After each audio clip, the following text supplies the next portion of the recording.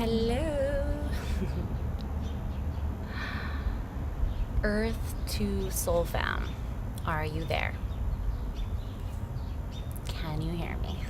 Can you see me? Let me know if everything is peachy in terms of visuals and audio, please, before I start into it. Because we got things to say.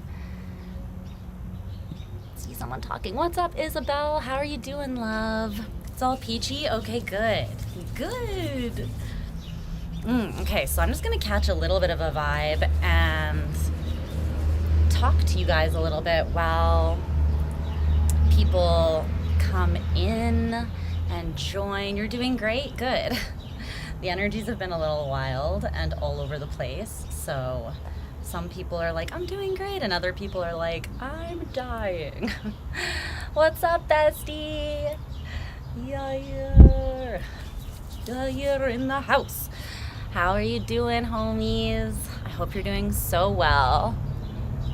What's up, Dustin? I haven't talked to you in forever. How are you doing? I hope you're doing well. Okay, the homies are in the house. Oh, my glasses are reflecting the red chair that I put behind my laptop to block some of the wind, hopefully. I noticed it was a little breezy when I came out here, and I was like, maybe I'll just construct like a fort-like thing. My neighbor came out on his balcony and was like, what the fuck is this bitch doing? Sick and tired of all the healing. Can I get an amen? Can I get an amen? We've been in the trenches for a hot second. I think that we're all kind of ready for a break. Meanwhile, the astrology is like, here comes Venus retrograde in Leo. Love that. That's not gonna be a shit show at all. So anyways, we're like, please, we're finished. And Spirit's like, you're just getting started, honey. You ain't seen nothing yet. So ready to feel the love. It's all love. It just can get a little bit tough to tap into it and sustain that connection sometimes, can't it? Certainly can for me. So, I'm just gonna preface this, all signs. I was thinking about it. I felt, first of all, this was unplanned completely. I wasn't planning on doing an all signs. I opened up my personal readings. By the way, I'll let you guys know, actually, my personal readings are open until the end of the month. You can find my email address in the info box below, as well as other information about how to donate to the channel. Find me on social media and all that stuff. But if you do want to book, it's first come, first serve until I get to the point where I need to stop taking them. So check that out if you're interested. But I was planning on working on those, getting a the Chiron vibes. Chiron knows no breaks from the struggle, I feel like. Chiron has no chill. No chill, not one day of its life. But yeah, I wasn't planning on doing this, and then Spirit came through very strongly and was like, no, you need to do an all signs, and it needs to be on the topic of romantic connection specifically, and love and dating and that sort of thing, and what is coming in next. So this is not something that's like the next big thing that's coming in. It's the literal next thing coming your way in regards to romance, okay? So that could be like a blip on your timeline, or it could be your freaking soulmate. You know what I mean? So take the reading how it resonates. But Spirit was very clear on that they want to let you guys know about the next person that you're going to encounter in regards to romance. And then I was getting ready to come out here, and I had my coffee, or my double dirty chai tea latte, if you want to know what the bad bitches drink. And it spilt all over the counter, all down my arm, and like burnt my hand a little bit, and then down like a bunch of drawers. It was very dramatic. And I was like, why did that need to happen? And Spirit kind of came through and was like, and I jokingly was saying to my guides, like, is this reading going to be a shit show or something? And they were like, and I was like, no, guys. And they were just like, you know, so it's like, I'm just going to preface this reading by, like, we are going into Venus retrograding in Leo. And it's going to be in its shadow until the fall, I think, September. Just too much sugar. We can all hope that it's just too much sugar. But they came through pretty clear, and they were like, some of these readings, not for every sign, I don't think, but I am just giving you guys a heads up, right?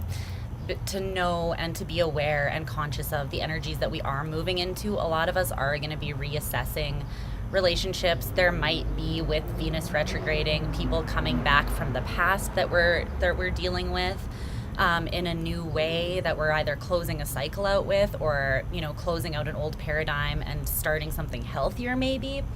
So I feel like, I don't know, I just felt compelled to communicate that with you guys before we get into the reading. I don't think it's going to be like a complete shit show of terribleness. I hope not. I set the intention that if there is any more low vibrational or toxic energies that are coming back around, it will just kind of ping on my radar, and I won't really, like, you know, take in that energy, and it won't take over the reading. So I set that strong energetic boundary. But we are going to find out what is coming next for you in regards to love. And so, that being said, we're going to go from Aries down to Pisces, and we're going to take a look here at a couple things. What's up, Nora, my love? And that's the plan. So I have Big Mama, the oracle deck that I created that we're going to use to clarify a little bit, and then I have a different deck for each sign as per usual. And I feel like there's one more thing that I wanted to say, and I can't remember what it was. I guess it either wasn't important or it will come back to me. Oh yeah, okay. Although I just said that about the energy that we're moving into with this Venus retrograde, all of my readings ultimately are timeless. So if you're watching this after the fact and you're like, okay, Venus retrograde is already like finished or whatever, you can still apply this to your timeline. Just take it how it resonates for you always. And I don't read for a specific particular, we're doing it by order. We're going in order. I felt called to go in order. And I don't read for a particular placement, so you guys can feel free to watch for any and all of your most prominent placements, your sun, moon, rising, Venus, Mars even, or just any strong, your ruling planet. Yeah. Just holding on in the trenches. Yeah, I hear ya. I'm there with you, just belly crawling, you know, bombs going off, and we're like, we're fine. We're fine. So check all of your placements. Feel free to watch for, like, to cross watch for someone that you might be interested in. And definitely keep in mind that the roles can be reversed. In any general reading where there's more than one person involved, the roles could always be reversed. So if you're like, this sounds like me, then most likely it's probably you, or else someone that strongly mirrors you. So again, just trust your intuition, okay?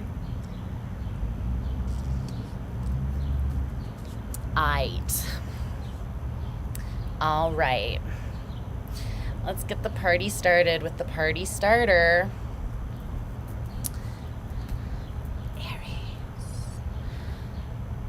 Aries. Okay. Oh yeah, I have these little things. Through the bombings in the 90s. I've made it through my life thus far, so I've got this. My life thus far be like the biggest shit show of all time. Okay. Sorry, I'm wearing my sunglasses, not my glasses, so I'm like, hello, can I see? The glare on my laptop is not helping.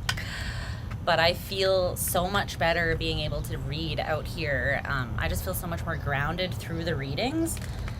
And I feel like nature is really helping me transmute some of the excess energies when I do readings and stuff. So I hope that you can be patient with some of the background noise if there's traffic or kids playing or birds or a little wind action, because it is a lot easier on me to do it out here.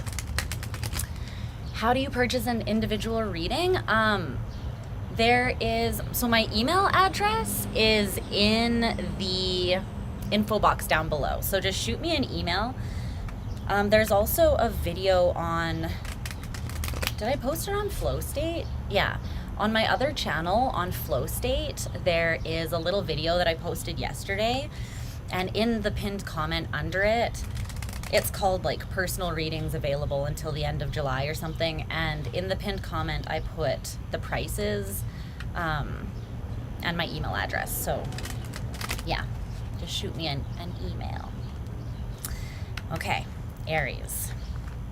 I have to remember to do time stamps as well. Okay. Aries. So, if at any point though the wind does pick up, I'm feeling like I'll be able to know and see if it does get worse. But if it's affecting the audio, and you're struggling to hear me or it gets bad, please just someone tell me in the chat and maybe I can move a chair and try to block it more, okay? If it becomes problematic. I don't foresee that happening, but we'll see. Okay, so let's get Aries cards. Okay, Spirit, tap me into the energy of my Aries collective and what is coming at them next in regards to love. Aries. Luna's sleeping back there. Okay.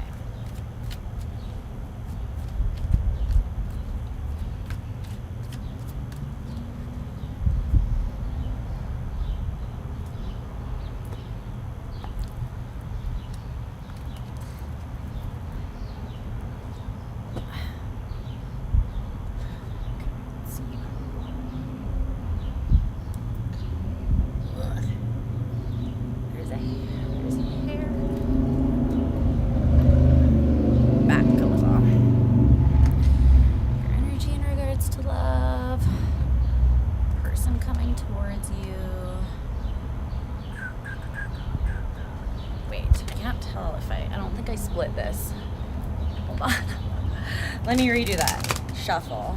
I'm pretty sure I didn't split it, or else they just told me to redo the shuffle. That's interesting. Okay, I brought this cleansing spray out with me, so I'm just gonna cleanse the energy before we get started.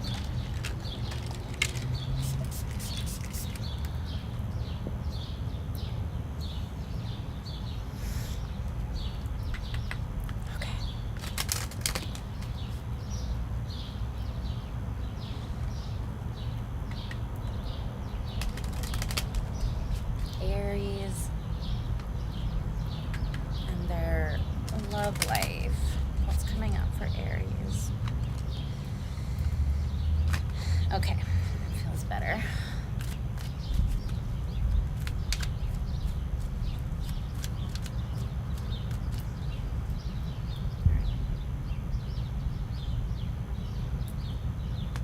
There we go.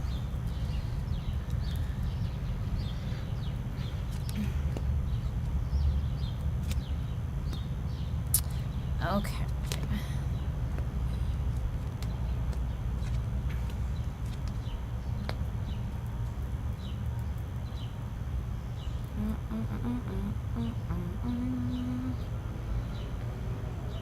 Let's get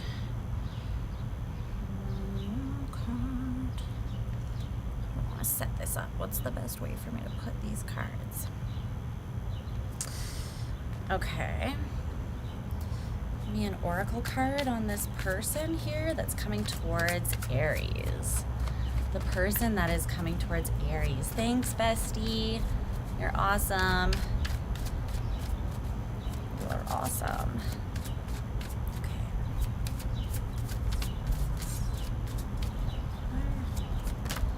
Clarify this, please. Ooh, damn.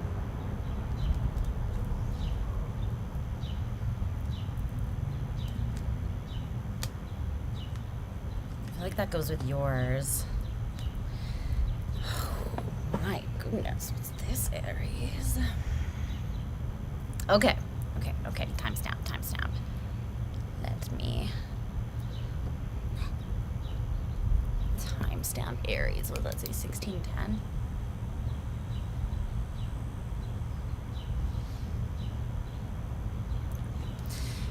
Okay. All right, so Aries. So your current energy in regards to love is coming out as the Queen of Pentacles in reverse. I feel like this chair is blocking some of the light as well. The chair that I'm using to make it not as windy, but hopefully you guys could still see well enough. The Queen of Pentacles in reverse. And then, okay, let's start with just that here. Let's clarify that Queen of Pentacles in reverse. So there might be a slight insecurity right now, Aries. Shawna, what's up, boo? You going back to sleep? I'm making you a moderator because I don't have very many moderators on here. Yeah, my darling. Okay, on this channel. Okay. Tell me about this Queen of Pentacles in reverse. So for you, Aries, your energy specifically surrounding love at this time, you might be a little bit shut down to it. I'm almost getting like an over-independent energy. I'm not really getting a codependent energy. Like the Queen of Pentacles in reverse, when she's imbalanced, right? She can either be like codependent or she can be like over the top independent. Like, I don't need no man, you know what I mean? Or no woman, or no, I don't need no one, essentially. And I'm picking that energy up a little more, but I'm almost feeling like it's stemming from an insecurity, or I'm getting a lack of hope as well. So maybe it's been a while since you had even a really solid, like, potential option. Tell me more. And you're just kind of in that like meh mode about love right now because there's not a lot happening. Okay.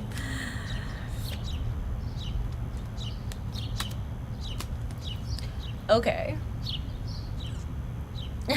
I think he is on the other channel. I think it's just because I'm on Moon Sun. Okay. So the Hierophant, the King of Swords in reverse, the Two of Cups in reverse, and the High Priestess in reverse, clarifying the Queen of Pentacles in reverse. Stuck energy, Aries. That's a lot of... And I don't know if it's self-imposed. I almost feel like it is. And here's what I'm getting from this. The Hierophant in reverse with the King of Swords in reverse, I feel like there's a time where you were kind of really in your head about, you're like, I'm not going to be committed to just being in my head about, yeah, don't need to be loved by you. That song is so good too. And what is that song by Miley Cyrus? And she says... I was born to run, don't belong to anyone, don't need to be loved by you, right? And I feel like that's so fucking Aries. I mean, she's a Sagittarius and that fits for them too, but it's like, yeah, that's the vibe I'm kind of getting, but it's covering something else up, something deeper, Aries. I feel like you're telling yourself, I'm not going to waste my time being committed, overthinking about something or worrying about something. Yeah, that's a great song. I don't need to be worried about something, because you're almost saying, like, you're telling me the more I worry, the more I create a blind spot intuitively, and then I'm more likely to make a stupid decision. Do you know what I mean? It's almost like you're telling me I'm not going to be committed to being in my head in an unhealthy way surrounding love, because I'm more likely to not see things clearly. And you're right about that. So I feel like it's kind of like a little bit of an ambivalence, maybe. You know what I mean? You're just kind of like, it's not that it's not on your radar, but I feel like there's no one necessarily lighting you up right now, and you're not in the mood to make it your top priority if you're just going to be overthinking it. And I think that that's smart. However, this card also fell out for you, and it says there were 2 reasons I was scared to let people in: the damage they could do and the damage they could find. So that is just kind of giving me more insight into it. Like, Aries, you can leather jacket and sunglasses it all day, and don't worry, my Aries Venus fucking gets it. Sometimes you gotta do that, you know? But I feel like it's hiding the fact that you do have a huge heart. You do actually care. And maybe right now you even feel a little bit vulnerable. You're like, I don't know if I can trust people because they could do damage, or they could find damage within me. But all of that comes back to the fact that you still feel damaged or weak enough in some way to be susceptible to someone doing damage to you, right? So you're kind of like, like keeping love at a bit of an arm's length right now, even like the idea of it, I feel like. You might just be working on something else too. You might be working on your healing right now in a conscious sort of way with this card. And you don't, in that case, you're just very self-aware, and you're like, you know, I know that I'm in this place that I'm in, and so I'm not going to go out of my way to try to dive into something when I'm not even sure that I'm ready for it right now. Okay, the person coming towards you next surrounding love is the 6 of Wands, and this oracle card, which has the guy with the gun, and it says make it count. Someone's coming in to shoot their shot with you. And they're a confident son of a gun. Son of a gun. They're confident. The 6 of Wands and this make it count. I'm getting a very like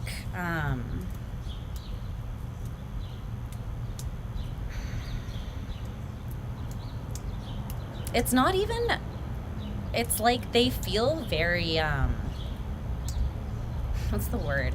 It's not even like a huge level of assuredness and like self-confidence or ego. It's not that kind of confidence. It's more like, this is someone that feels pulled towards you. They feel like this compulsion, or like they feel compelled to come towards you in a way that is forcing them to shoot their shot, even if it makes them feel a little bit like insecure, although I'm not picking up any energy of insecurity with this person. Tell me about that 6 of Wands.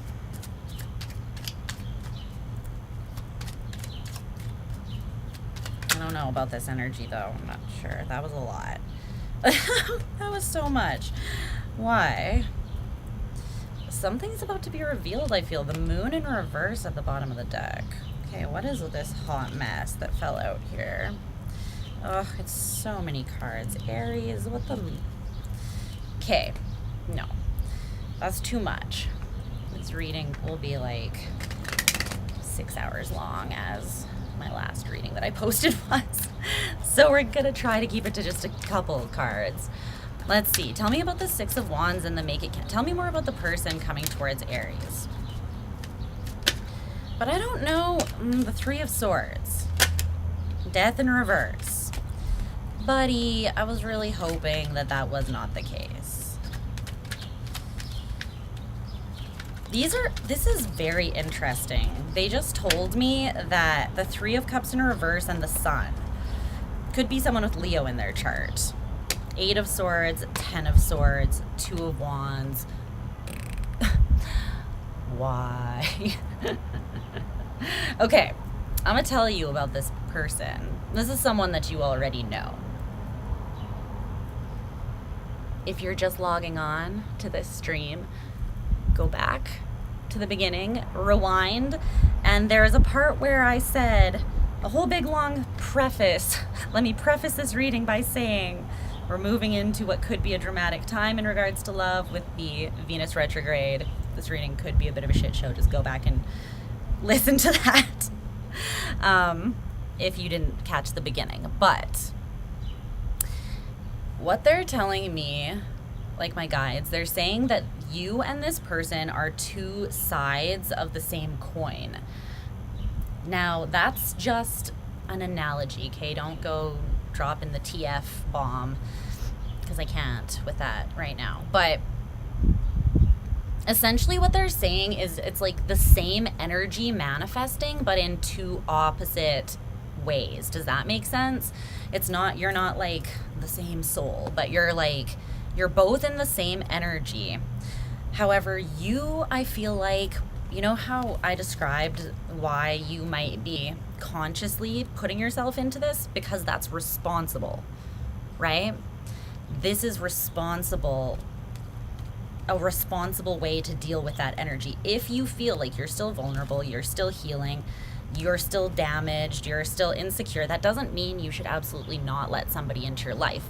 But it's also responsible to recognize that you're in that place and to have healthy energetic boundaries, right? And not just leap into things. So I feel like you're dealing with the energy in that way. This person,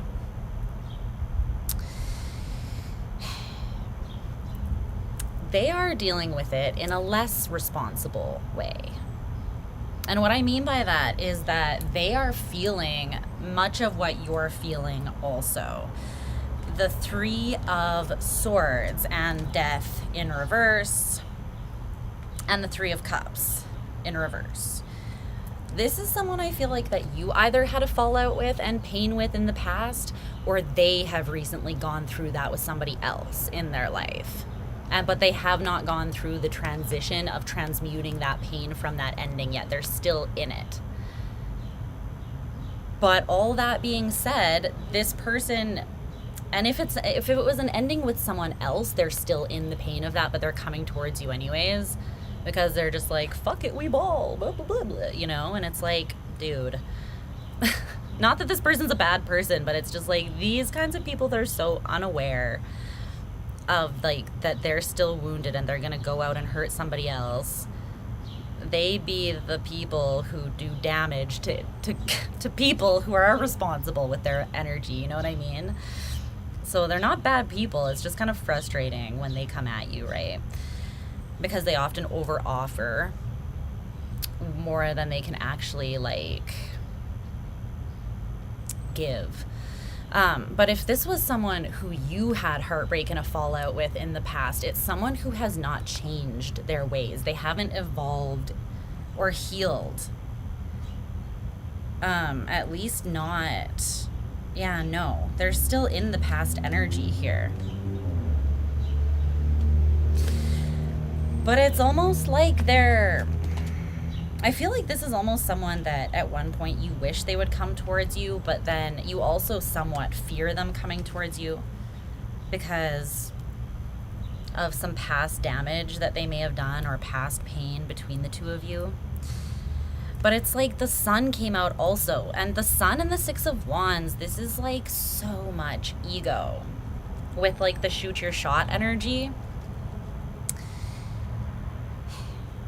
And again, it doesn't have to be bad. It all depends on how this person is working with that energy. But I'm just warning you that they might come in with all this confidence, acting like everything is well within them in their life, and they're like peachy and just, but under the surface, they're sort of struggling with some of the same stuff that you are. They're just handling the energy differently. And I feel like they're not being as responsible with their current reality. Let's put it that way. So the combined or overlapping energy between the two of you is the Ace of Pentacles in reverse. This could be something that you had a chance with this person in the past and it never really got off the ground in some sort of way. Yeah, the Page of Cups. There was love offered in the past between you and it didn't get off the ground. Or if this is someone new that's coming in, that the pain of the past was them and somebody else, it's something that there will be a love offer, but it won't get off the ground because, yeah, the Six of Pentacles in reverse, the World in reverse, exactly. For some of these people, they're still giving to another person in their life. A cycle with the World in reverse that's not closed. But if they're not still dealing with that person, they're still in the pain of a situation that they've gone through. And it makes, because that cycle is still open, they're not able to, there's not energetic reciprocity between the two of you that's available because of that. So this is either someone that you had a connection with in the past and you offered love and it didn't get off the ground and they're coming back around with a lot of confidence, but things haven't really changed. Or it's someone that's coming in to offer you love now, but they are still dealing with some pain from something else. Okay. I feel like shoot your shot sounds ridiculous, but that's what's coming up with this gun saying make it count. So, okay. So their feelings and intentions towards you, their feelings are the Ten of Pentacles in reverse, and their intentions is the Knight of Cups. See, this person doesn't have bad intentions. I just feel like they don't have the awareness and accountability. They don't have the same level of, they don't have like a healthy, responsible level of self-awareness and accountability. That's what I feel from this person. They're feeling the Ten of Pentacles. What's that? In reverse. Justice. Ooh. Hi, Moran. What's going on? Clarify that Knight of Cups. The Three of Cups. They want to make up with you. And if this isn't someone from the past, but for 99% of you it is, then they just want something with you. You know, they want a connection with the Three of Cups and the Knight of Cups. This is their, so, but their feelings being the Ten of Pentacles in reverse and Justice. This person, for a lot of you, they feel like they are receiving karma for something that they fucked up with you in the past. Or they feel like they lost out on this opportunity at some point, right? That's such a good movie. That I love that version of Romeo and Juliet too. It's with Claire Danes and what's his face? Leonardo DiCaprio. It's so good. Their feelings, though, they feel like they're getting what they deserved by losing you, because this is someone who might be realizing that they messed up in the past. And maybe that's why they're like building up their confidence. They're trying to almost boost it, despite the fact that they do have insecurities just like you. And they're like, I still gotta make it count and I gotta do it now. There's something about, they feel like they have to come towards you now. And their intentions being the Knight of Cups and the Three of Cups, this person, if it's someone from the past, then they want to come towards you with a romantic offer, and they want forgiveness. They want to make up with you. So your advice is the Seven of Cups. What's that? What's the Seven of Cups for Aries advice? Yeah, she's amazing. She's a great actress. What's that one TV show? Homeland. She's so good in that show. That show like gave me PTSD just to watch, because it's like aggressive about like terrorism and stuff. And she's a secret agent or whatever who has bipolar. It's so good though. The Four of Swords in reverse, the Seven of Cups. I'm seeing this like thing in my head, the Chariot. One more. The Wheel of Fortune in reverse. The Tower at the bottom of the deck with the World. This person might be coming around so that you can close out once and for all a quite karmic cycle with them. And again, I'm not saying that it's gonna be bad or terrible. This could be as simple as, like, take it how it resonates for you, right? It could be more or less dramatic than how I'm saying it. This person could be coming back and being like aggressively arrogant in their approach just to overcompensate, or they could just be coming back in with like a how you doing sort of like text. You know, it could be not that crazy, but I'm seeing this picture meme thing in my head that I have on my computer that's like, it's like a big squiggly like mess, and it's like, if this is how they make you feel, they're not the one, kind of thing. And that's the energy that I'm getting from the 7 of Cups and the 4 of Swords in reverse. This is like tons of emotional confusion leading to mental disquiet. If this is someone that kept you as an option, that didn't take you seriously, that made you overthink and question yourself, and now they just think that they can just like and just like dive back in when they haven't changed, right? Just be aware of that. This is almost a warning to remember, like, maybe it felt good or you wanted it in the past, but also, what about the past interaction with this person did not feel aligned or destined? Where were they not able to reciprocate energetically, emotionally, whatever, with you? Okay, there's something here about remembering, because with that Death in reverse, this person, although they're coming in confident and with not bad intentions, it's not about always having bad intentions. There are more subtle or indirect ways that people can still hurt us, right? And we have to use discernment. So, discernment is the name of the game, Aries, with this person, okay? All right, my darlings, we're moving on to Taurus. We're moving on to Taurus. Okay, I'm gonna move this a little bit. Look at that.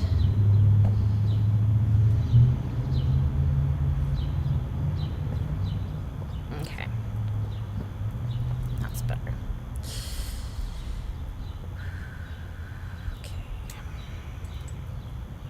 let's see what's going on for you, Taurus. Take a drink of this. So yeah, I don't know about that. I'm hearing, that's a song by All American Rejects.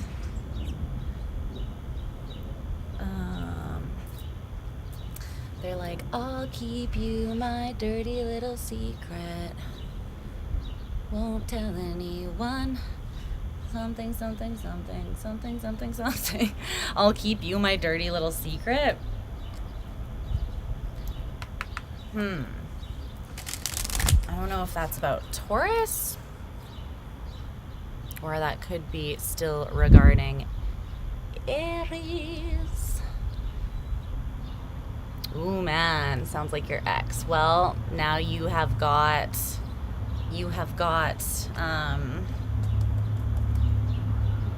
your little warning. I changed the logo. I think there might be a slight like lag maybe from what you see, but thanks for the reminder. Thanks for having my back. Okay, Taurus. What does Taurus need to know? What does Taurus? It doesn't mean though that the other person's not coming towards you, like someone else on your mind. This is just Spirit is highlighting the next person coming towards you, that there's a message that's relevant that it would help you to know about, right? So keep that in mind. It doesn't mean no one else is coming towards you. I'm just looking into the person that Spirit wants to highlight, okay? All right, cards for Taurus. Who's coming towards Taurus next in love?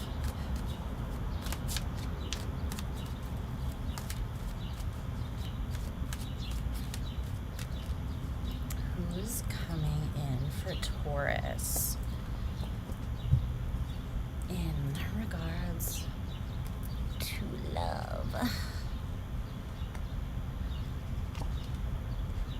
you don't see coming.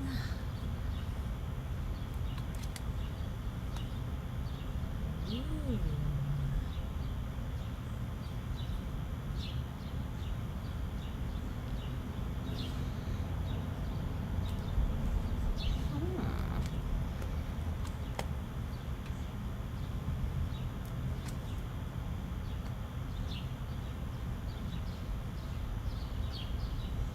It's a reconciliation energy today. This could also be someone for you that you might have dealt with someone with Aries in their chart prominently in the past. Let me not say too much yet. Clarify this person's energy. Okay.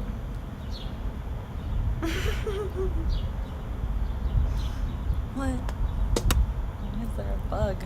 Get away. All right. Ooh.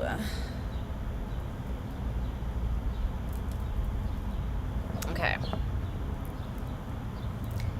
Let's see what's going on. Oh yeah. Okay. Let me do my little thing. I'm gonna pick up the speed here a little bit, guys. I'm just getting into my flow. Sorry. Trying. Okay.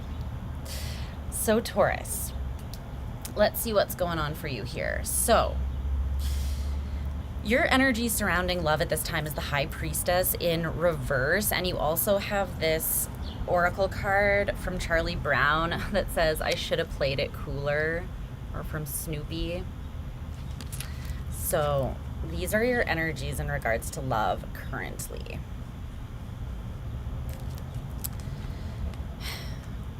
You have an intuitive block because you're judging the way that you acted in a particular... That's what I'm getting. I'm getting that you have a judgment towards of yourself, towards how you handled something in the past. Again, keep in mind that these readings can be reversed. So if this doesn't sound like you, it could be the person. Tell me about that High Priestess in reverse. I'm almost getting the energy of like you feel like you may have messed something up, and so you kind of like have just accepted. You're like, I should have played it cooler, I should have done something different, I didn't handle that the way I wanted to, so I'm just trying to shut off even having it in my mind or my heart as an option, although it is something I feel that you still feel connected to in some way. Tell me more about that High Priestess in reverse.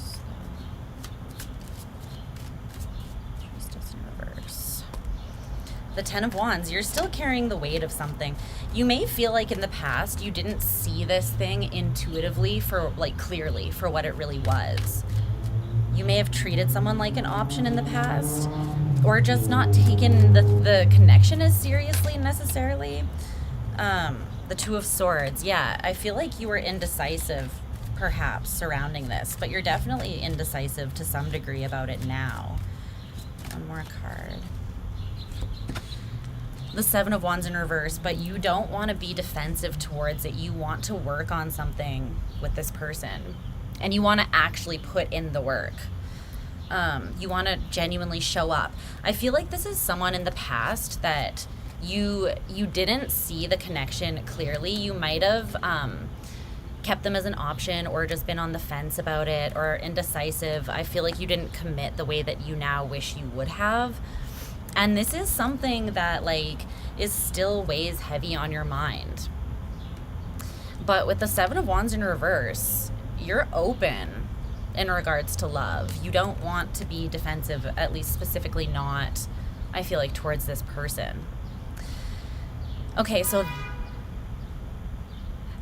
that was validation. You don't want to be defensive towards this person. There's a softness that I'm feeling, a tenderness, and it's in your little stubborn ass heart, Taurus, for this person. You might be stubbornly trying to avoid it, but it's only because you feel like you messed it up and you can't do anything about it, maybe. Okay, the person coming towards you is in the energy of the Nine of Pentacles. They also have this card from Big Mama. that is this woman. And she's holding a, it says petition for NASA to catapult me directly into the sun. This oracle deck that I made is the most Lisa thing that I've ever seen in my entire fucking life. So yes, it's every little corner of my energy and all the crazy places in between. So I hope you enjoy that. But the Nine of Pentacles, this person is like, they're like YOLO, and they might be somewhat struggling, but they still feel, they have like a deep-rooted confidence and assuredness that whatever comes their way with this Nine of Pentacles, they can handle it. But they're almost getting to this point where, whether it's with about the connection with you specifically, or they have something else going on in their life, that they're just like, if you could just catapult me into the fiery surface of the sun, that would be fucking great, you know? Like they're still, I like this person though, because they're still handling it with humor, but they might be very busy with work related stuff or financial stuff with the Nine of Pentacles there, to the point that it almost feels slightly overwhelming to them at this time. They may have like a lot of things going on, different jobs, different streams of income that they deal with. This person has an abundant energy though. But there's something that's frustrating them, that they're getting to the end of. It's not like they're gonna break, but it's just like, they're like, I'm done with whatever this is, or I'm nearing the end of my rope with whatever this is. Two of Cups in reverse, Ace of Pentacles in reverse, the World in reverse at the bottom of the deck. That makes sense. Okay. But the cards that originally came out to clarify for this person, the King of Swords in reverse, the Six of Cups, and the Ace of Wands. This is, I feel like they are fed up with the connection between the two of you specifically. Not you, but just the way that things are going. They're like, I would rather be fired into the sun or just outer space in general than continue on what we have experienced already together, or relive that past experience. They're like, no, it's death before that for me. However, this person, and let me explain as well why, because in the past, the connection between you and this person put this person, it really put them in an imbalanced energy. They were incredibly in their head about this. This could have been someone that you like ghosted or you cut off quite severely and kind of cast away, but you had a deep connection in some right with this person, Taurus, with the Six of Cups. It can be like soulmate, past life energy, whatever the case may be. You had this deep connection, but it fucked with this person's head in the past. And there's the Ace of Wands. There was a lot of passion. There may have been like really fiery sex between the two of you, but this person's like, yeah, I'm never doing what happened in the past ever again. I feel like they still have that fire and that attraction to you though. But with these cards at the bottom of the deck, the reason they're fed up, because the Two of Cups, the Ace of Pentacles in reverse, they feel as though they feel this deep distance between the two of you. They feel like there may have been a missed opportunity, but at the same time, they don't feel like the energy is closed out between you. They feel like the cycle is still open. So they're kind of like, I think that's why they're frustrated, because it's something that maybe feels stagnant or maybe ended very abruptly, but it still feels like there hasn't been closure, or there wasn't like a neat and tidy ending, or there's still complicated feelings there. And I feel that between both of you. I feel like you both have that to some degree, where you at least wish something could have been different, or you wish that something can still be different. But the combined or overlapping energy between you is the Four of Wands. So you're both in a very independent energy. This is, the Four of Wands is Venus in Aries energy, and it's about self-love and finding liberation and freedom and security in ultimately having a love affair with yourself first and foremost. And then from there, it's a very joyful, free energy that can, you then have the capacity to spill that unconditional love that you've learned for yourself on everybody else.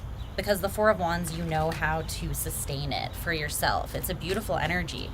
So I like that you are both in this. And this is also like the 1111 card. And it's underneath the two cards of you, like the cards for both of your energies. And there are two wands like under their card and two wands under yours. So I almost feel like both of you are at a shared crossroads in this connection. There might be an opportunity for you to come back together with this person, and not make things right, like, because you can't take back the past. But yeah, the Emperor, be more in dominion over your energy and your intentions towards one another, because someone feels like they didn't take you seriously enough, or you feel like you didn't take someone seriously enough, or you should have done something different. There's still shared love and an openness between you two. This person's not wrong. The cycle is open still, but they are trying to take dominion over their life with this Nine of Pentacles energy, and they're trying to be more in dominion over their life by potentially walking away emotionally, or yeah. So I feel like they're conflicted about that, though. It's kind of like, I don't know what other move I have sort of vibe that I'm getting. So their feelings for you, the Tower in reverse, and their intentions are the Three of Pentacles. Okay. Tell me more about their feelings, being the Tower in reverse. There's something they can't let go of. It's like they haven't let something fully fall or crash. The Six of Pentacles, the Two of Cups. They haven't fully accepted the ending of this falling apart, even if all signs point to this has fallen apart and ended. Why? Because the Six of Pentacles and the Two of Cups. This person still wants to give to this connection. It's the kind of connection with the Two of Cups and the Four of Wands that they can't get off their mind, to the point that I feel like it's kind of driving them a little bit fucking crazy. This is an energy of someone that wishes they could forget you, but if they had the chance, last minute they'd be like, never mind, and like change their wish to something else. You know what I mean? It's like Eternal Sunshine of the Spotless Mind, when she has, one of the main characters has like her ex-boyfriend wiped out of her memory, and then he finds out she did it, and he wants to do the same thing because he's all pissed about it and he's hurt. And so he starts getting the procedure done, and in the middle of it, he kind of decides, I can't do this. I don't care if she did it to me. I still fucking love this person. And ultimately, I would never choose to forget that, no matter how much it hurts sometimes. I just got, yeah, I'm getting goosebumps. There's someone here that wants to let go, but they don't feel like they can. And their intentions are the Three of Pentacles. They want to build something solid, but they want it to be a solid foundation. For the love of God, man, turn your fucking car alarm off. For the love of all things holy and sacred. I feel like this is a message, though. It's like, it's almost like their feelings for you and their desire to still build with you and to not fully close the door is like a glaring, like, blah, blah, blah in their head. It's like, it's something that even if they wish they could cast out or ignore, it's loud and aggressive. It's like they can't just compartmentalize it neatly, what they feel for you. There's a big part of this person, I'm not gonna lie, that wishes they could just let this tower fall, but there's something deeper that like won't let it happen. Your advice surrounding this person is the Ten of Swords in reverse. Whatever happened in the past, you gotta let it go. I feel like this is you judging your own behavior that you might perceive as being poor behavior. You wish you could take something back, do something different, play it cooler, see this clearer for what it was so that you acted accordingly in regards to this person. This is someone you have regrets surrounding, and you do want another chance with them. And again, keep in mind, it could be reversed. But Whoever has regrets surrounding the past, yeah, 5 of Swords in reverse, 10 of Swords in reverse, you've got to get out of your head surrounding what happened in the past. You have to stop judging yourself for it and leave it behind. If you want a new cycle with this person, it can't be built on the same foundation of the past. You have to burn that down, because there was illusion, there was immaturity, there was misalignment, there was a lot of stuff in the past, not just on your side, on both of your sides. There was reasons why it didn't work, right?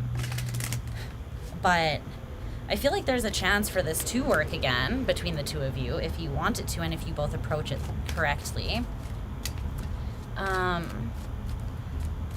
But the 5 of Swords in reverse, 10 of Swords in reverse, you can't keep going over what happened and judging yourself. The Emperor, you have to sort of decide, I'm going to be in dominion over my life, over my feelings, over this situation and this relationship. I'm going to take control over it. I'm not going to let it beat me up, because these two energies, that's like getting the shit beat out of you by how you feel about the situation, like on a daily basis, and you're doing it to yourself in your own head. And I think it's good to be accountable to your past actions, but not to beat the crap up over yourself, or to beat the crap out of yourself over it, because that doesn't actually do you any good. The best apology is just changed behavior, you know, and accountability. So if you feel like you didn't act the way that you wanted to, you didn't act honorably, you didn't act seriously enough, you want to make a change to any of the way that you acted in the past, just be honest, be accountable, and then change your behavior. And I feel like that will be enough for this person, because they still love your ass. They love you. So, yeah. And I feel like they are heavy on your mind and you're heavy on their mind. So that's your message, Taurus. Do with it what you will. But yeah, your advice is to release the pain of the past.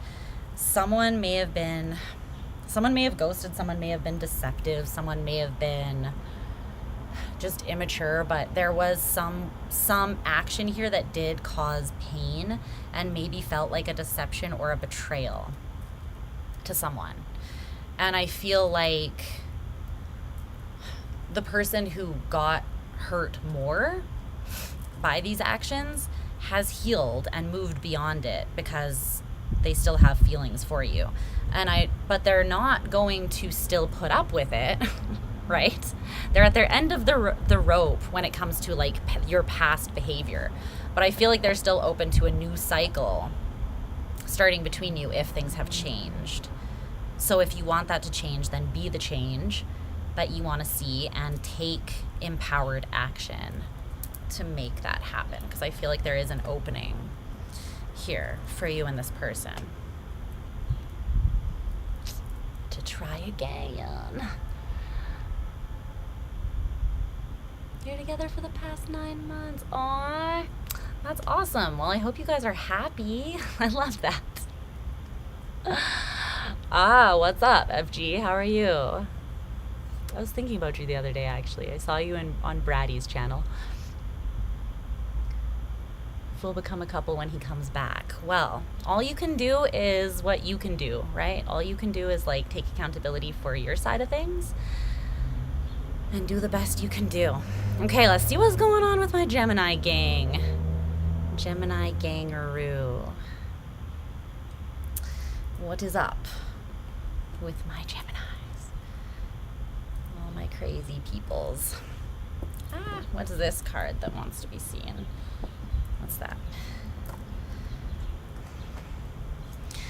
Pisces. Virgo and Pisces.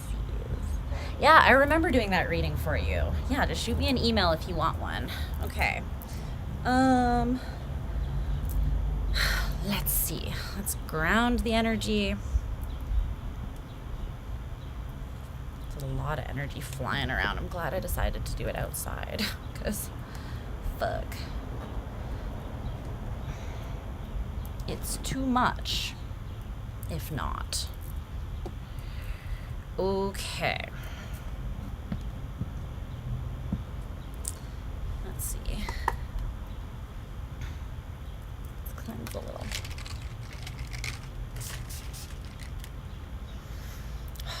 Smells so good. All right, Gemini.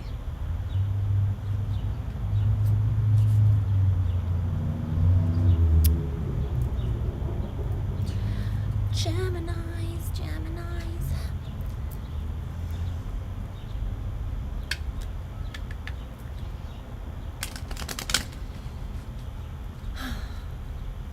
My Geminis. All right. Have a good sleep.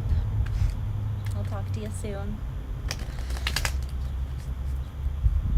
Okay, let's tap into Gemini energy. Let's clear, cleanse, ground, transmute through all previous energies. Tap into Gemini. Mwah. Love you. Thanks. It is cozy. Yeah, my email address is in the info box. You can. It's kind of like a courtyard area that it looks into. I like that it doesn't like look out onto the street. All right. Okay, that feels good for Gemini's shuffles.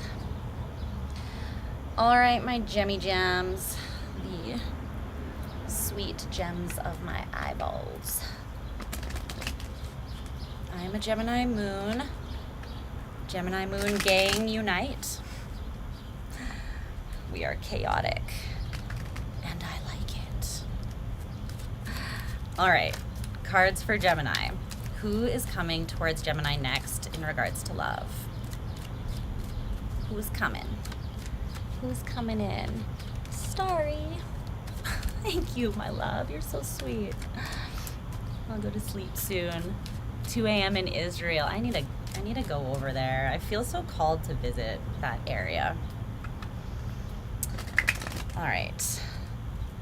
Gemini's cards.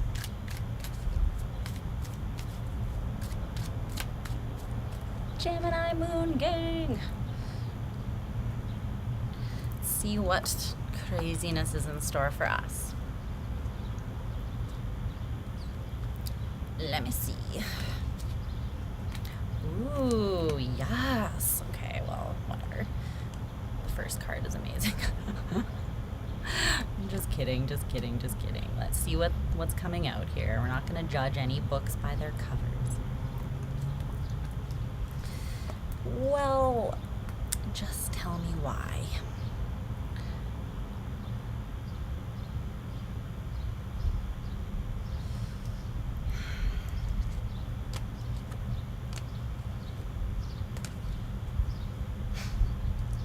Who's this?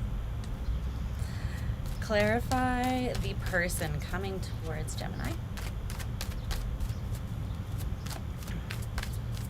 Explain yourself. This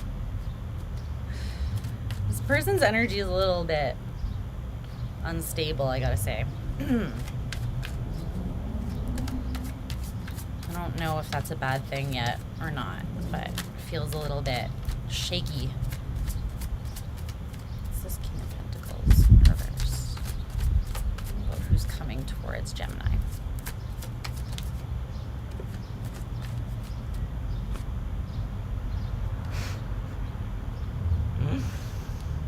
Who do you got all up in their head? Whoa. A fly just dove at my head. Okay. Ah, yes. Nature is beautiful. Okay, let's see. I'm just being a dork today, you guys. So thanks for loving me. Okay. Timestamp. Let's get into this. 105. Okay. Hi, Geminis. All right, so don't forget to check all your placements, and you can cross-watch for people that you might be interested in to get some information on them as well. So let's get into these energies. So your energy right now in regards to love, Gemini, I really love this. Okay, your energy is the Empress. The Empress. With the Oracle card, Transmute All Poisons to Nectars by that person. I'm not even gonna try. This is so beautiful.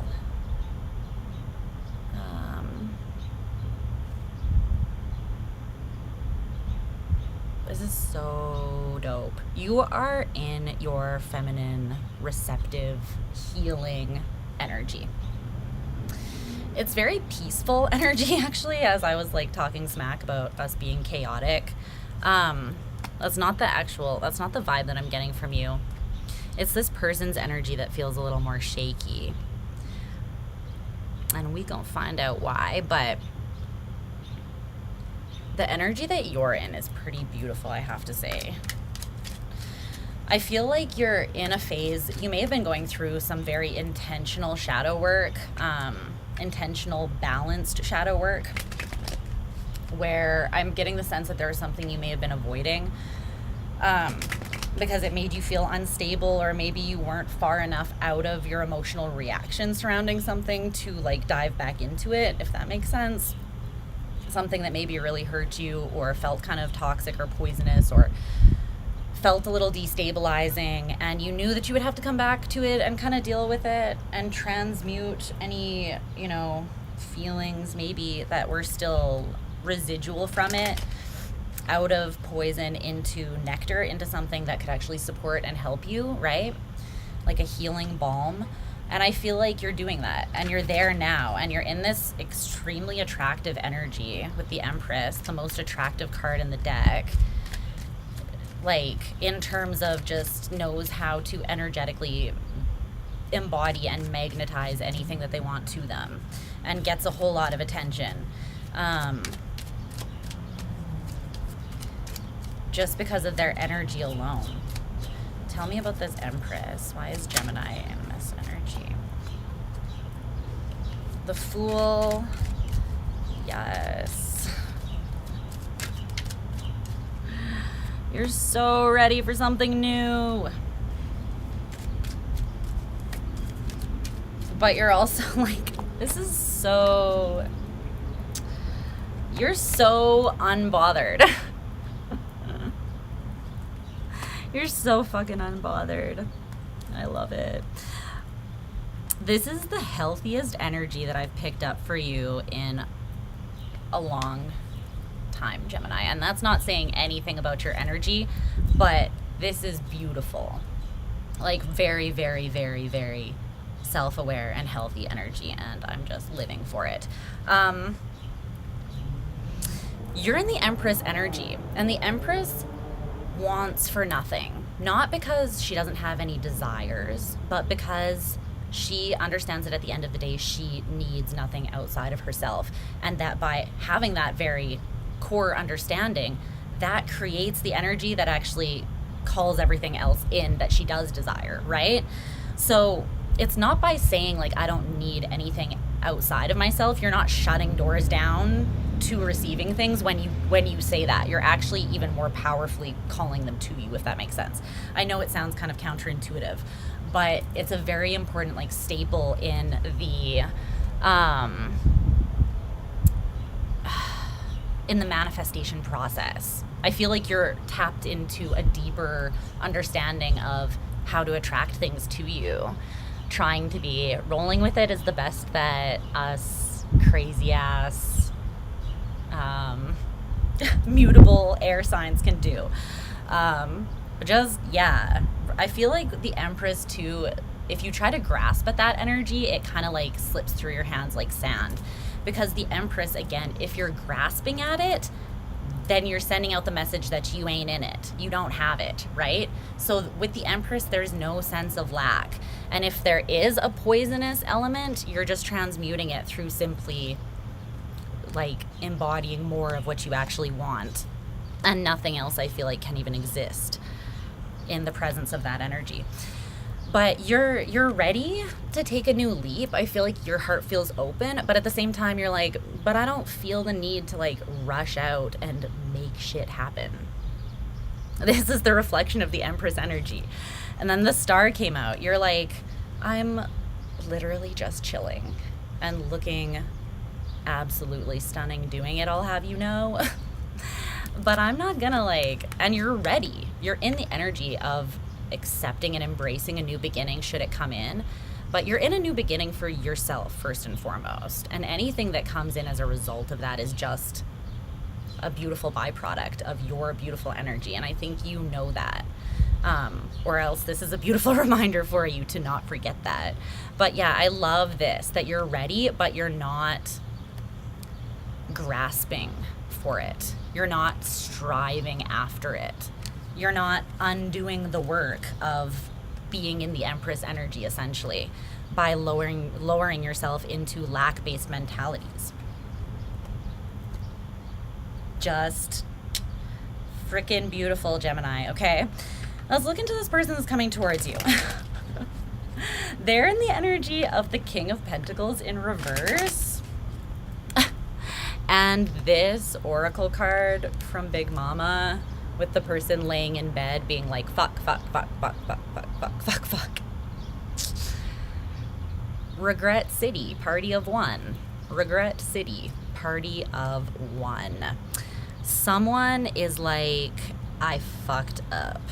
And they are aware of it, and they are up at night in their head thinking about it, and it's under their skin and in their veins, and they're fucked up over it.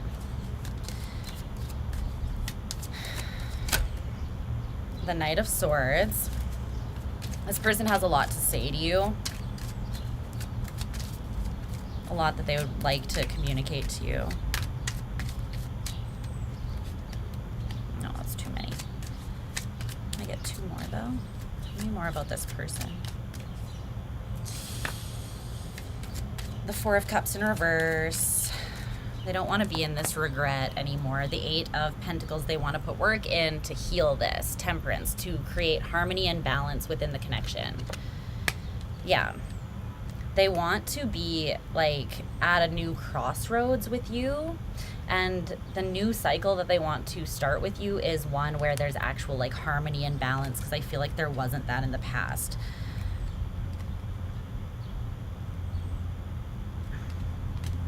I just don't know if they're in the most stable energy to actually be creating something solid with you.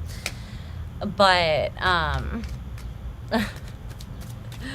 yeah. It's very specific messages that are coming through about people. It's like spirits painting very vivid and clear pictures of the people. So I hope that it's resonating with you guys. But Knight of Swords, Four of Cups in reverse, Eight of Pentacles.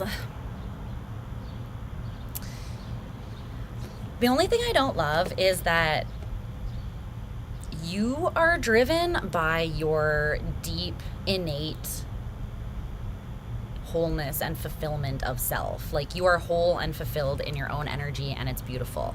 This person is driven by wanting to get out of this emotional rut where they feel like they fucked up and they're sitting in a pit of their own regret.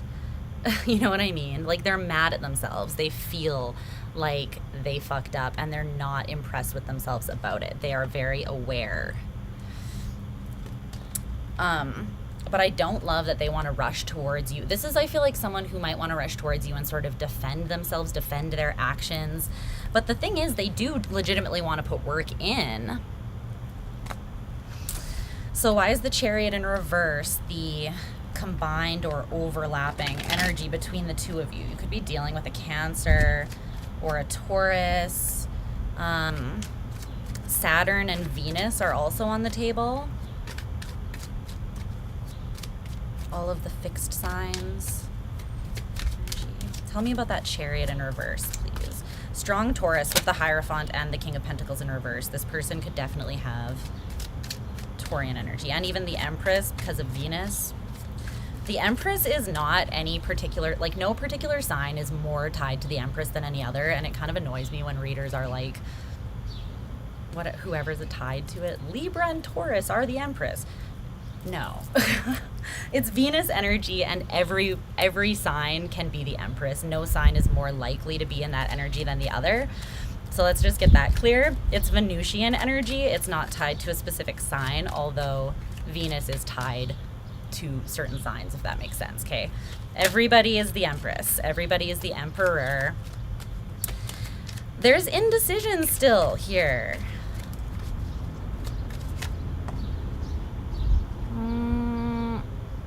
Yeah.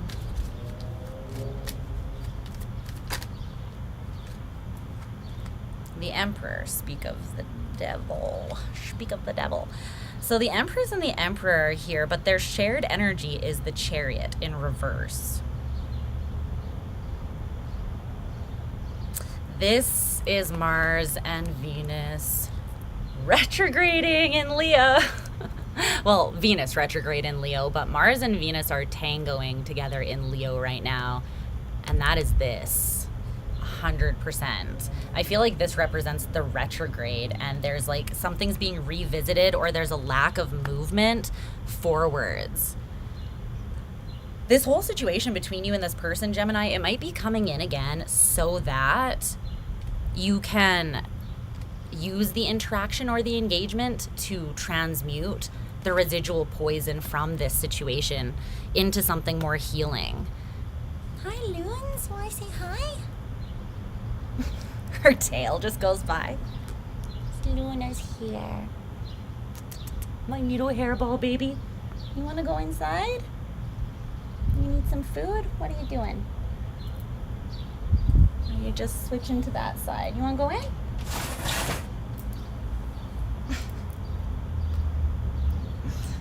She's so cute. Do not run away. We love you, Luna.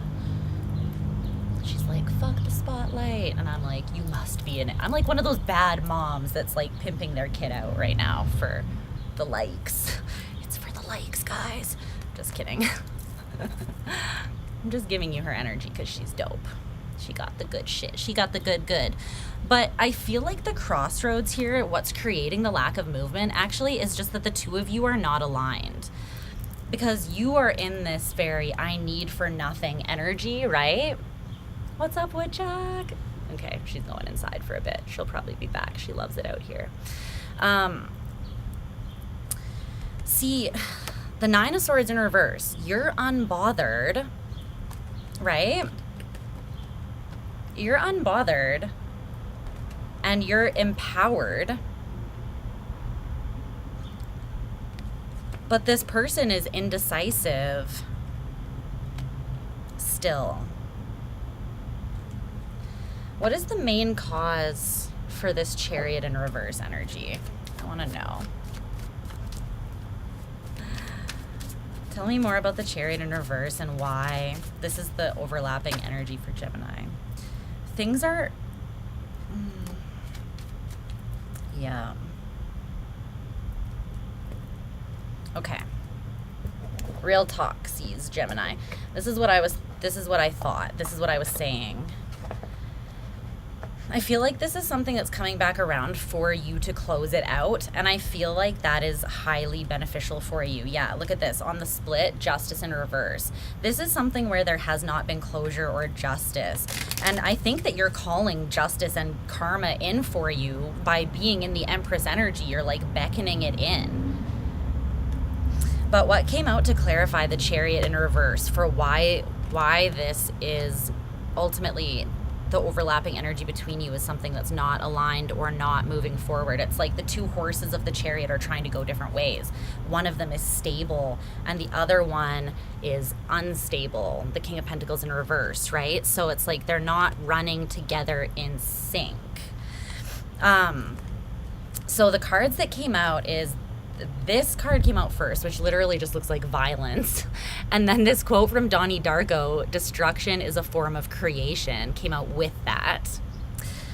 And then this card, which says, let July be July, let August be August. And there's the rest of the poem. and let yourself just be, even in the uncertainty. You don't have to fix everything. You don't have to solve everything. And you can still find peace and grow in the wild of changing things. But the part that's sticking out to me is like, let July be July, let August be August. Just be, like, you're doing perfect, honey. You're doing great. Just be in this energy and let it happen. Let it be what it will be. Because ultimately, Gemini, this is coming in. It's coming in to be further broken down, but you need to know that destruction is a form of creation, right? Anything that you are tearing apart is, by its very nature, simultaneously an act of creation, because by destroying one thing, you're creating something new, whether intentionally or unintentionally, right? And so this might be coming in just so that you can transmute any residual chaotic energy or poison, or just so that you can create some closure through the final destruction of this. And then I feel like after that, it's almost like this is something that needs to be closed out, because then once it's closed out, you're literally sitting pretty, and I feel like you'll just have a line of suitors if you're in that Empress energy, whether you're even looking or not, right?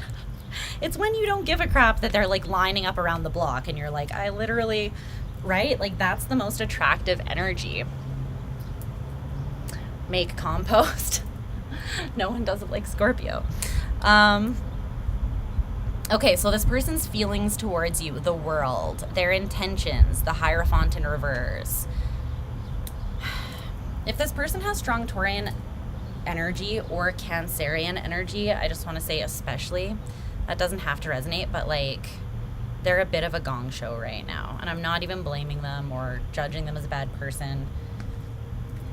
But this is definitely, this person feels the energy as the world, right? They feel it as something that has already ended, but they don't want it to have ended, because they're laying in bed doing their whole F thing, right? Reciting all of their regrets on loop here. This feels very karmic. The world is Saturnian energy, and they're feeling that. It's like they're feeling the fire of karma being lit under their ass. I'm really getting that. And the thing is, I feel like it might push this person into action to like come towards you, but why are their intentions the Hierophant in reverse? It's like they still don't know what they have to offer in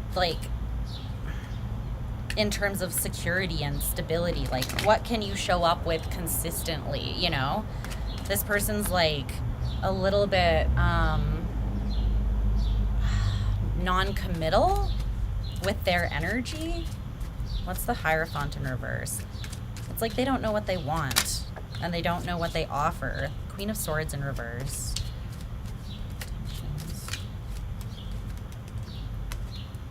The Ace of Pentacles in reverse. What the hell? And the Knight of Swords. Yeah, it's like they have a lot to say, but ultimately they're undecided about whether they even believe that true love and ultimate emotional fulfillment is even possible with the Ten of Cups in reverse.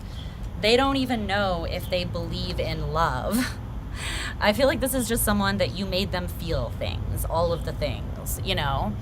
And because of that, they're like, I messed something up.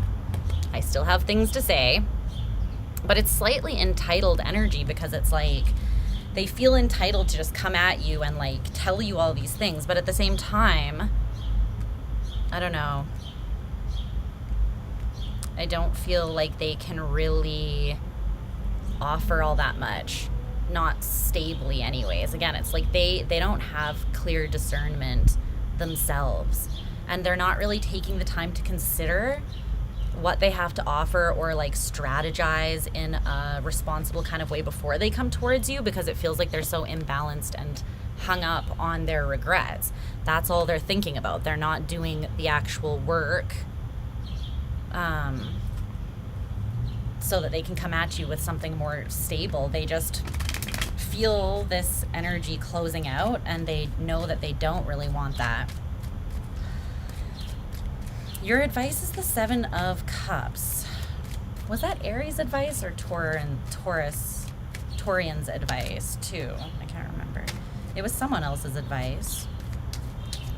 I think it was Aries. Ooh. The 4 of Swords.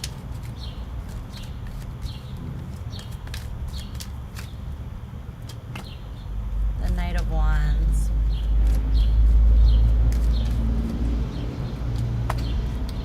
The Magician. This is so clear. The Page of Pentacles in reverse at the bottom of the deck.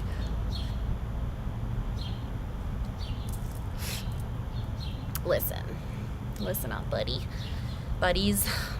You can forgive this person. You can have a conversation with this person that clears the air, that helps transmute some stuff that you are still holding on to.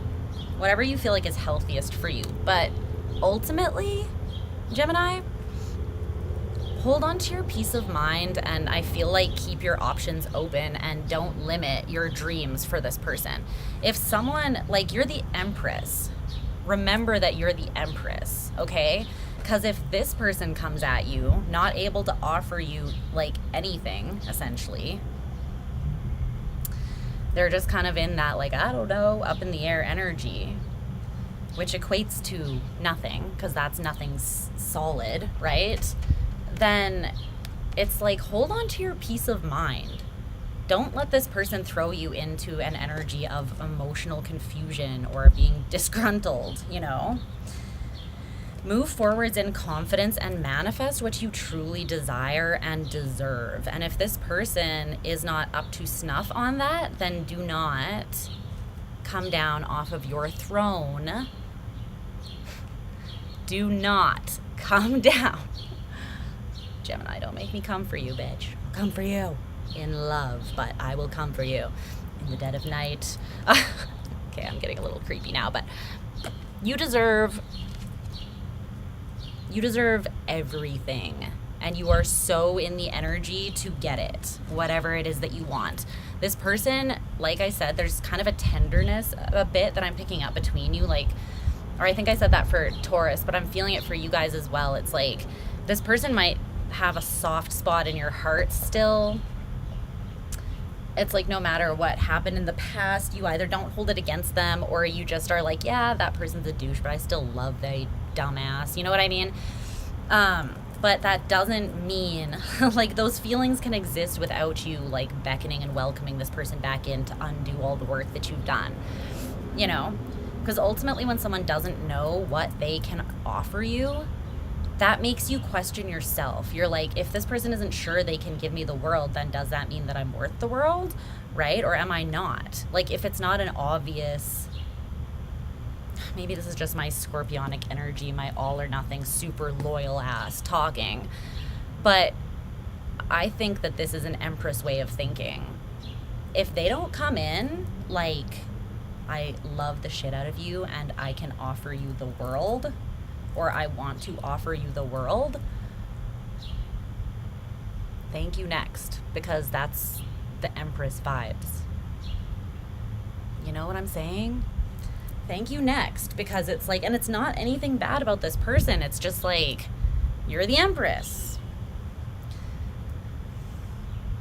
There are levels to that, you know? There are levels to being the Empress. There are responsibilities, energetic boundaries, that if you don't uphold, you lose the energy of the Empress. So the question is like, how much ultimately are you comfortable with sacrificing for this person? Because I see that you've done a lot of work, and I feel like them coming back around is just part of the work, you know, ultimately. Is the wind like creating audio issues that are really bad? Should I try to like somehow block it more than it is blocked already? I don't know if I'll be able to. Just let me know if it's like really messing with things, because I feel it kind of picking up a little bit. Okay, so that was your message, Gemini. Love your energy right now. Do not, it's not too bad. Okay, good. I don't want it to like be terrible. Okay, so we're gonna move on to Cancer. Cancer. Where are my crabby cakes at? Where are my crabby cakes? Just a little puff here and there. Okay, good. You guys let me know if it gets to the point where it's annoying. Okay, I almost just started shuffling the wrong deck. That is the deck for Leo. All right, so let's clear and ground the energy spirit. Let me take 1 second to just stretch my leg and ground the energy. Oh. And let's tap into, I like the balcony readings too. They've all been like ridiculous. Like the one where I got like kicked off of, it's part of your shadow work, yeah. Verbal processing is a thing. The first one was like Leo, and I like got like kicked off my own balcony by the sun because I'm a white ass bitch and I got super burnt.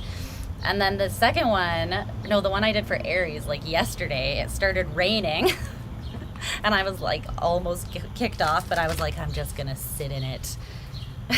And it was actually really refreshing. Has anything else ridiculous happened on the patio? I can't remember. Never a dull moment. You like the birds? Yeah, super relaxing. I like all the green. Like the trees are helping me. The trees are helping me transmute excess energy. I might do some park readings as well, because there's a cute park by my house that's not always super busy. I think if I go there on a day when it's not crazy, it would be quiet enough. Okay, that feels good. That feels good.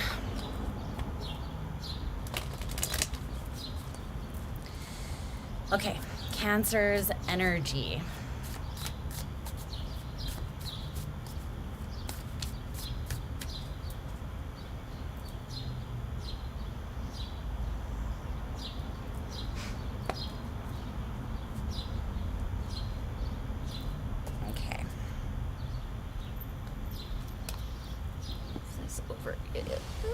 Coffee, do not spill.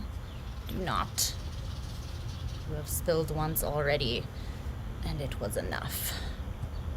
I'm just gonna put it in the box. There we go. Crap.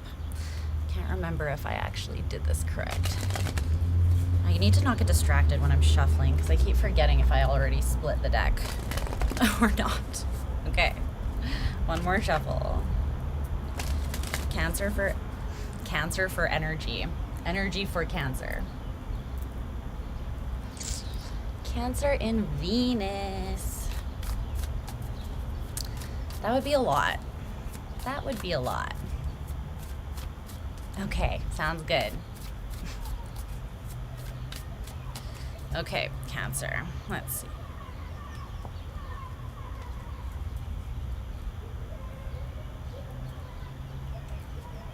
Can you guys hear that? There are people drunkenly yelling. It is the Stampede in Calgary. And yeah, all the cowboys have come here. That's where they've all gone, in case you were wondering. And ooh, wow. What is this? This looks complicated, like a fucking Cancer reading. Happy birthday, by the way, to all of you crazy crabs. All right. Tell me about this person that's coming towards Cancer, romantically speaking.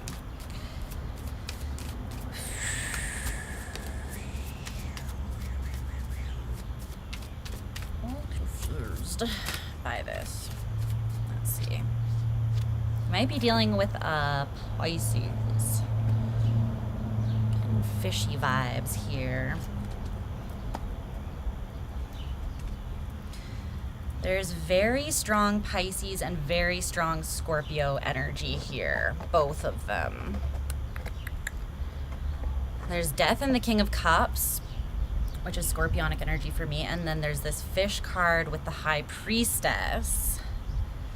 So you might have both of those in your chart, or one of them. There's also very strong Venus energy here again as well.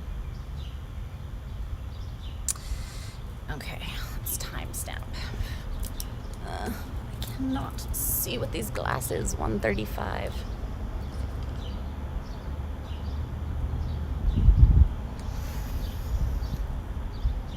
Okay. Hello, Cancer. So, the energy that you are currently in regarding love, you get the Death card. So this is Scorpionic energy.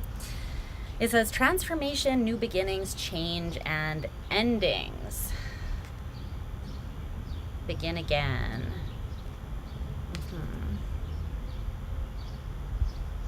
And you also have this energy of give and take, which I really like. It's giving the Two of Cups and the Six of Pentacles together, which is optimal, I feel like. Yeah, Scorpio rising is a lot. Pisces moon, my God, help you. And that's a lot. That is a lot, my friend. Okay. Let me focus here. So tell me more about this. So overall, what I'm getting right off the bat for you, let me close this so that more crazy bugs don't get in there. Ooh.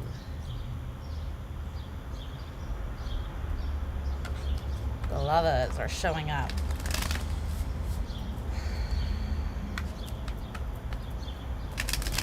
The Six of Wands. I feel like Cancer, you're in this energy of like, love is a battlefield, but I'm tougher than I look. You know what I mean? Look at it. Are you, Cancer? Are you?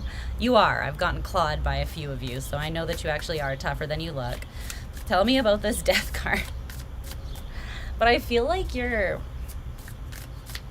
could be that you want to transform a specific relationship with someone, the way that you give and take with someone particular, or it could be that you just want to transform the way that you give and take in relationships, period. Romantic relationships specifically. You're trying to transform something. I feel almost like you're trying to close out an old cycle that has to do with the way that you give in relationships. So it could be about like your boundaries. Could be about the energy that you share, which is still about boundaries. Could be about the standards that you set. Clarify this Death card for Cancer. The Page of Cups. You're definitely open though, I feel like.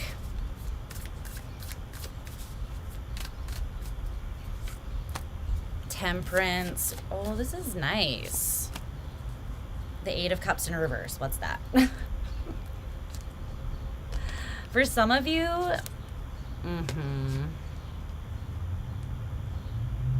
for some of you, there's definitely someone in particular that you have in mind that you are keeping your defenses down to. Now, you might not have strong enough boundaries in regards to this person, the Nine of Wands in reverse, the Eight of Wands, or you could just be keeping your heart open to them on purpose because this is someone that you want the energy to move with. You want it to transform, right? The dynamic between the two of you, the give and the take, but between the two of you, you want to shift that, and you're aware of that with this person. The Knight of Cups is under that.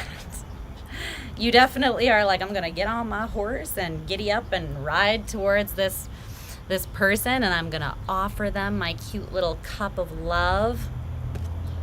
And the thing is, you feel quite balanced considering all things, considering that you're in the Death energy. But I feel like Temperance comes right after Death, right? So I feel like you're on the end side of working through this big transformation in what you settle for in regards to love. I feel like Cancer, you've gone through quite an inner transformation surrounding your boundaries regarding love, what you settle for, You've transformed the way that you approach relationships, or the give and the take in some way. You might have stopped overgiving, maybe. You might have done some shadow work having to do with your self-worth. There's lots of things. You might have done some inner child healing, for sure, with Temperance and the Page of Cups that is affecting these things. But there also is this energy of the Eight of Cups in reverse. There's something that you haven't changed or shifted. There's someone that you haven't released, emotionally speaking, okay? That may or may not be the person that's coming towards you, so take that how it resonates, okay? So this person that's coming towards you is the Three of Pentacles in reverse with that fish energy. What's the Three of Pentacles in reverse say in this deck? It says enterprise, success, talent, and teaching.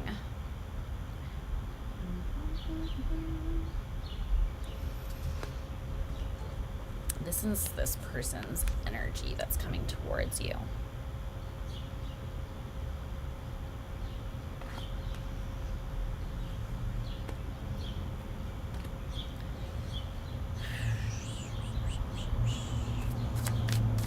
Why the Three of Pentacles in reverse?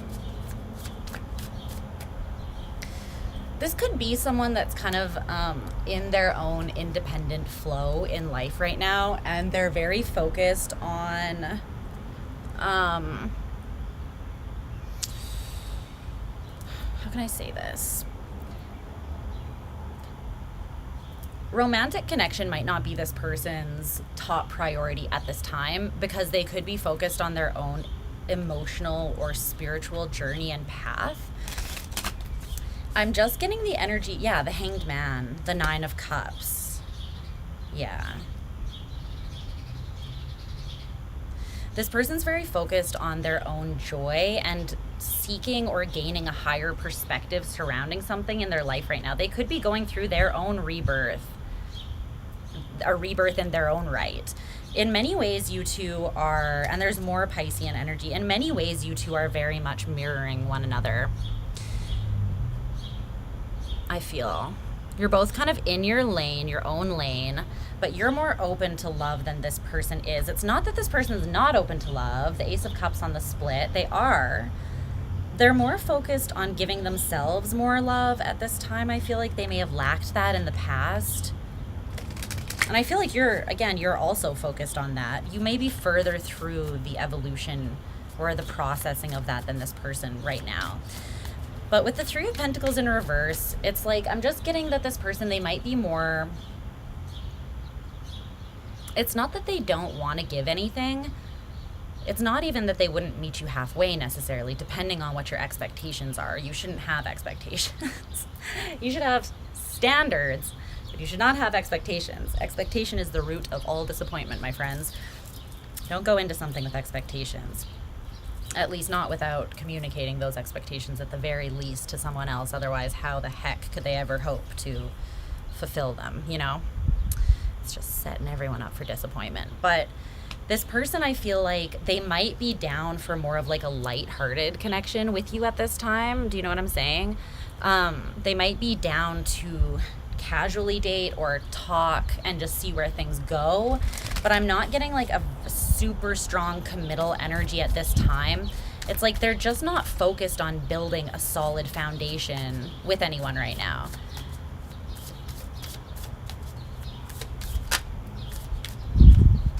The Hierophant. They're learning a lesson right now in their own life. It feels very deep. It feels like it's about the structure of that their life is like built on. The knowledge and the wisdom that their very existence is built on might be shifting. So this person could be someone who is revisiting like their own values, morals, beliefs, that kind of thing at this time.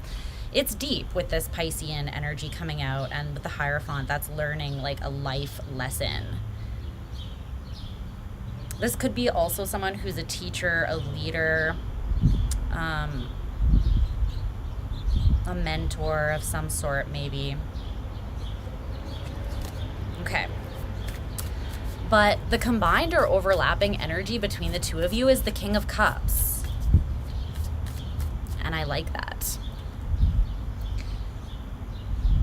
Charismatic, warm-hearted, intuitive, and empathic. You both feel very deeply. You both have the potential to love very deeply. You're both very warm and welcoming naturally. Deeply intuitive and also empathetic to the needs of others. And this is the overlapping or combined energy between you. There could be like soft or tender feelings between you and this person, but you're both you both have healthy boundaries right now. I don't even want to say strong boundaries, but just healthy boundaries. I guess that's the same as strong boundaries. But they're not like aggressive in an overdoing it kind of way is what I mean. You both are just aware that you're going through your individual transformations, but you're also both very emotionally intelligent, mature. This King of Cups. Tell me more about the combined energy. Temperance. Yeah. Nine of Cups in reverse, King of Wands in reverse, Seven of Swords in reverse at the bottom of the deck. For some of you, you both went through something in the past where you learned a lesson the hard way. You may have been dealing with someone who was narcissistic or had narcissistic tendencies, or someone who was abusive or just very, egoic. I am in Canada. Yeah, I got your email and I was going to message you back and be like, where in Canada are you? I'm in Calgary. I was like, another Canadian. But the Nine of Cups in reverse and the King of Wands in reverse, you've both been through some sort of experience with someone that they were just like way too much. And this person or this experience may have pushed you both into this death process where you're evolving more deeply within yourself and you're having higher standards and holding better boundaries. You know what I mean? It feels Canadian. Aw, that's such a Canadian thing to say. I love it. But you're both in this very solid, tempered place. It's like you're also both very aware that you've done the work to get here and you're not going to jeopardize that. You know what I mean?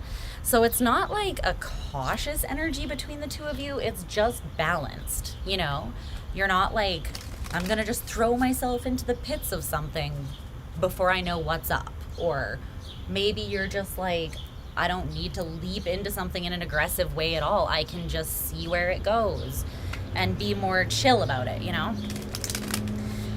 Okay, so their feelings and intentions towards you, the Empress and the High Priestess. Their feelings is the Empress. Tell me about that. The Five of Cups in reverse. The Emperor in reverse. The Eight of Pentacles.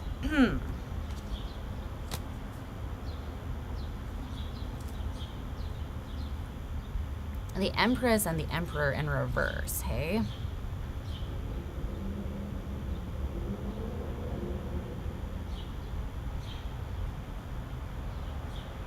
This person feels like they are in their Empress energy. And I feel like they're also seeing you more in that than you may have been. I like how this lighting is getting very dramatic. I'm gonna move this so more sun can come through to me. Oh, it's just behind the wall. Okay, never mind. Moving that was irrelevant.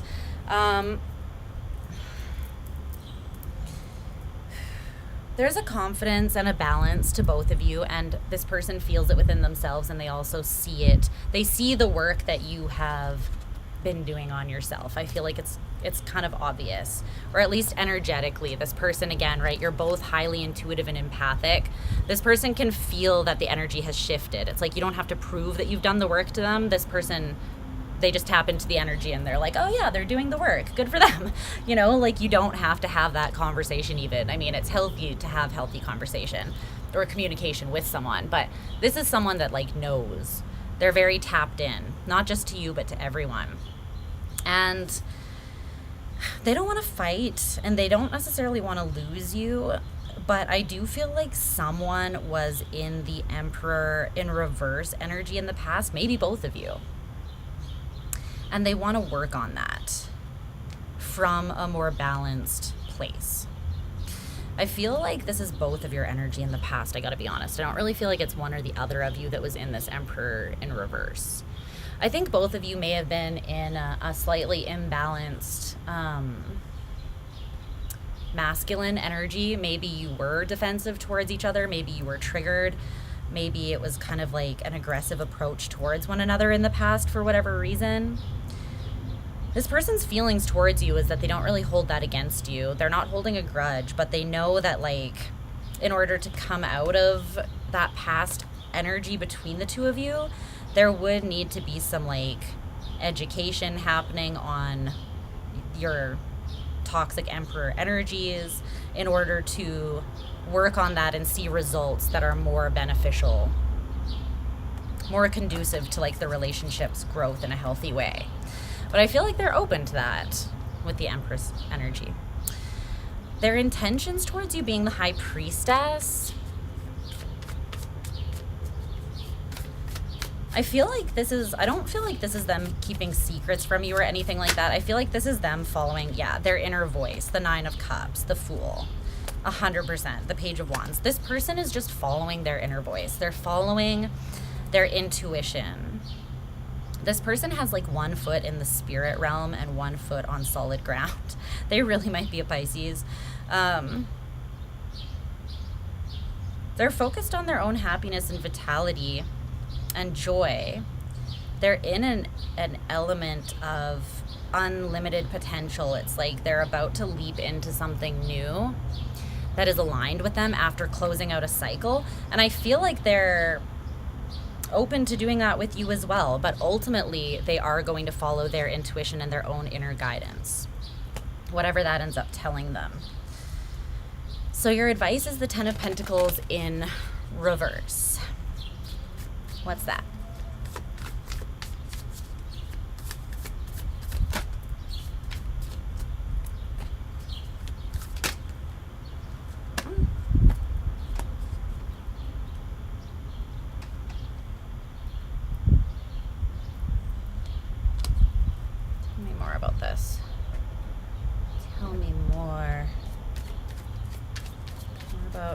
Cancer's advice.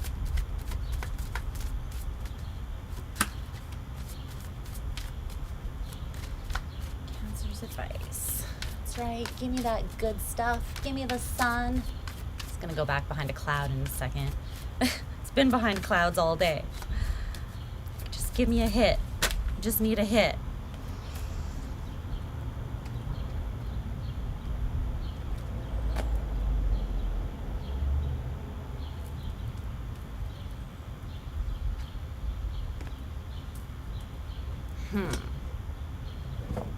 There's something about this person that they, or you, I feel like it could be both of you. I feel like this for sure applies to this person, but I feel like you guys share enough energy that you could be mirroring each other, and it could apply to both of you. But there's something about not going into it with grandiose expectations. Like I said before, it's like the Hermit in reverse, the Ten of Pentacles in reverse. It's like, don't go into it feeling like you have to dictate it, guide the way of this thing, set the intentions necessarily. Set healthy intentions for yourself within the connection. But don't set intentions that include you controlling the other person's moves, because you can't, right? Okay, bye, Shawna. Or that are based on like having big expectations, like this person and me, we're gonna do this and that, and meanwhile the other person has no idea about this, right? Because like I said, that's setting you up for disappointment. So there's something about like just being cool. Just making sure that in each moment there is give and take that feels solid to you, right? Yeah, exactly. A meeting of the minds, like a touching base, I feel like, with one another. But it's about not having these grandiose expectations. It's about just letting something be what it will be, what it is meant to be, and focusing more on, I feel like this is a learning thing for both you and this person in this connection, if you can do this in a healthy way.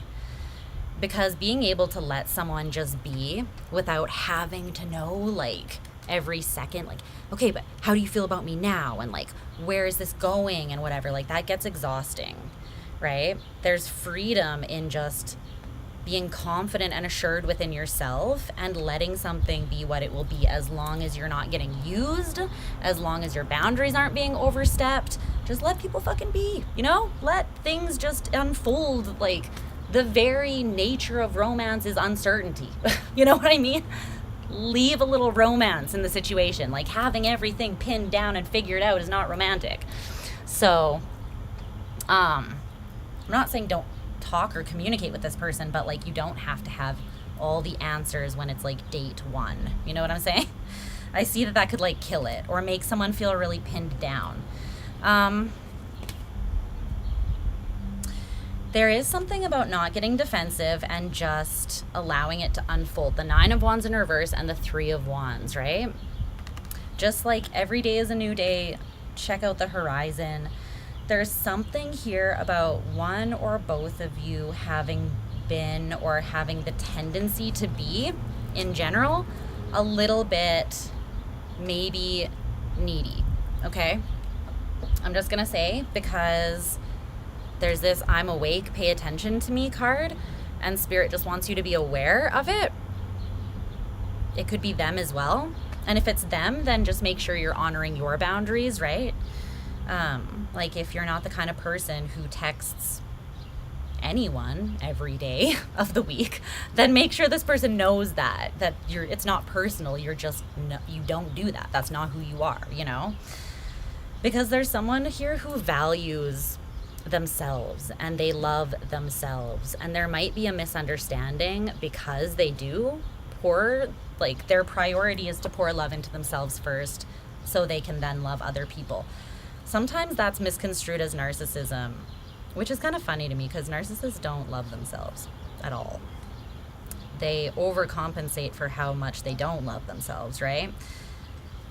Self-love is very different, but sometimes someone's self-love can trigger our insecurities and make us feel some type of way, right? And we can take it personally, or feel like, like if someone's prioritizing themselves over us, we can feel like they're not paying attention to us. But I don't feel like that's the case. This person's just focused on having stronger boundaries that are more aligned with their own self-love. So try not to make any assumptions, or just read the energy clearly, right? The only way you would misread this is if you're triggered and your energy is kind of confused. So if you do feel triggered by this person, try to ground your energy and your emotions so you can get a clear read. Because I feel like there could be the potential for misunderstanding here if one person's like overly independent and the other person is someone that likes being connected, like, more, you know? It doesn't even have to be needy. It's just someone is more comfortable with, like, ongoing, like, connection. Like, you might be someone in the connection is someone who maybe they do like to text their partner every single day, or maybe they like to talk on the phone every day, or Skype every day, or not even every day, but it's just, I think it's more than what the other person is, like, normally comfortable with, or is normally their style. And that's nothing against them, it's just a difference between the two of you. So make sure that you talk it out. And if you do feel insecure, then talk it out, because I feel like this person would be quick to tell you that it's not personal, you know? It's just how they are is what that feels like. But it might be that you guys are kind of different in that way. So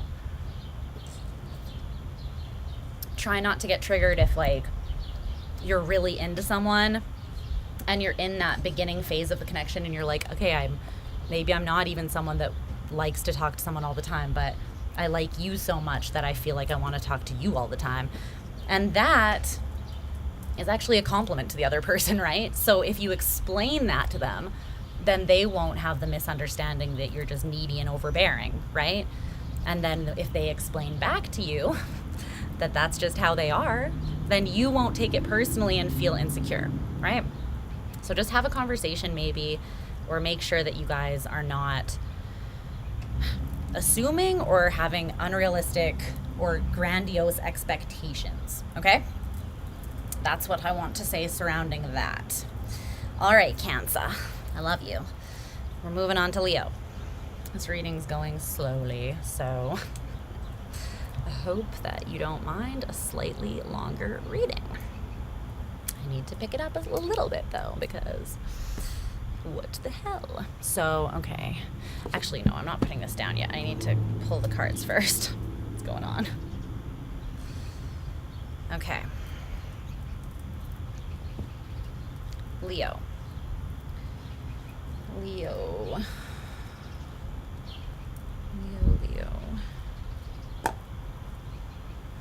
Let's see what's going on for you.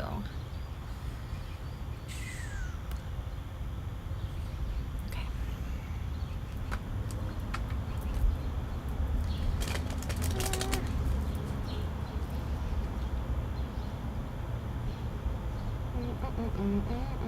Yeah, some people have a hard time expressing, or else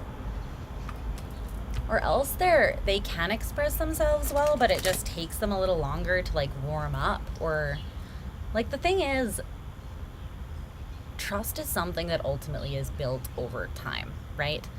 And I think like an issue that I sometimes have with people in this day and age is like, they think that they are entitled to like instant and full access to you just because, I don't know, you get along or something like that, right? And it's like, that's not necessarily everybody's standard for healthy boundaries, right?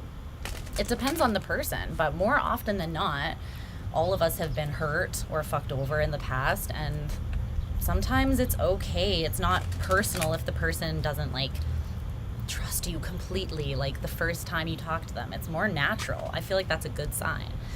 We can get triggered and take that personally, but in general, it's a good sign if you sort of take your time getting to know someone and building trust.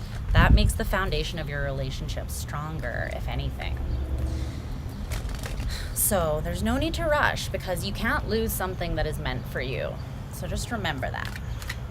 But I get it, because sometimes we get super excited when we meet someone and we're like, you're dope as fuck, you know? And we, trust me, like, I get it. I'm an Aries Venus. We don't do things in half measures. When I like someone, I'm like, dun, da, da, da. Or that was me in the past, I guess. But that wasn't really healthy boundaries for me, I learned. So everybody's boundaries and stuff are different too. So you just have to really honor what is right for you and what's aligned with you. Okay, what are the messages for Leo regarding who is coming towards them next in love? Leo.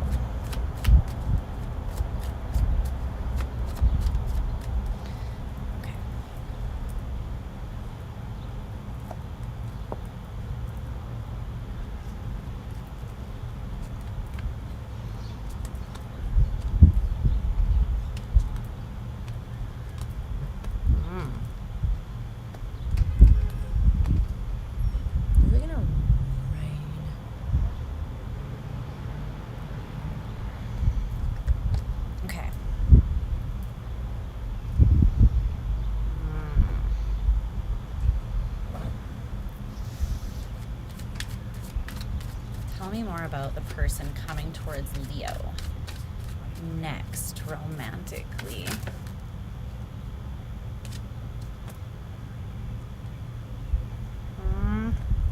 I just want one though. Just spit out one clear, direct message. Tell me about this person coming towards Leo. Okay. Let's see what's happening here. 205.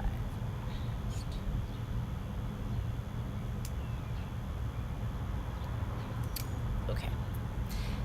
Leo. So let's look at these energies for the person coming towards you. So your energy currently in regards to love is the Eight of Cups and this Fragile card. Here. I feel like you could be walking away from some form of connection or just something that was emotionally unfulfilling for you, and you're still feeling a little bit vulnerable in regards to whatever that is that you're releasing yourself from. It's like I'm getting that you're still in a bit of a, it's not like you're totally like depressed, but there's still a bittersweet feeling of, you know, you need to walk away from something and you are doing it, but you haven't completely detached to the point that you're not still feeling a little bit tender to this. Tell me more about this. Leo. The Ten of Swords. Well, that explains it.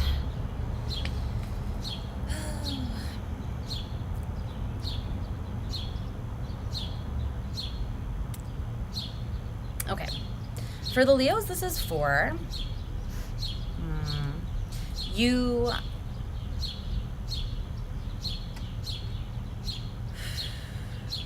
It's like you feel a little bit under the weather here, a little bit. Scorpio, Scorpio triggers for sure. I mean, any sign can trigger, and there is no wrong or right. It's just about, I feel like, finding alignment and balance with any energy you're working with. And triggers are ultimately meant to help us. So we can choose to like let it put us in our shadow, or we can choose to learn and evolve from them, right? But Leo, I feel like a choice was made for you here. It's like you're walking away from someone, and you're not necessarily doing it because you would have chosen to walk away from someone. You're walking away because something happened that picked that path for you. There was something that happened here. Someone may have deceived you, betrayed you, caused you some sort of pain, but there was a painful ending that pushed you to make a choice and pick a path that includes you walking away from something.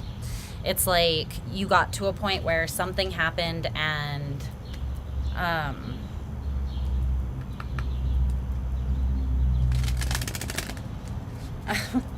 I heard I can no longer confirm, or I can neither confirm nor deny my feelings for you. I can neither confirm nor deny my feelings for you. Something happened that really made you question your feelings that you have for this person. You know that you need to walk away. You're kind of like, I feel, in disbelief that someone could do you the way that they did you here. And you feel a little fragile about it, but you're doing what needs to be done. Like, you're walking away because you're like, I have to honor and my own self-respect. You're walking away because you can't stay. Okay, it's one of those situations. The person coming towards you next in regards to love is the King of Swords. And this person's very strategic. They're very, it's the King of Swords and also this Oracle card, which is like the girl walking on a tightrope or a kind of loose rope across these cacti.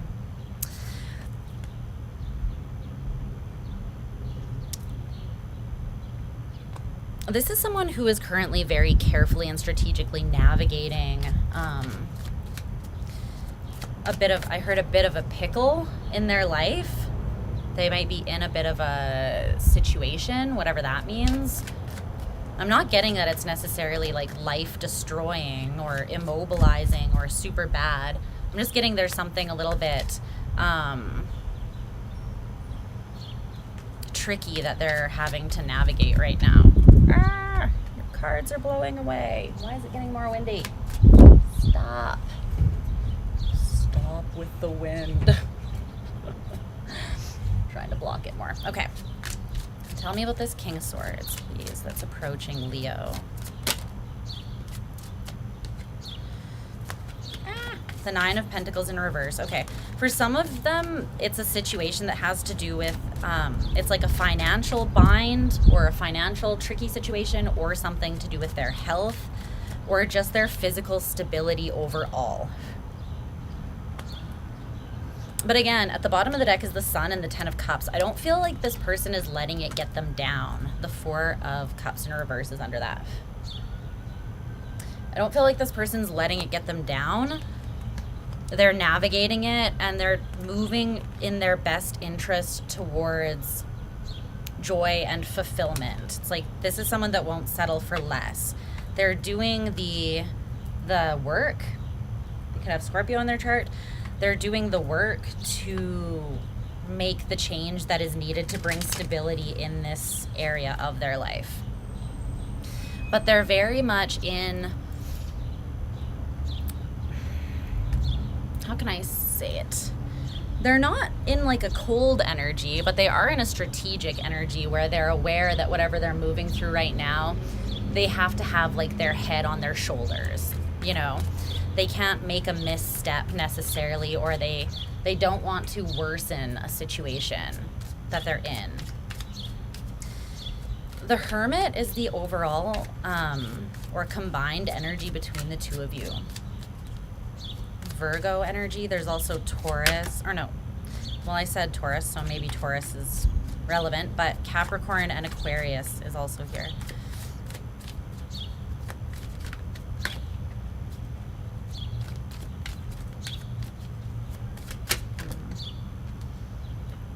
Temperance.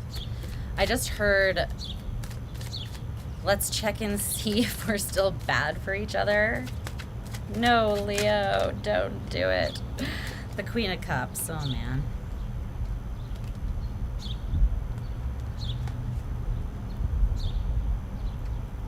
Let's see. The combined energy is the Hermit, huh? Eight of Swords in reverse, Temperance in reverse, Queen of Cups, clarifying.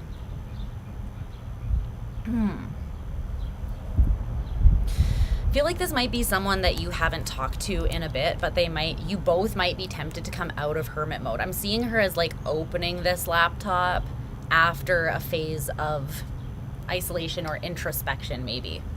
I feel like this is someone that maybe your energy, and I don't know if this person that's coming towards you is the one that you're walking away from or someone else. So take it how it resonates for you, but there is this energy of wanting to be liberated enough to move towards one another in love, to reach out to each other from a space of mutual care, mutual empathy towards one another's situation. And there also was some fear that existed between the two of you at some point that you're trying to overcome. But with Temperance in reverse, I don't know. It feels like there's something that's still slightly imbalanced with the energy. There might be some emotional confusion or an indecisive element, or maybe there's competition, like maybe there's other people involved. Yeah, there could definitely be other choices or options involved, competition and options, right? Okay. And that could be because you guys have not talked. You've been in this hermit energy with one another, and there have been like other options that have entered the scene in the meantime or something that are creating some confusion. This person's feelings and intentions towards you. The Devil and the Five of Cups in reverse. The Devil and the Moon. Get out of here. Leo. Some Venus retrograde nonsense. Oh, God. Let's check and see if we're still bad for each other. Let's not. Let's not, Leo. You are. You're still bad for each other. See how easy that was to realize?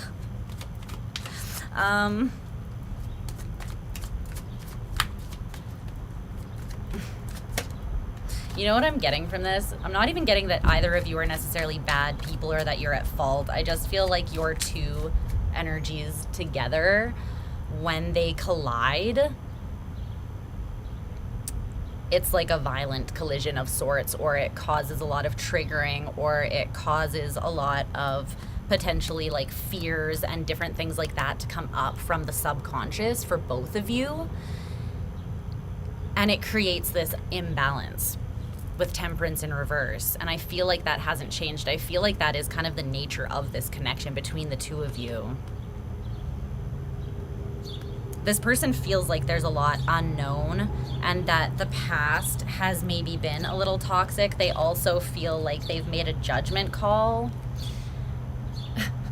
that something that was not okay happened, and you also made a judgment call that something was not okay happened. Something that was not okay happened. So I don't know what that was, but this person's feelings towards you is still the devil.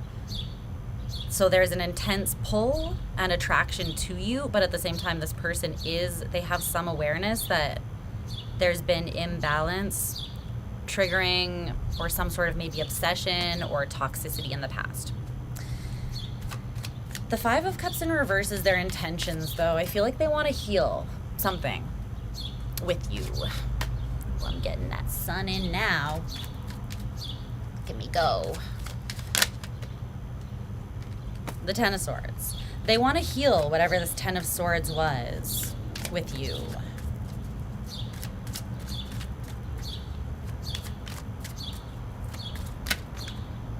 Give me that sun. Give me that good. That's too many.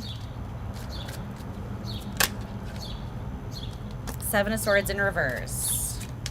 This person wants to get something off their chest. They may want to apologize. Strength. There you are. And the Nine of Wands. You could be, even though you feel a little insecure or a little tender still about the situation, you could be just keeping to yourself, not sharing those deeper feelings, not sharing that you are still feeling a little bit wounded or tender towards this. You might just be walking away in somewhat silence and holding those strong boundaries and self-respect for yourself, because I feel like with Strength and the Nine of Wands, this is a very like composed energy, to the point of almost feeling a little bit defensive to this person. But they want to make things right. They want to make whatever this is right. They want to clear the air, the Seven of Swords in reverse, speak some truth, clear away some illusions. I just heard them say that this is unnecessary. It doesn't have to be this way. It's like someone is feeling like the current state between the two of you guys is unnecessary. Like this isn't even true, or it's just super dramatic, or it doesn't have to be. Maybe they feel like it's due to a misunderstanding or something that they want to set straight. But they're seeing you as being very like self-contained, in dominion and sovereignty over your energy, which I like. So I feel like they're wanting to come correct. And I like that you're giving off that energy and that they see you in that energy. That's awesome. That's really positive. Your advice is the Star in reverse. What time is it? Okay, good. This one is shorter. I'm doing better, guys. I'm doing better. Look at me go. I'm gonna try to keep them to like 15 minutes at the longest. Can't do this 25, whatever. The healing vibe is mutual. Yeah. The Star in reverse. Advice.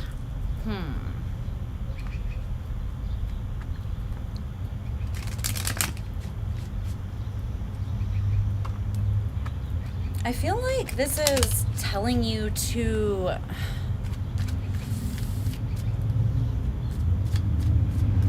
look at your own unhealed spaces.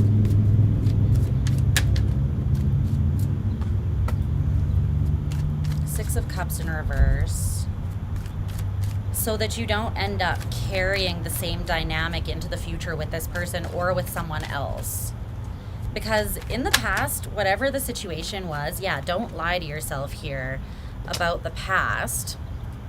Be very accountable and honest with yourself about the triggers that existed so that you can heal them, right? Because there are still, although you're walking away, right, you do still have this energy of fragility. And I feel like that's because there's still potential triggers that you're aware of, or there's still potential energy or deep feelings surrounding this connection and maybe what has happened in the past or whatever about it, right? It's like there's still something left for you to learn from this person. And that's like what I was saying before about how triggers are really just teachers, right? It's like we can take it personally, or we can just be like, what is this teaching me? What is this showing me?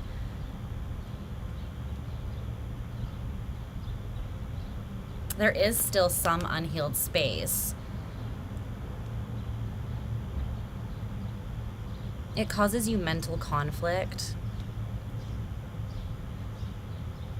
Sometimes cognitive dissonance. It's like your advice is that to move forwards from the past, whether you move forwards with this person or not, right? Your advice is to move forwards with complete clarity surrounding what still needs to be healed, what triggers are still active, you know? And just acknowledging them and having like an open, ongoing awareness of them really will make like the entire world of difference in regards to them not controlling your life and pulling the strings behind the scenes. Okay?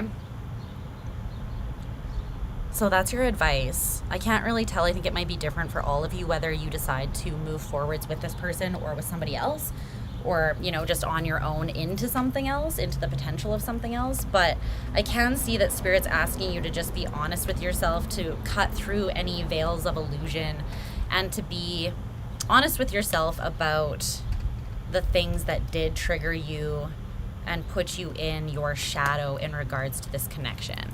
And this person coming back around might be a good opportunity for you to reassess that, right? In this Venus retrograde in Leo season. So I think that will be beneficial for you. All right, Leo, we're moving on. Moving on to Virgo. Virgo.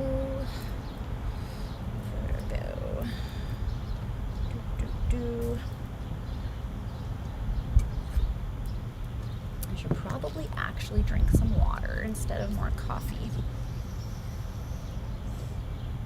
Let's see. Okay.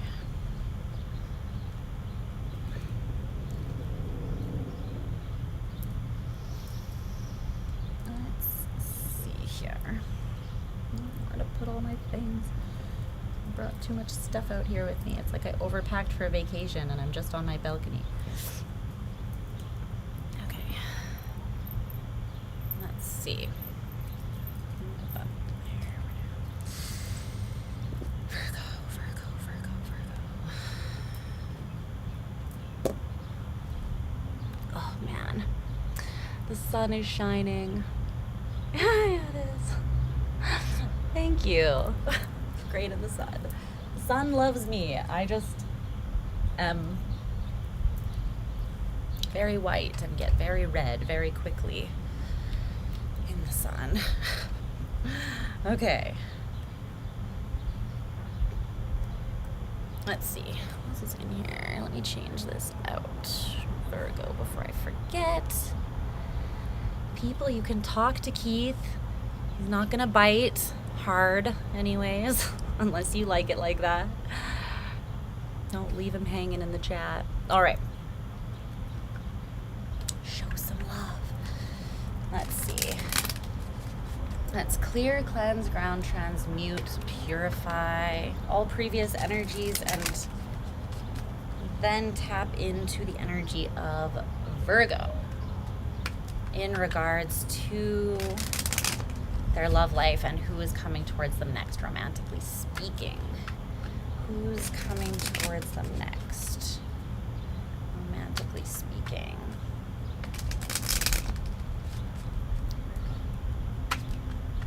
Virgo.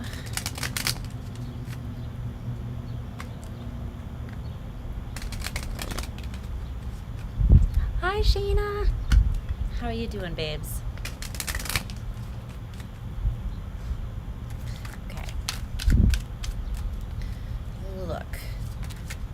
wind is giving me a Victoria's Secret moment. I'm just kidding, guys. Let's see, Virgo.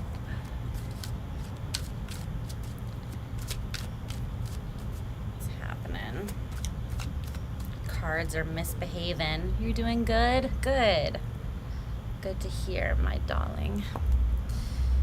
Let's see, Virgo. Virgo. Ooh, nice. Okay. Maybe it's their energy. This is someone that you love, though. Feel. Okay. Okay. Queen of Pentacles and King of Pentacles at the bottom of the deck together, but they are with the Hierophant in reverse. This could be someone that is a very good match for you, King and Queen of Pentacles here.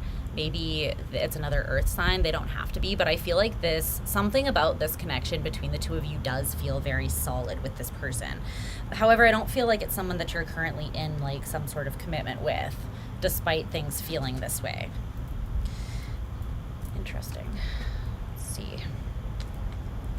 Tell me more about the person coming towards Virgo. There's a hair in my eyeball. Where did Luna go? She just bailed. She's usually out here like all day if I let her be. Clarify this person coming towards Virgo.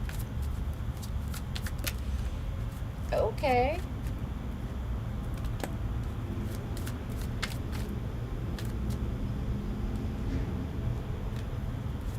Tell me about Virgo's energy.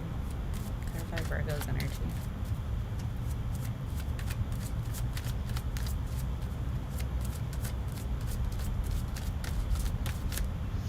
Thank you guys for hanging out with me, by the way. Even if you're not talking, I just want you to know I appreciate your energy and you being here with me. And if you're stopping in after the fact and you're not here for the live, thank you for being here. Okay, there we go. Whoa. I just want one card. You might feel like, let me get a different deck here, a different part of the deck for your energy. That still feels like their energy. Okay, clarify this energy here.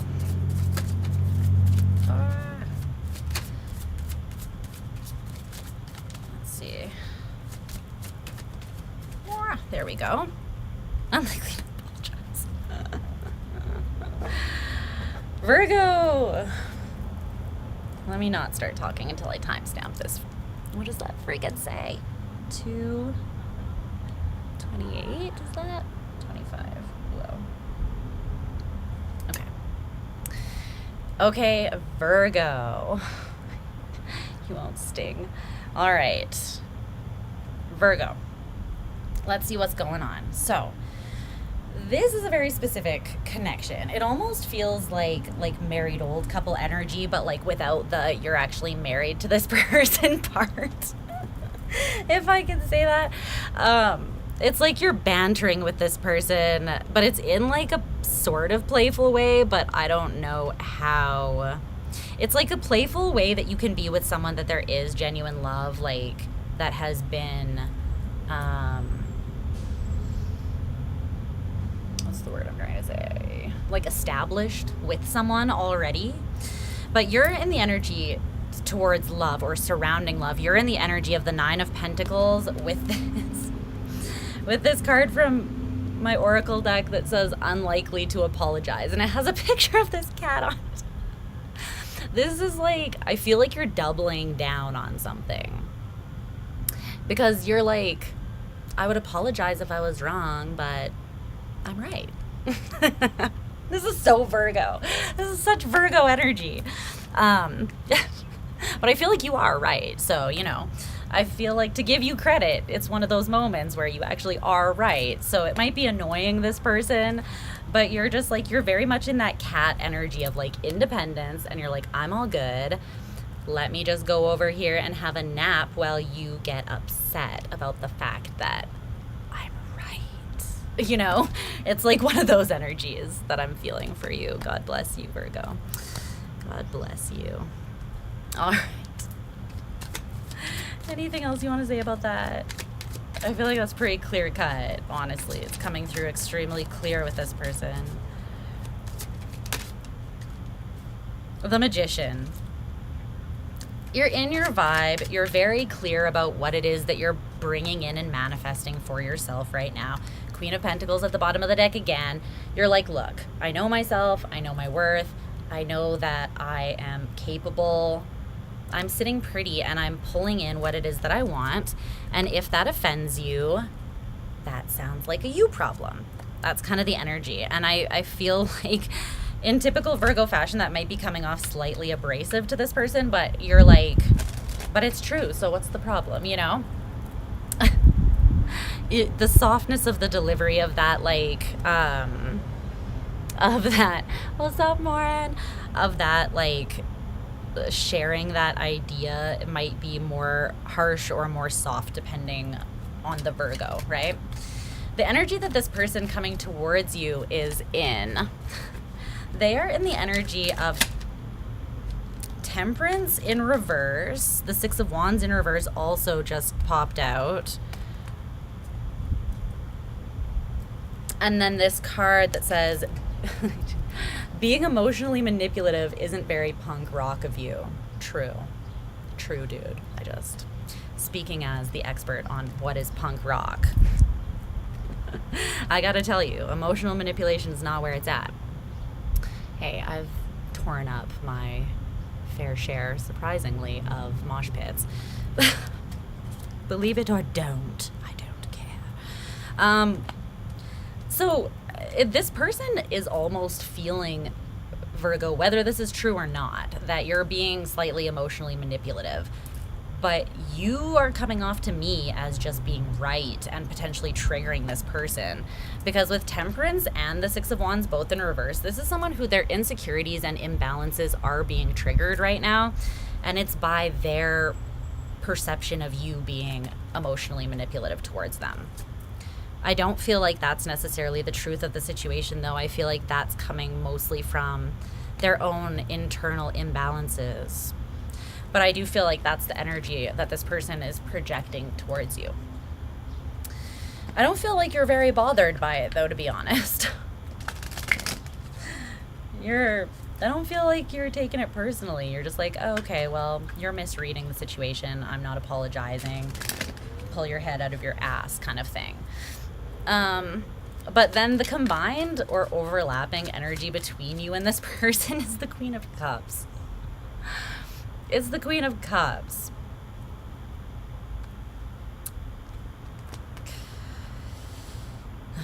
Virgo. You know, for a sign that is known for their ability to refine something right down to the core of the thing, you sure can fucking complicate shit. You know? It's the frickin'... the irony of Virgo. I love it. All right. Did I just do that backwards? No, I didn't. Okay, good. Okay, yeah. Clarify that Queen of Cups for me, please. Let me see more about this Queen of Cups. There's mutual love between you on some level with this person. The Ten of Cups in reverse, but it hasn't amounted to the emotional fulfillment that you desire. It's like there's love between the two of you. There's kindness. There's a sweet sort of energy. The Three of Cups. You definitely have feelings for this person. It might be someone that right now you're just friends, but there is like an underlying love that is deeper than that. But I feel like with the Ten of Cups in reverse, this is someone that you haven't reached that, like, that pinnacle with, or you maybe haven't been emotionally It's too many cards. Emotionally, like, committed to. Just one more. The Eight of Cups. This could be someone that you've actually, like, you're sort of walking away from, or you have walked away from this, you know, you've walked away from this person maybe once, maybe a million times. These energies with the underlying energy of the Queen of Cups is what's giving me that, like, old married couple energy, where it's like you might be offended with each other. Maybe you might be just like kind of whatever about each other, like you're having a little spat, but at the same time it kind of feels like, and again, I can't tell if this is necessarily toxic or okay, it's like it's not affecting the underlying love. You know what I mean? I know, it's so Virgo. It's like the most Virgo card that could have come out. I love it. The double down. The Virgo double down. When you know you're right. And you just can't let yourself give an inch to that other person. You just can't do it. I love you. I love you. My best friend, one of my best friends is a Virgo, so I understand this energy. When she gets like that, it's like there's no talking to you. Nothing is going to change your mind, and I love that about you. When you're right, right, Virgo? But it's like, this is someone you definitely have strong feelings for still, and this might be someone that you've had a breakup with and you've walked away from, but there's still this mutual energy of love and wanting to either rekindle something or just forgive and reconcile, make something right. Let's see. Time. Okay. The Knight of Swords is this person's feelings, and the Ten of Swords in reverse is their intentions towards you.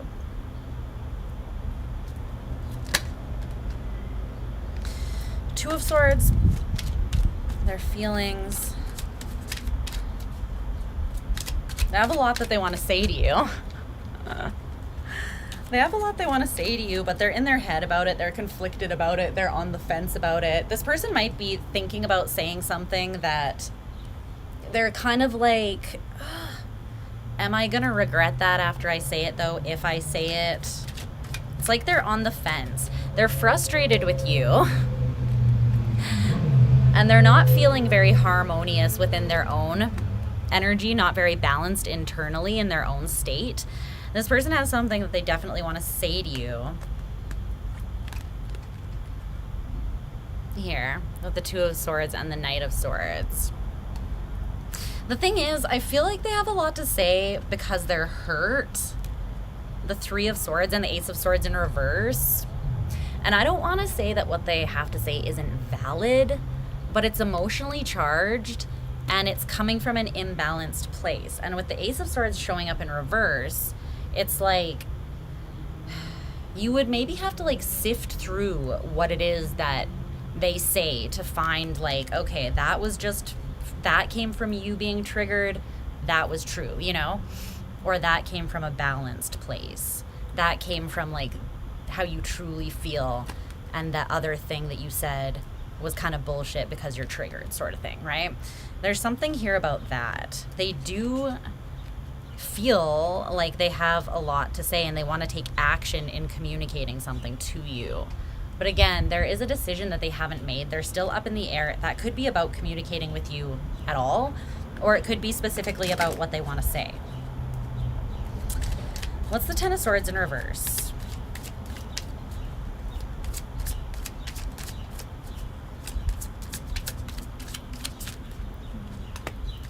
Five of Swords in reverse. Lots of swords for this person. They've been very in their head. They want... Here's the Two of Swords in reverse. I didn't even see that flip over. That's interesting, though, because that's the decision that they're on the fence about. They intend to make a choice. They intend to get out of their head. Page of Swords at the bottom of the deck. All the swords. This person really wants to communicate something with you. To improve a situation. To improve a situation. To move on from some pain of the past. To get out of their own head.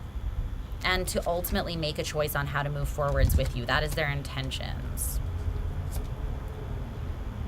there is this underlying sweet tenderness for you, and they do want to make things better, whatever that means for you.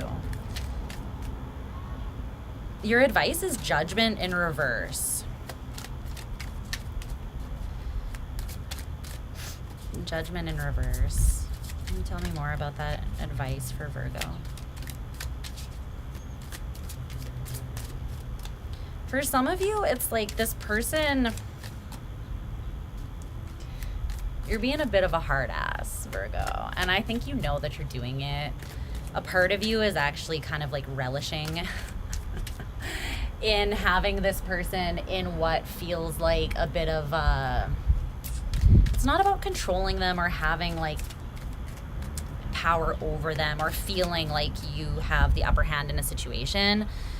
It's just like the simple pleasure for you of being like, but I know that I am right 100% in this situation. 100%. I am not questioning myself. I know that I am right here. But you are being a bit of a hard ass because there is an element of this person doing the best that they can or intending to do the best that they can. And I feel like your advice here is to try not to like harshly judge, or maybe just don't even like share the judgments that you have internally of what this person is going through with them. Tell me more about that judgment in reverse though. More advice for Virgo, please.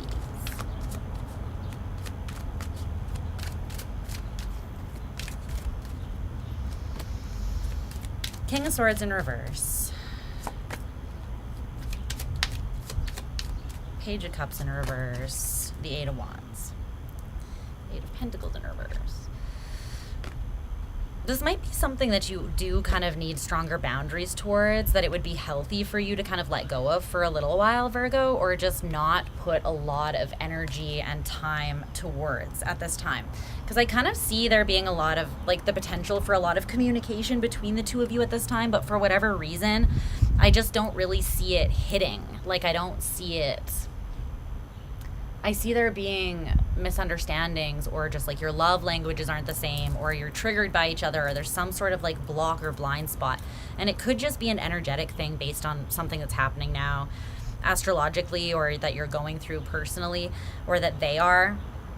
I don't really feel like it's personal, but I just feel with the Eight of Wands, the King of Swords in reverse, and that Eight of Pentacles in reverse, it's like the work that you might put in might just frustrate you.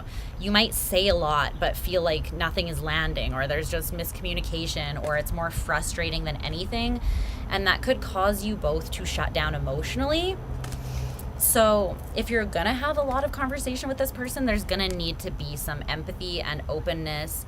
And you're gonna have to understand that judging super harshly right now isn't the most beneficial path in this connection.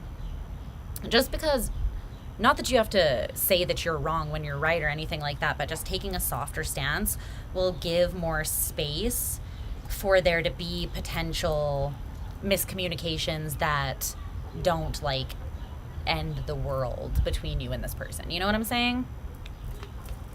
So have a little bit of grace. I know. It's not always easy, and I get it, but have a little bit of grace for this person if you can, and just try to go with the flow and have some openness and empathy while still having healthy boundaries, okay? Don't let this person walk all over your boundaries or anything like that, but at the same time, make space for them.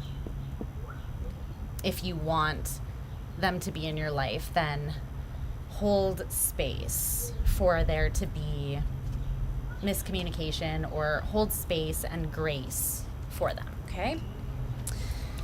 Again, that's only if you want them in your life. If you don't, then, I mean, it's still best to manage the situation that way, I feel like, but you don't have to. Okay. Those are the messages I got for you, Virgo. We are moving on to Libra.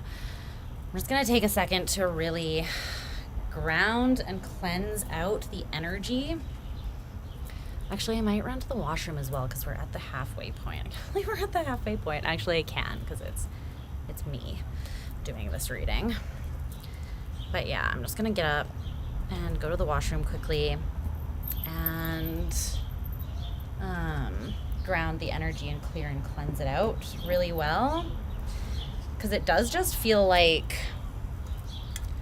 the overall energy feels very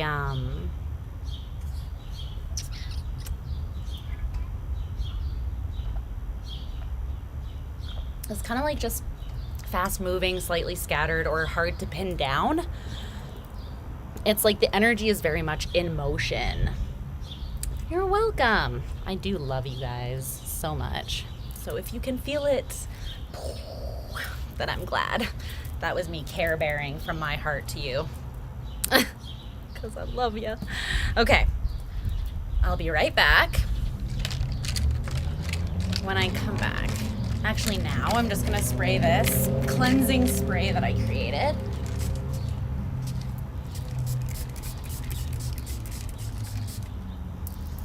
Oh, it smells so good. Okay. And I will be right back. Okay, my loves? Enjoy the sounds of traffic and nature. I'll see if I can drag Luna's ass back out here, too. I know that she is missed. Okay.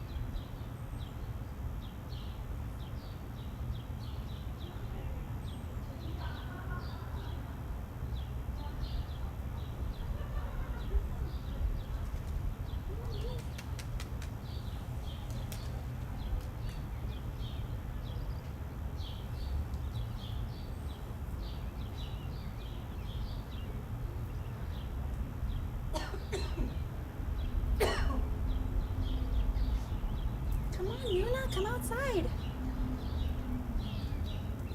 Come on. Come out. Oh, I think she's coming. I'm pretty sure she is coming. 3 minutes behind. Come on, Nunes. Come on. What are you guys saying? Somehow get this advice. 3 minutes behind. Have you been working out? Have I been working out? Who are you asking?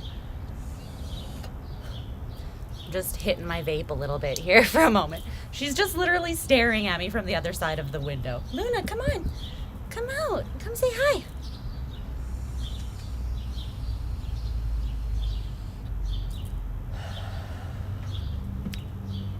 Yeah. Woo, woo, woo. I have been sporadically,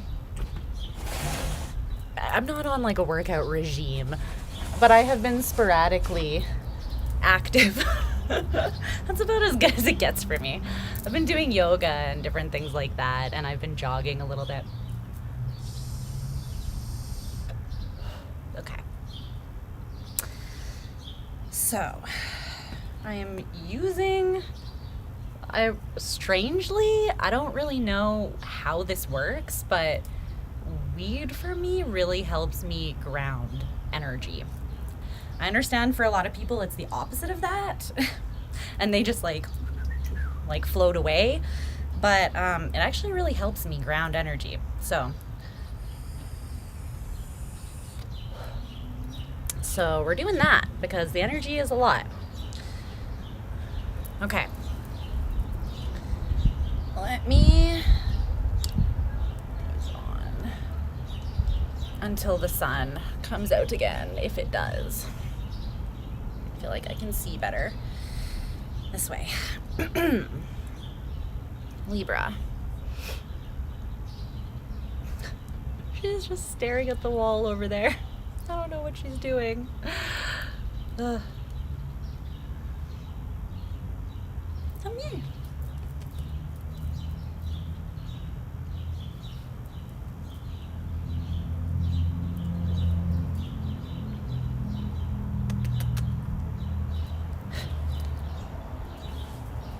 That is the fare to pass by me. It is three little kisses on your fuzzy little face. No freebies. All right. Let's see. She's the cutest. I lied. I want my sunglasses on. Aw, I love you guys. What's up, Vanessa? I really do love you very much. I lied. It's a sunglasses mood. I cannot, the chill cannot be reeled in at this point. It's just a vibe now. Oh yeah, that feels so much better. It just kind of like slowed the energy down so that it's not like rushing through me. Now it's like trickling through me at a speed with which I can actually process it. Thank you, marijuana, for your service. All right. She straight up did not want to be out here, but I lured her with treats so that you could see her momentarily. You're welcome. Okay. Slow start today. It's your Sunday. Nice. That sounds very chill. Okay. Let's connect to the energy of Libra. Cleanse and clear all previous energies. Let's channel only the purest essence of source energy. Unconditional love. Clear, direct truth for the highest and best good of all. And so it is. Because I said so. And I'm the boss. Libra. She has a good cat butler. A good cat butler? Yes, I know. I only demand kisses. Okay, Libra.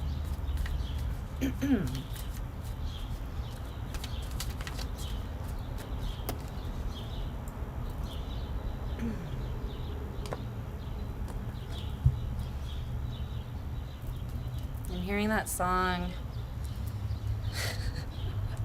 I'm blue, abba-dee, abba-da, da-da-da-da-da-da-da-da-da.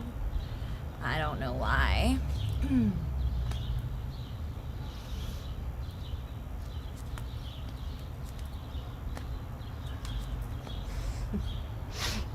Did she poop? What? Maybe she went back in to poop, I don't know. I got groceries delivered, and they come delivered in like big cardboard boxes now to help with the environment. Like they don't do it in plastic bags anymore at the place I go. And she was like, oh, cardboard boxes. So I created like a cardboard box like castle for her, and she is in there and never wants to leave. And now she's gonna hate me if I throw away the boxes or recycle the boxes. So I really didn't think this through, guys. I did not think this through. Clarify that person coming towards Libra. I love how my cat is running my life to the extent that I'm like, I can't get rid of this cardboard box fort that is taking up my entire front entrance because my cat will be mad. Yes, I'm that person right now. Tell me about the person coming towards Libra, why they don't want to talk. Thank you.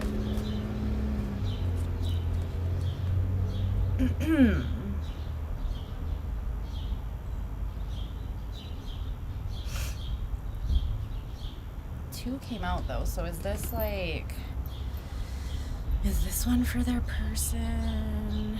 Is this one for them? No, this one's for their person. Is this one also for their person? Okay.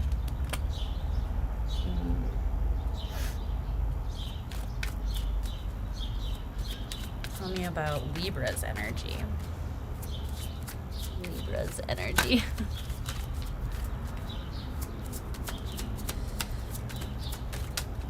She's my familiar, so I have to treat her well, you know.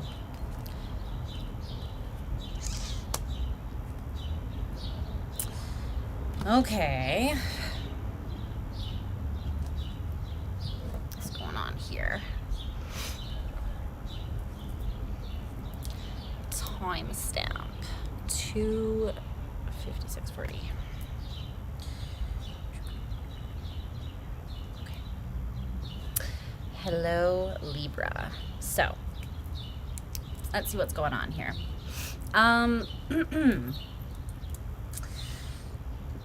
Your current energy surrounding love, you get the 3 of Wands. And then you also have this card from the Oracle deck I created, Big Mama, as we so affectionately call her, is this quote from Romeo and Juliet. These violent delights have violent ends, and in their triumph die like fire and powder, which as they kiss, consume. It is one of the famous quotes from Romeo and Juliet. Act 2, scene, what's VI? I do not know. I'm not hip to all of those. Okay, so Romeo and Juliet.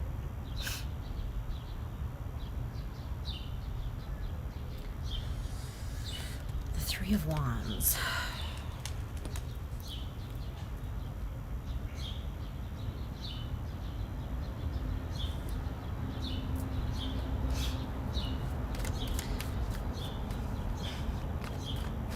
Tell me more about the 3 of Wands. Tell me more about Libra's energy in regards to love right now. Okay. I feel like you're 1 foot in, 1 foot out. You're open to love, but you're not willing to take like a big leap of faith necessarily. Yeah, the 8 of Cups, because you're still dealing with some sort of loss. So you're trying to just be the King of Swords, you know, your most evolved, intelligent self, essentially, is what you're aiming at being right now. Away from me. Too blocked. It's like you've experienced something that kind of felt a little bit violent, maybe violently delightful while you were in it, and violent in its ending as well. The 6th act. Because you're in this 8 of Cups energy where you're walking away, and it feels especially bittersweet because all these cups are shiny and standing up. None of them are knocked over, none of them are dirty. But you're going to something like higher. You're leaving this world even. It's like you're moving into a whole new... It's like what you're seeing on the horizon is a whole new reality in regards to love, but you're still just being kind of cautious. It's like you're looking out on the horizon, you're ready for something new, but you're still aware that there's a part of you that's kind of still disconnecting or walking away from whatever this other painful and intense thing was. And so with the Fool in reverse, it's not that you're against a new beginning, but I feel like you're not actively leaping into it or seeking it out right now. You're more focused on processing your disappointment maybe and walking away from something that didn't really fulfill you in the ways that you ultimately needed it to. Okay. Seems very reasonable. Seems very diplomatic and very Libran to me. So the person that's coming towards you in regards to love is in the energy of the King of Wands. It's not too shabby, if I say so myself. And I'll clarify these oracle cards. I want to know about that.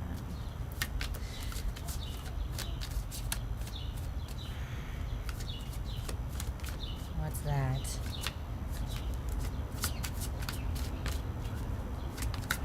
More about that Seven of Swords. Okay.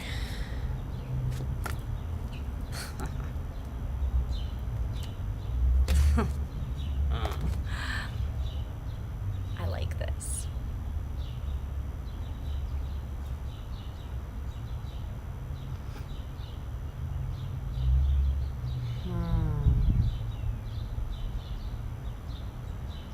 I like this. Wasn't sure because the Seven of Swords came out and I was like, wah, wah, tell me what the fuck that's doing here. But this is what I'm getting from this. And I like it. So this person's coming in the King of Swords energy, or the King of Wands, sorry, energy. You are in the King of Swords energy. You're both showing up as kings, which is awesome. First of all, you're energetically aligned, even though you're kings of different suits. You're on the same energetic, like, level, okay? It's like if you're playing a video game, you're playing on the same level, so you can actually interact with one another. One of you is not on the first level and one is on, like, the expert level, you know what I mean? Where things just totally miss each other. This person's on your level, and I vibe with that. They are someone with a lot of natural confidence and charisma. They're attractive. You're gonna find this person very attractive.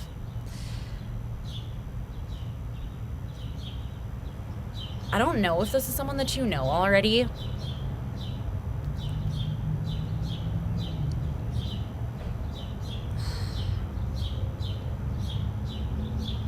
I'm getting for most of you, you don't know this person.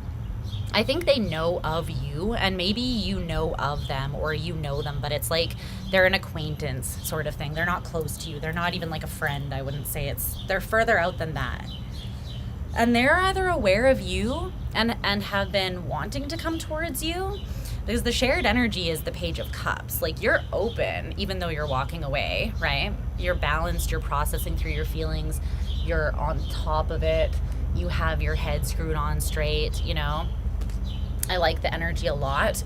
And this person, they're very much capable and self-aware and confident enough and open enough and ready to have love in their life as well. So you're both sharing that energy of being open to love. Even though maybe you specifically don't feel 100% prepared,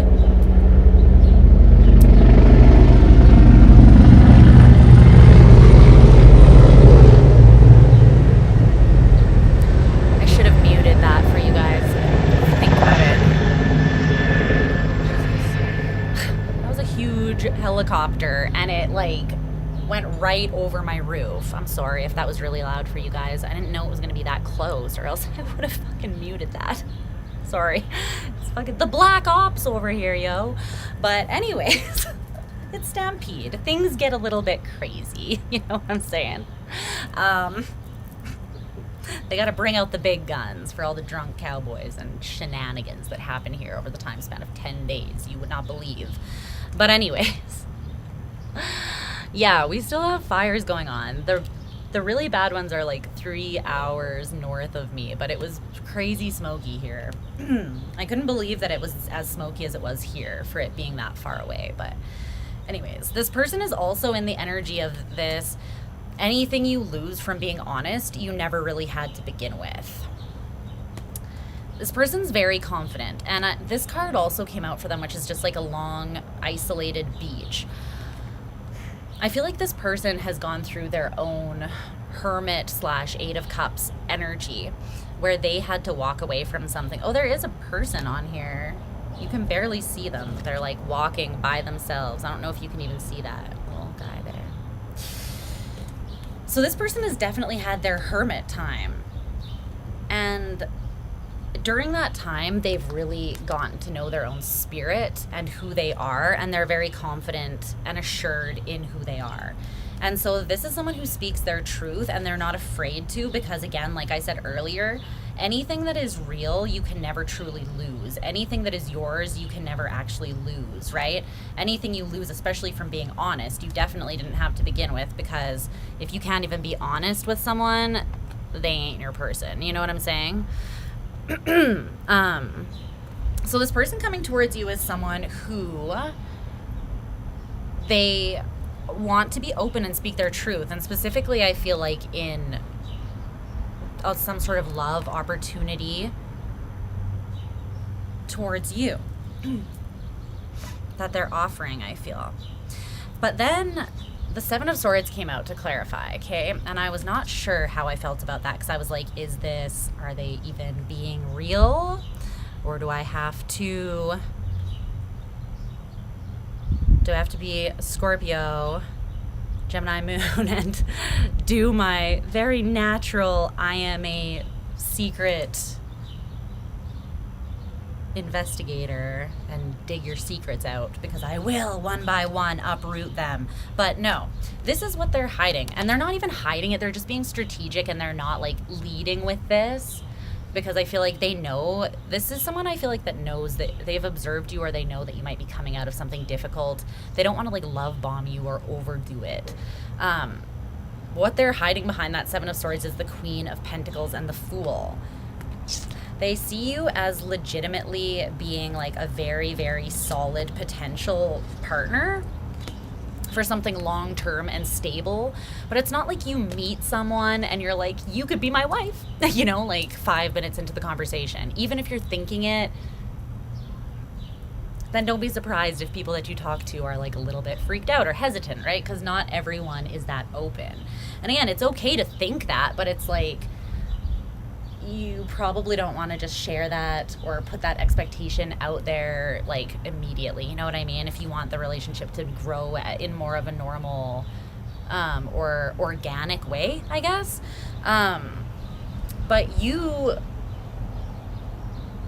it raining? Or am I just crazy? I can't tell. It might be starting to rain soon. Again, like yesterday.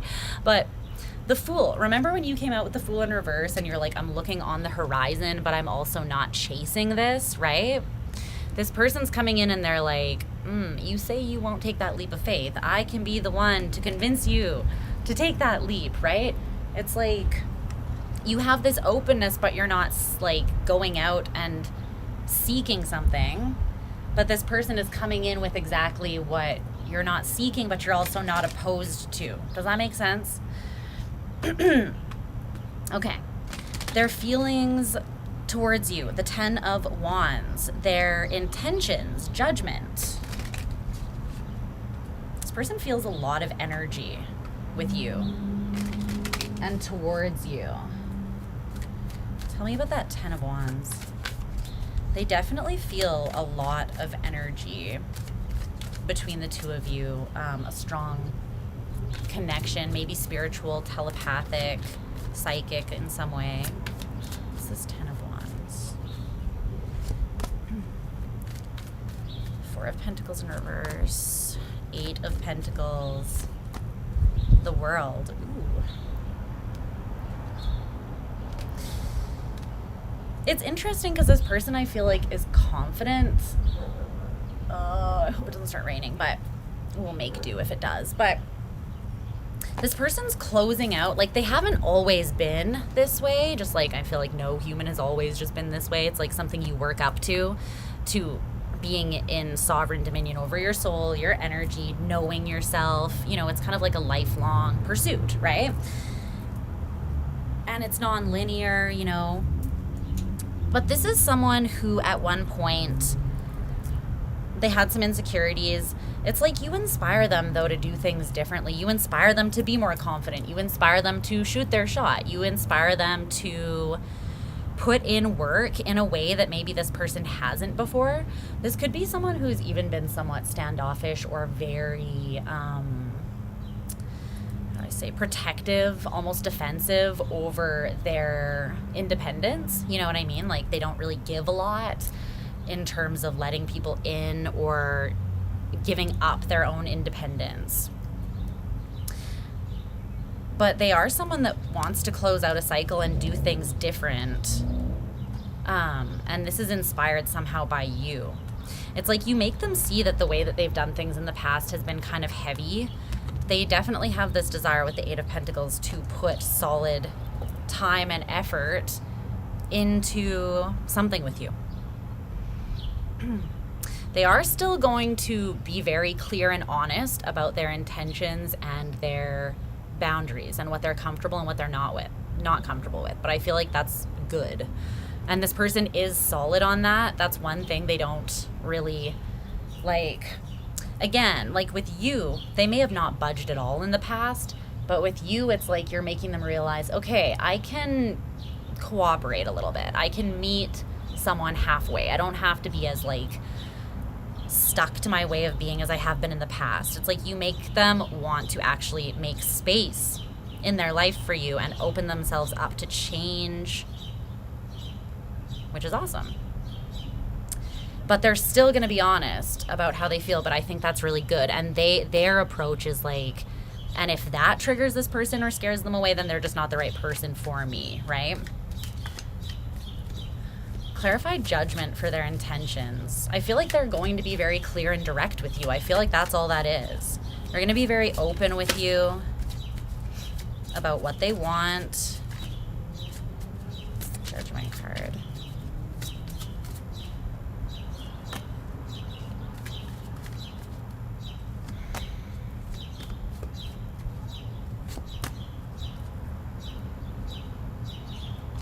The Sun. The Ace of Swords.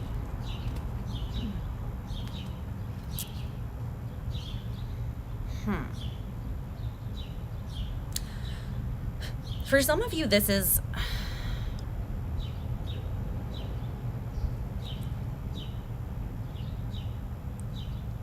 someone from the past that has changed so much that they don't feel like the same person anymore when they come back around. Like their energy feels completely different to you, to the point that it kind of throws you off.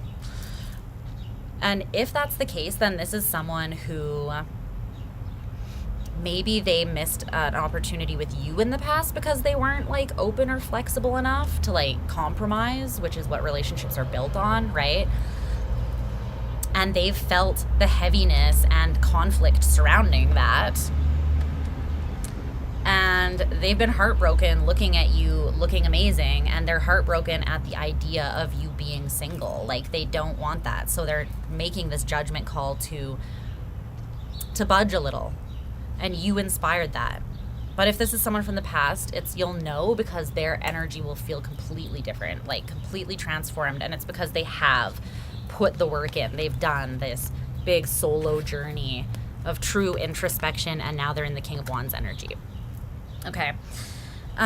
If this is someone new, though, then they feel like you have more than one suitor. They feel like maybe there's competition because you are newly single and you're looking good, smelling good, feeling good, on top of your shit, making your money, attracting everything, and they feel like they gotta jump on it because you're newly single. And yeah, you have lots of different opportunities being offered to you potentially that they don't want to miss out. Okay, so the advice to you is the Ace of Wands in reverse. What's this Ace of Wands in reverse for Libra's advice? King of Swords in reverse, Three of Pentacles, Strength in reverse, Two of Cups in reverse, the Moon. the Ten of Pentacles. The Ten of Swords. What? Clarify this with the Oracle, please. Actually, clarify it with this Oracle deck. I'm feeling called to use this one. Let me see. Lindsay! You go party, girl. Hi, love. Okay. Be the life of the party for me. I wish I was joining you. We would have so much fun together. Oh my god. Okay, what's this about? Expired soulmate, karmic partner, imbalance, reality, head versus heart. Haunted, bravery, awareness, manifestation, and wisdom. Holy shit. Okay. So it's taken you some time to get into this energy, right? But it's coming out in reverse. And I feel like your advice is actually to not spark something up with this person, whether it's someone from the past or not. And they're saying that because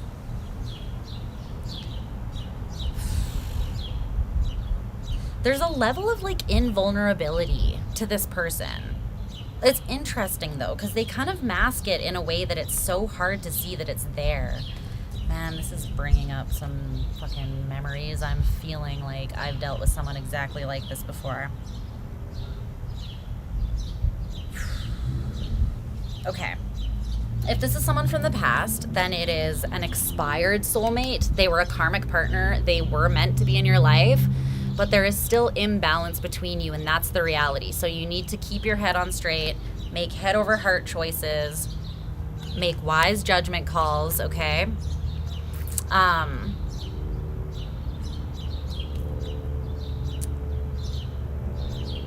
Because this is someone that did haunt you for a long time, and it took you a lot of bravery and self-awareness to integrate the wisdom from what this lesson taught you, and you need to not throw that away. If this is someone new, it's a soulmate that is more on the karmic side of things, that won't last long term.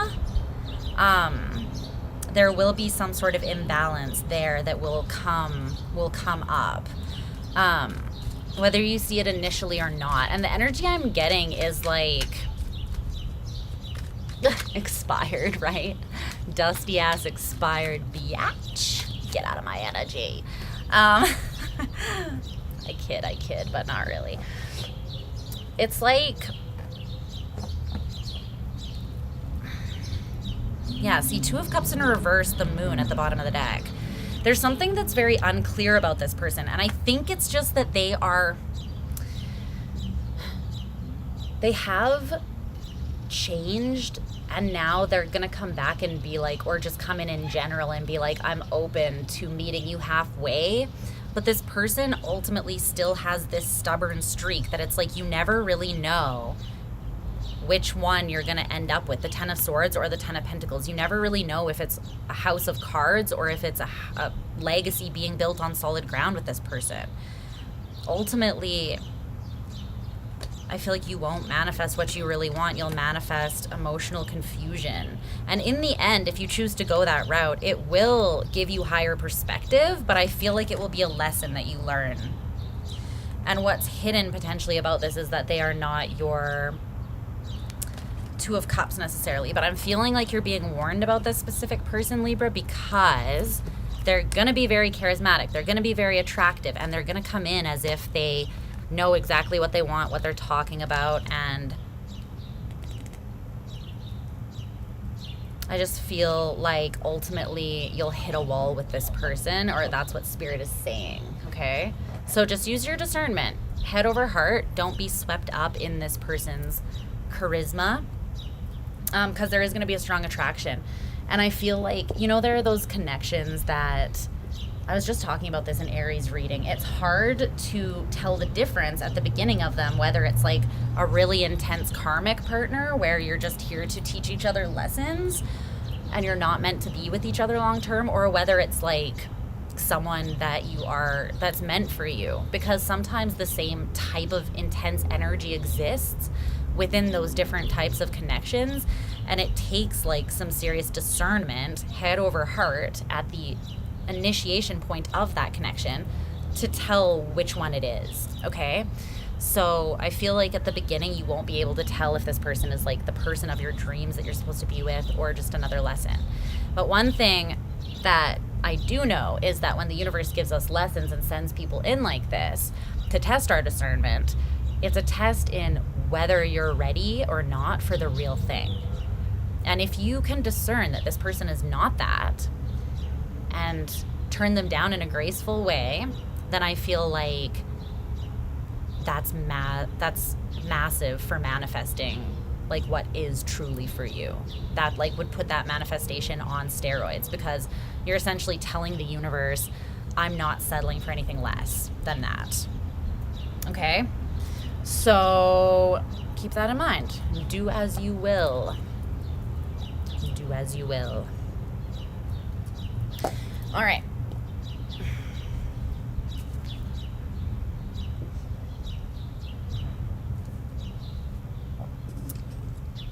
I don't know what's going on with the sky, but we're moving on to Scorpio.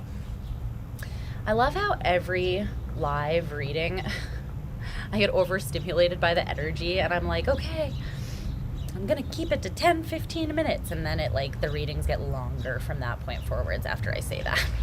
It's like spirit being like, why don't you just do you? Perfect setup.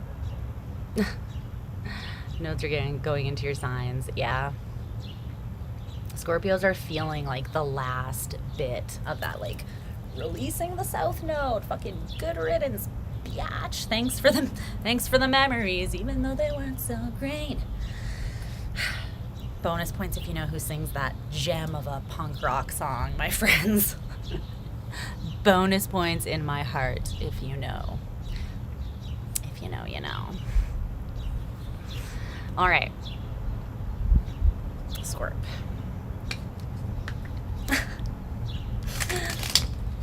I'm hearing, you know, on Hook, the movie Hook, when will Capricorn come? What do you mean? In this reading, Capricorn comes like in its place. So it goes Scorpio, Sag, and then Capricorn. If you're talking about like the monthly readings, Capricorn already came out. Yeah. Okay. You know, on Hook, though, that movie about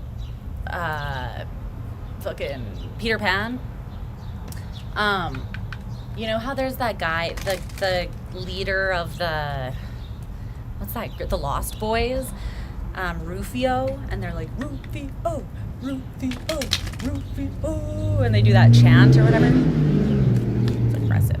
I heard that, but it was like, Scorpio, Scorpio, Scorpio. Okay, Scorpio. Your energy is very much in the house, or on the balcony, or however you want to say. Okay, one more shuffle. It's getting a little chilly out here. I'm wondering if it's gonna rain.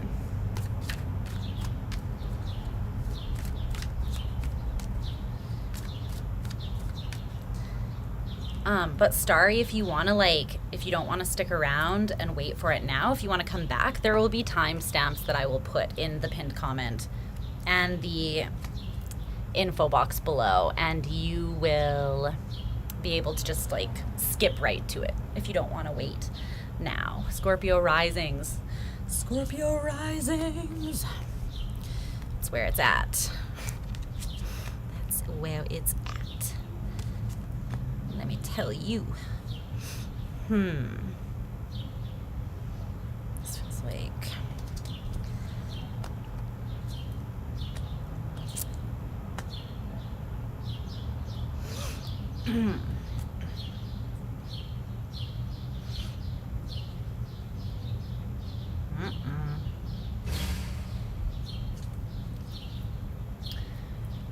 You're about to get called out. Are you ready?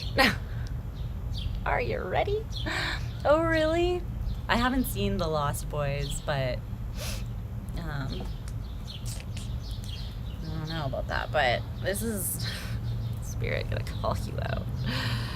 And when I say you, I mean us. Because Scorpio is by far, well, Scorpio and Pisces are equally as strong in my chart. Probably Scorpio is stronger still. Thanks, Lindsay.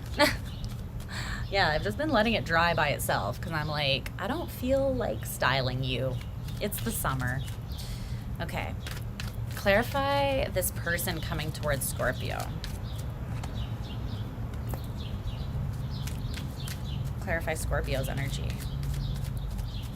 Oh my. What's going on with this? Ah, you're bored, and you might make questionable choices because of that.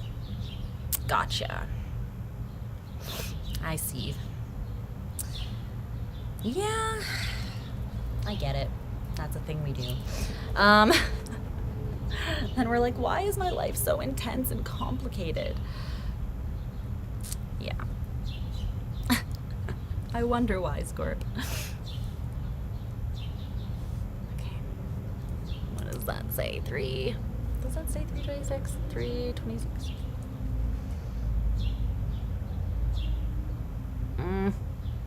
Yeah. Okay. Scorpio. So, let's see what's going on with you guys here. So the energy that you are in regards to love right now is Strength in reverse. There's Leo energy here. And this card, which is a picture by the illustrator of this is Hen Kim. You should follow them on Instagram. They're cool. This illustration here where she's pouring the coffee, the black coffee, across her wrist, and it has, this is very scorpionic to me. It's like a little bit gruesome, the implications, but what I'm getting from this is like death over monotony. That's what I'm literally getting, death over monotony. I feel like you've just been doing your day-to-day for a while, and this is the thing about Scorpio. How much should I put us on blast? How much should I tell the other signs about us right now, Scorpio? It's okay, I'm not worried, because we'll never run out of things that they don't know about us, no matter how much I share. So, haha, joke's on them. But, sometimes, there's this quote by Virginia Woolf, and it's something like, I don't remember, something about like, I don't fuck with, she didn't say I don't fuck with, but like something along the lines of like, I don't mess with passive acquiescence. I live in intensity. And I feel like that's some scorpionic shit. I have no idea what her sign was, but you know, seems pretty Scorpio to me. So sometimes I feel like when we gain a certain level of balance, which is a good thing, right? Because we're so used to the cyclical nature of the death, like the death, right, cycle is ongoing and it has its highs and lows. It's like a roller coaster that never stops. And yes, doesn't this sound fun? But it's like sometimes when we're on more of a plateau, in that because we're so used to and comfortable with living in intensity, we are literally less comfortable in passive acquiescence or like lukewarm existence. That is really more uncomfortable for a Scorpio than super intense shit. That's how we roll. And so I feel sometimes like when we are at the greatest risk of making poor decisions in our own lives that will potentially have very bad outcomes, it's just because we're fucking bored, or because things aren't as intense as we're used to them being. And that's shadowy. That's shadowy, right? But I'm almost feeling like you're like death before monotony, and like you're making yourself kind of vulnerable, maybe, or opening yourself up to opportunities romantically just because you're bored, because maybe you haven't been really involved with someone in a while. And you're wanting some passion in your life, you know? And again, this is especially relevant through this Leo, this Venus retrograde in Leo, with strength there in reverse, for sure.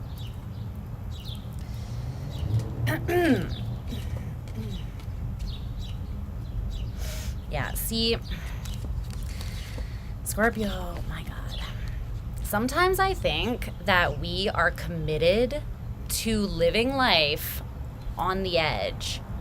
I'm getting like living life on the edge with that Eight of Swords energy. It's like, again, we're not necessarily uncomfortable with all of these swords in our back. In a way, we kind of are like, we can handle it, you know, and it makes us baddies, obviously, but just because we can handle it doesn't mean we have to be committed to always being in that state. You know what I'm saying? Because that's just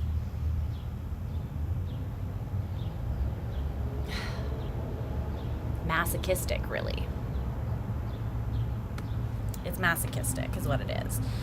And sometimes I feel like we do things that we know are not necessarily aligned with our highest and best good because we're chasing that energy or because we're comfortable in that energy. Okay, the person that's coming towards you next in regards to love is the Seven of Wands in reverse and the Viper.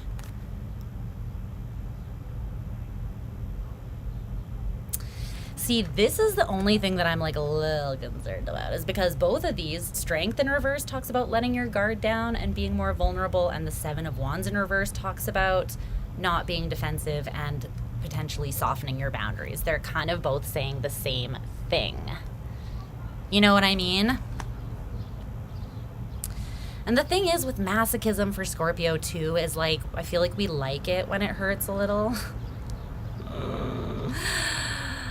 You know, a couple bruises, a little redness on the skin, it's not bad, but we tend to take that outside of the bedroom. If we could just let it release in the bedroom, that would be like optimal, I feel like. A little healthy BDSM, you know what I mean? Just masochist it up, you know? But like when we do that out of boredom, or we do it in specific areas of our life that actually we should value more stability, like relationships, especially romantic partnerships, that's when it gets a little dangerous, right? And the thing is, this person is coming in like they are non-defensive, but then they have this energy. So I'm almost feeling like you're more open than they are.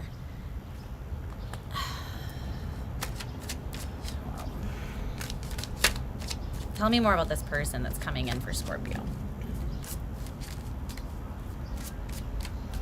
I'm just gonna say it. I know us. I am one of us through and motherfucking through. Scorpio rising, Pluto and Scorpio right on my rising, Moon and Chiron in my 8th house. Bitch, I know us. So when I call you out, just know I'm calling myself out too, right? The Page of Cups in reverse. The High Priestess. This person's not as open as you.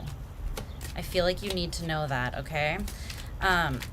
It's not necessarily a good or a bad thing. Just be aware of that. Because the Page of Cups in reverse and the High Priestess is like, they come in and because they aren't defensive, they seem like their guard is down. But I feel like they're just not triggered right now, or like that could change very quickly with this person, no matter how open I feel like they present themselves as. It's like it's shifty with this person, you know what I mean? And there's some sort of secret that they're either hiding or some intuitive knowledge that they have about you that they're not sharing with you, maybe.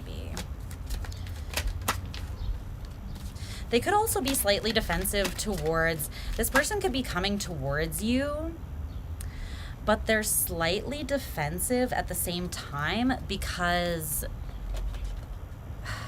they feel like you see right through them. So this is someone that either they feel like they see something intuitively about you, or you see something about them.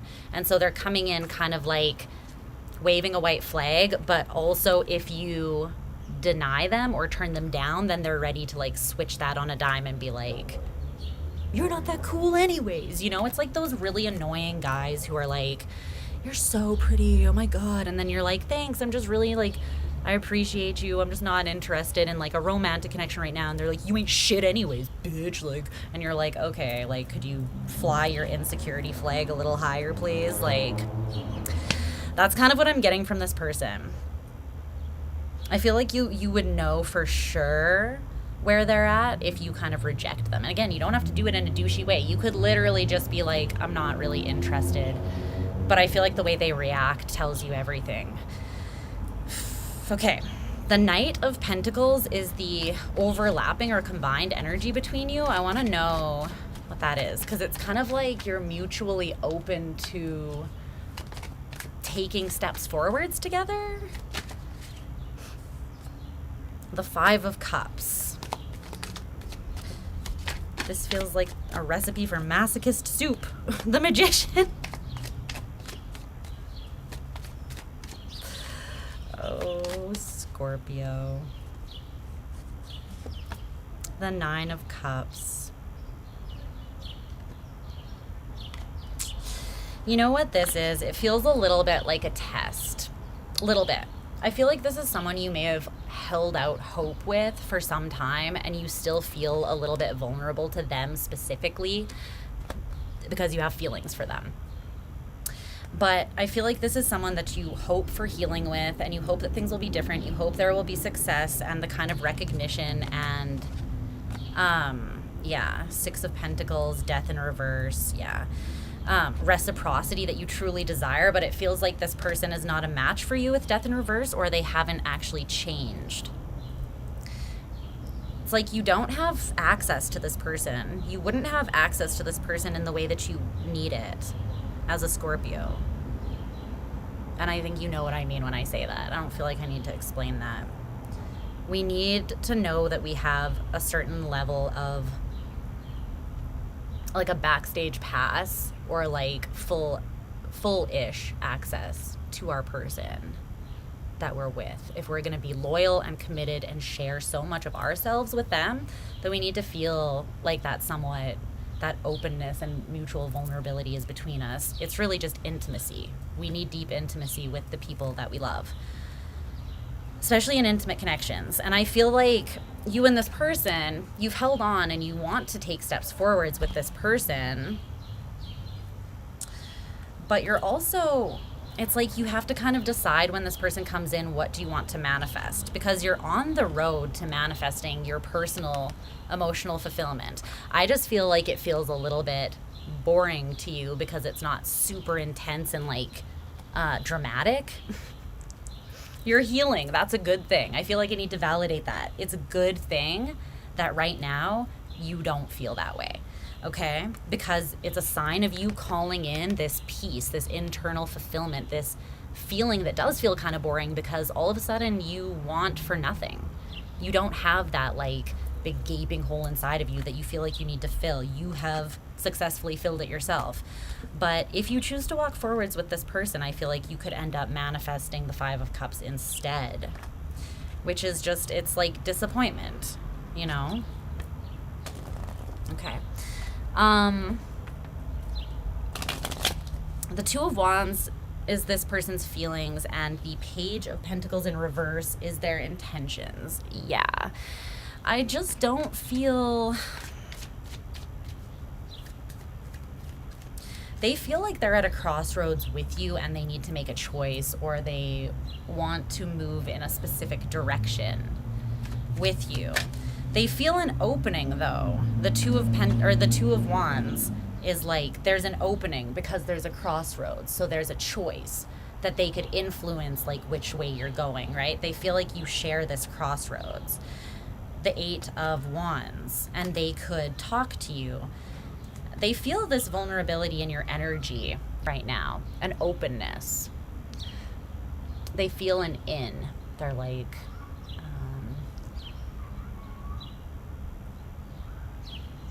there's an opening in your defensiveness, or they feel this is someone you're very energetically connected to and they're like, now's my chance kind of thing.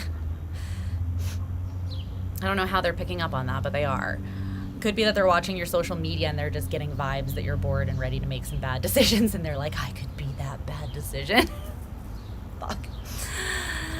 I hate that people do this. Anyways, but yeah, I feel like they have a lot that they want to communicate. But the thing is, they're non-committal. The Hierophant in reverse there. They're not stable. They're not secure.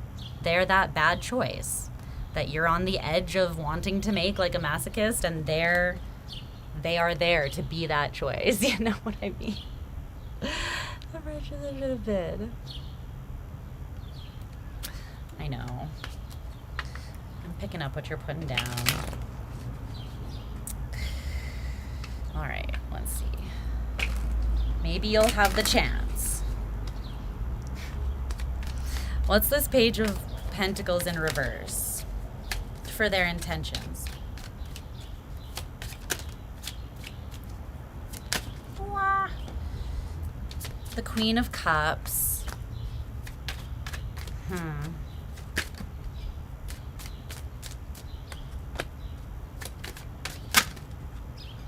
Ten of Pentacles, Hierophant in reverse.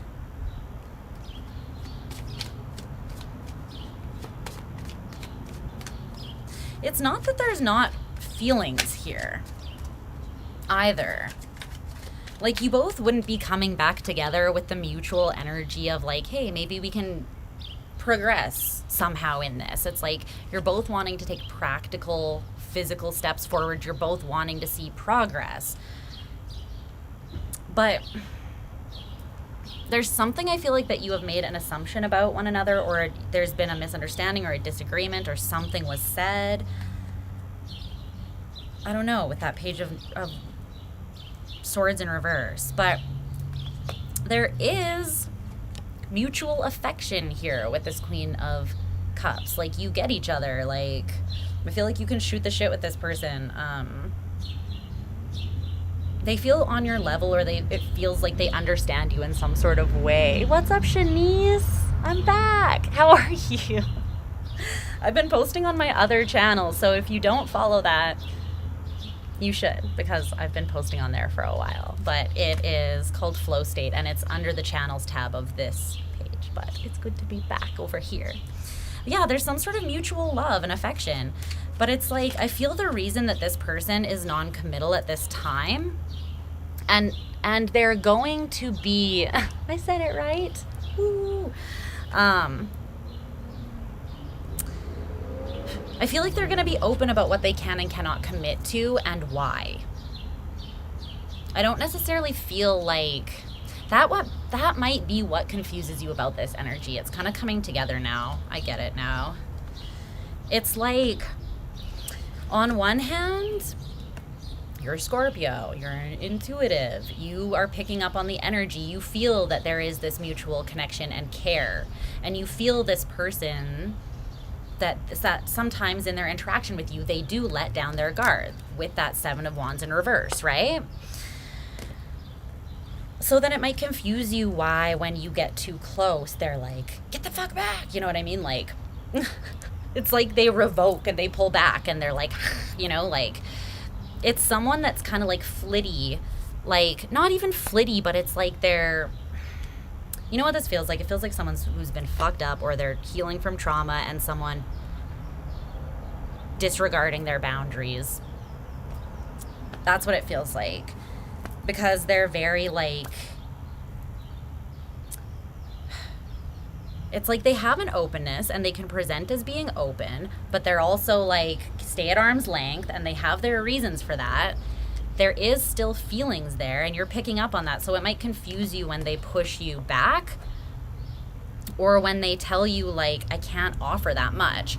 But the thing is with this person, I feel like the biggest reason that they can't offer much right now is the Ten of Pentacles and the Hierophant in reverse. They might be going through something having to do with their physical stability and structure in their life. They may be redefining that. They may be tearing down old foundations and rebuilding something. They're definitely focused on building something in the physical. This person might have their own business. They might be going after just stability and success. I don't even feel like they're obsessed with finances. It's just coming off as like they want security and freedom. But they feel like this is taking like most of their energy to the point that they can't commit necessarily to too many new endeavors that take their time and energy, just because I feel they don't have that much to give. This is someone who is healing from past triggers, though. The Devil in reverse and the Six of Swords. Yeah.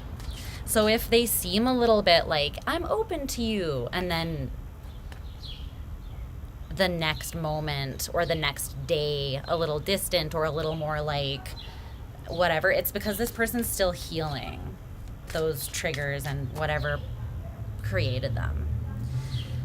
Okay, because I feel like that might confuse you. Your advice is the Three of Swords. Let's see what that is about. What's the Three of Swords about? I cannot read this because it's getting dark. Okay. What's the Three of Swords about?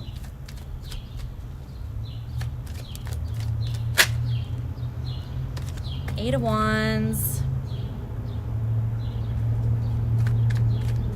Empress.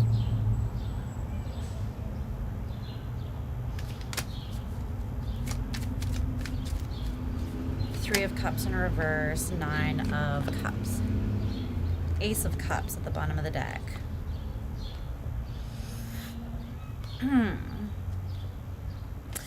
Okay, with this person, we are on Scorpio. Hi, Stardust. How are you doing? So there is an opportunity between you and this person, Scorpio, okay? But it has to be handled and addressed in a different way than it was in the past. And there has to be an awareness, I feel like, that you both kind of have your own triggers. You're being triggered by boredom and you want to make masochistic, poor decisions. And this person is triggered by some boundaries that have been overstepped in the past or whatever. At the bottom of the deck, though, is the Ace of... I feel like I said that so fast. At the bottom of the deck, I'm good, is the Ace of Cups. But the thing is, you can't do things the way you did in the past. The Six of Cups, the Page of Knives in reverse, or Swords in reverse. It won't work. It didn't work then and it won't work now, whatever this is. There is still mutual affection. There is still an opportunity. But what is needed is whatever hurt you or them, or whatever there was a mutual misunderstanding, or whatever caused pain or distress between the two of you, or misunderstanding in the past, this needs to be discussed openly. And this conversation has to have a specific tone about it, because it is a sensitive conversation where both of your triggers are involved. The Three of Swords, right? This is a triggering energy. So the conversation between the two of you guys, the Eight of Wands, communication, it has to be had in the tone of the Empress. In other words, you both have to be in your own confident, independent energy. You both have to be non-defensive, and that's not having boundaries, but it is just being receptive to hearing the other person's side of things, genuinely open, not just to like letting them talk and waiting for them to finish talking so that you can say your thing, but like actually listening and being like, I understand why you reacted that way. I understand why blah, blah, blah. You know, like hearing each other out, not just hearing, but actually listening or something like that. Because the Three of Cups in reverse and the Nine of Cups, it's like there was a break in something, or something did dissolve that did bring both of you happiness at one point, I feel like. So you can revisit that and come to a better place with this person, but I just feel like you have to be honest about where you're at, honest with each other and yourselves about the triggers that are existing right now. And maybe that would be liberating for you to have the conversation with this person. I feel like it's different for all of you, so use your intuition. But if you want to mend this, then focus first on getting yourself into this Nine of Cups, Empress energy. Where this is an energy where you're so just at home in your own skin. You're so just... Gemini, when they hit their like cutoff game strong. It takes us a long time to get there though, I feel like. But this is the energy of like nothing can really shake me because I'm so comfortable in my own skin, my own knowing, and my own fulfillment internally that I don't have to prove anything to anyone.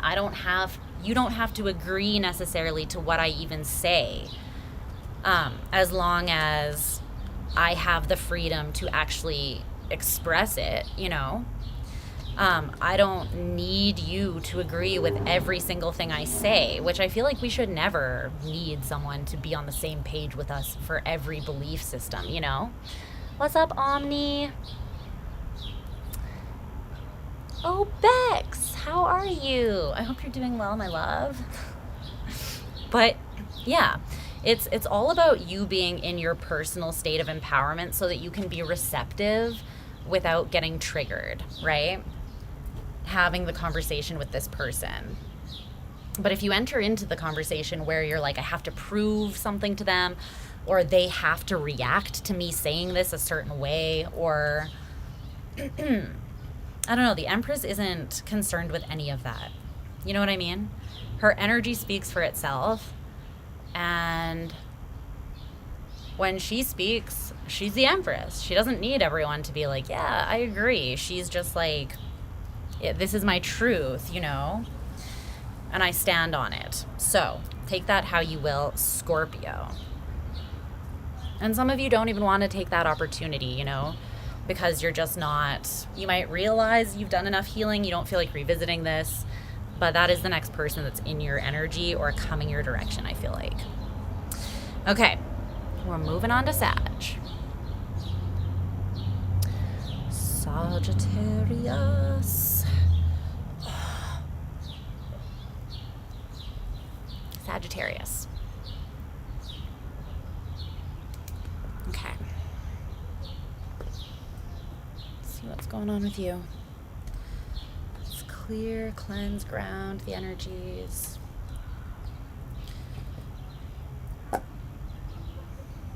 Ground the energy.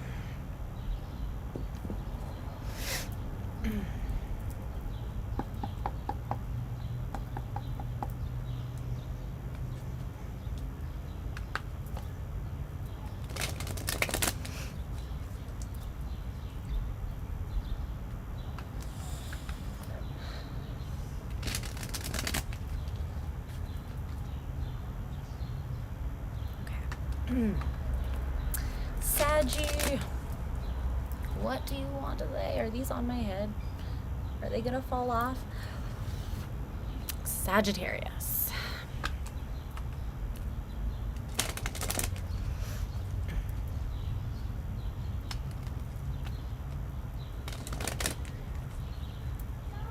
Okay,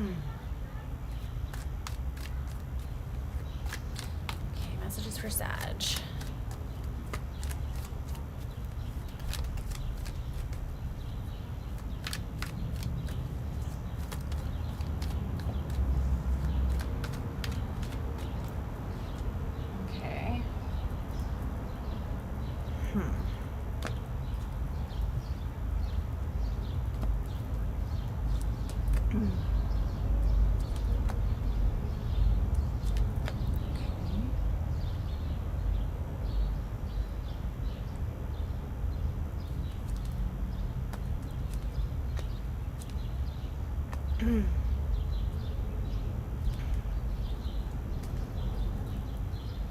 Let's see.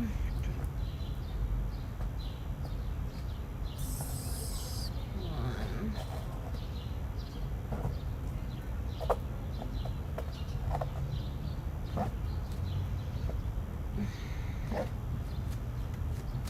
Clarify this person coming towards Sag, please. Person coming towards Sag. I'm glad too.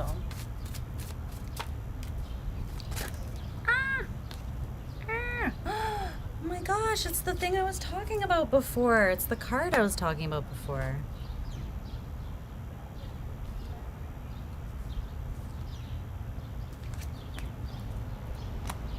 Whose reading was that? There's no way of me remembering whatsoever whose reading that was in that I was mentioning this.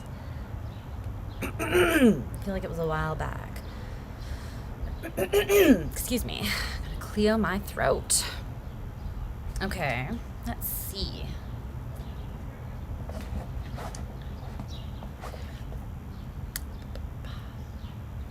Let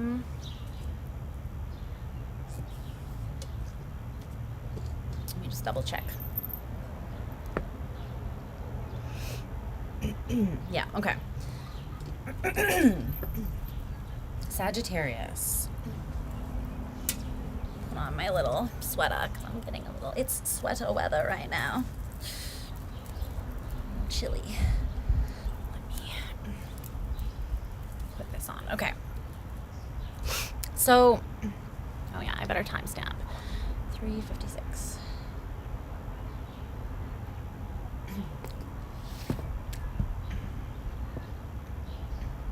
Yeah. Okay. Hi, Sag. So, the energy that you are currently feeling in regards to love is the High Priestess and this card that has, I forget what these are called. I forget what it's called when this sort of chart is called something, but I can't remember the name of it. But it says a good person capable of bad things, a bad person capable of good things, a person is the overlap between those two things. It's meaning essentially, or saying that we're all just people who are capable of both good and bad things, depending on the state that we're in, where we're at on our journey when you meet us, and whatever the case may be, right? And you're in the energy of the High Priestess with this knowledge, so it's like you have this deeper awareness and understanding, I feel like, of this fact.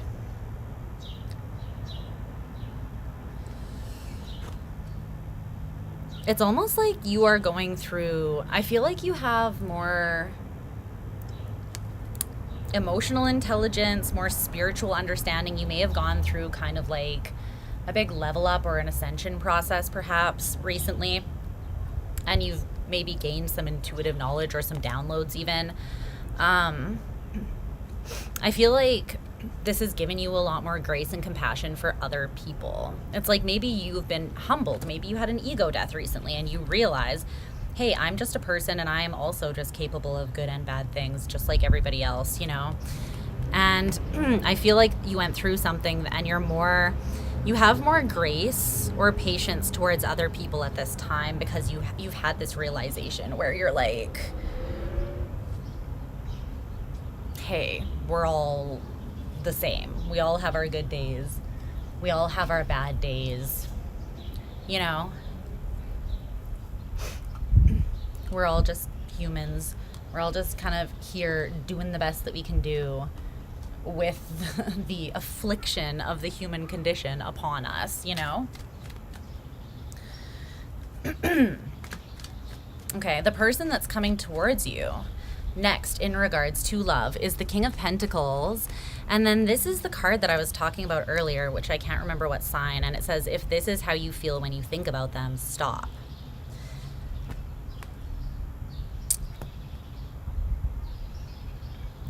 Scratch. I thought that was Luna, but she is not here, so I'm just hearing things. Tell me more about this King of Pentacles. I'm hearing that Kylie Minogue song. We're just like, I just can't get you out of my head. Boy, your loving is all I think about. Then what else did she say? Boy, it's more than I dare to dream about. The Ace of Swords. Oh, bitch. Why do I feel like there's someone coming in? You might intuitively feel someone coming towards you right now, Sag. You're in that high priestess energy. And you're very open towards people because you're in this very like empathetic, understanding, graceful sort of energy, like unconditional love kind of energy. Okay, clarify this more.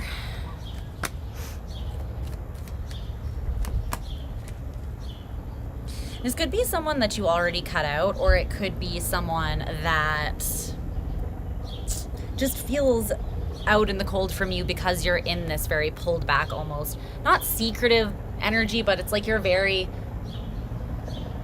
in your own lane, right? I feel like you're very introspective. You've been going through emotional, spiritual up-leveling and healing, that kind of thing. But you are all up in this person's head, living rent-free there. And they want to get you out of their head by coming towards you and just approaching you. This is someone that is confident, they're stable and secure, and they want to come towards you and speak some sort of truth. And I feel like it's that they don't want to be on the outs with you, whether this is someone from the past or someone who just wants to be closer to you than they are now. It's someone that's going to come towards you and tell you that they're drawn to you, I feel like, in some sort of way.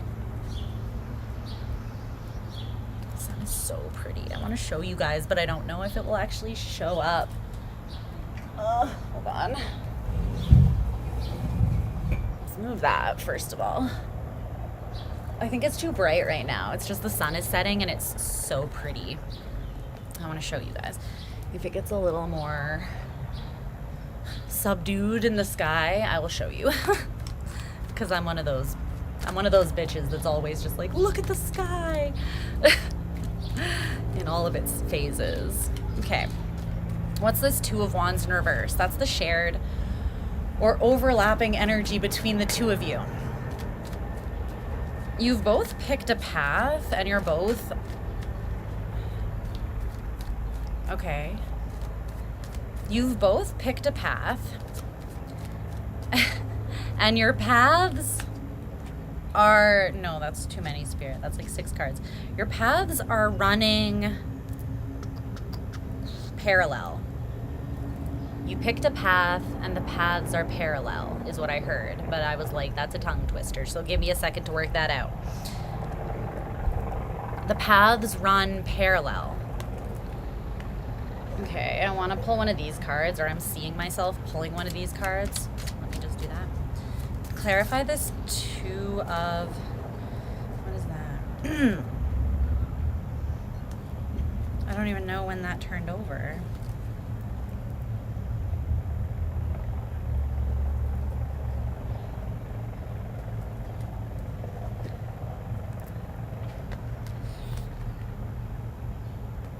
You got this card that says beloved, ease, roles, power, and union.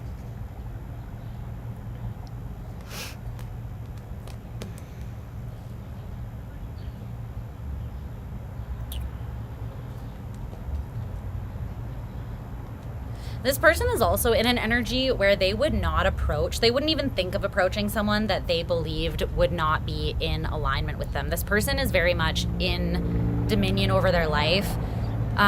They're responsible. They might have a family or kids. Kids, I mean, not a family. Otherwise, they wouldn't be like coming towards you. But I mean like kids or family responsibilities or like a family dynamic that they are a part of. I gotta face the sun because it's pretty.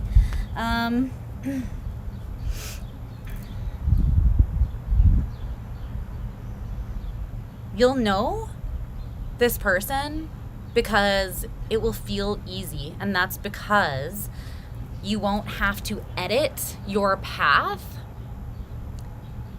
because of this person, because your paths are running parallel.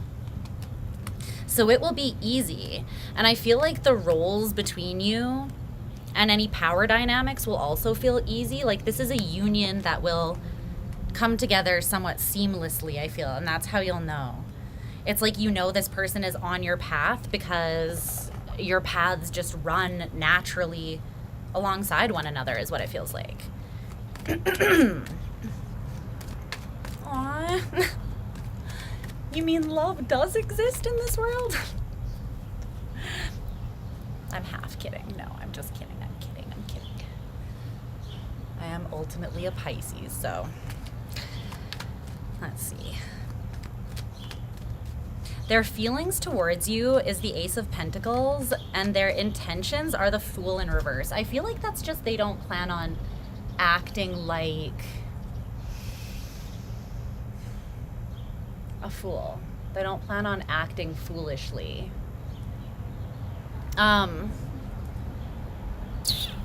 It's like the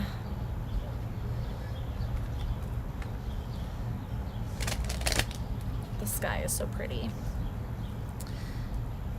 Clarify this Ace of Pentacles for their feelings. They feel like you are a divine opportunity to them.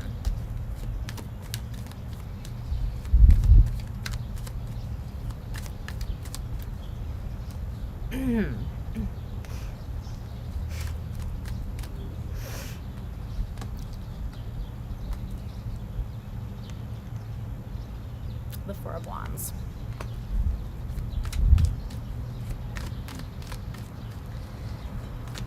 There's something about this that feels so organically balanced. The Knight of Pentacles. It's just easy. I'm hearing that easy like a Sunday morning song. I'm easy like Sunday morning. That's what it's going to feel like with this person. It's going to feel easy. Like Sunday morning when you can sleep in, if you didn't grow up in a oppressively Christian house like me, and you can sleep in, and you can make pancakes for breakfast, and you can put on some like jazz music from the 30s or something, and you cannot put pants on, and you can just vibe with someone. What is this fucking piece of hair doing? It's annoying me. You know what I mean? It's like, see how two wands, it's very balanced, and again, they're running parallel to one another. The Knight of Pentacles, you can just take it one step at a time with this person. It's like there's no rush because you're not afraid of losing each other. And there's no triggers that are making you feel like you have to like bear down on it, even though you realize that it's major. You know how sometimes when there's those insecurities or like the healing that still needs to happen, and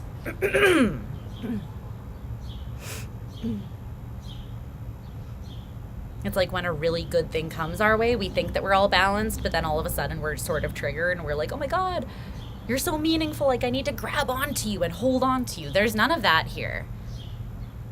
There's just like seamless, effortless sort of connection.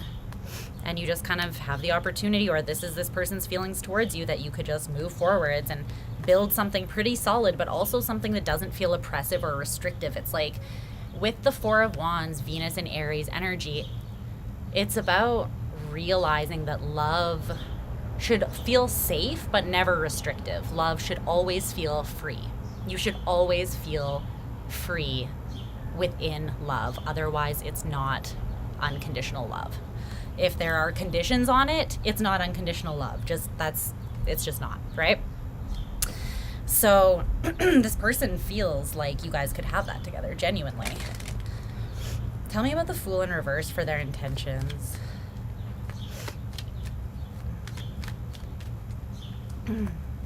The Wheel of Fortune.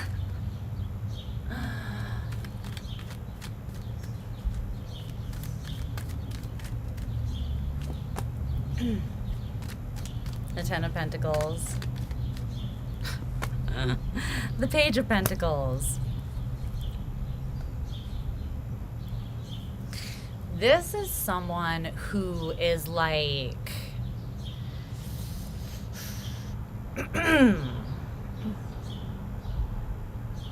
they're not playing. They're not going to be foolish. Why? Because they know, they have this recognition that this is something that is meant to be and it's major.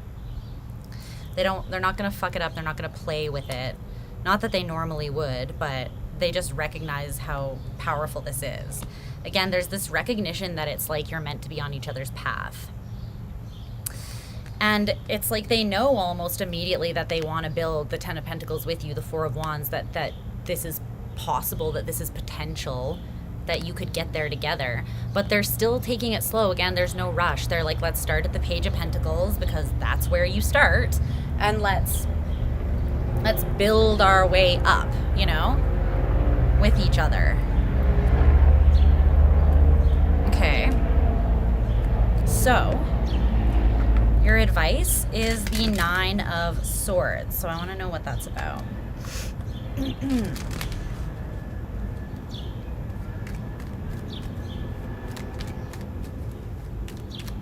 What's the Nine of Swords?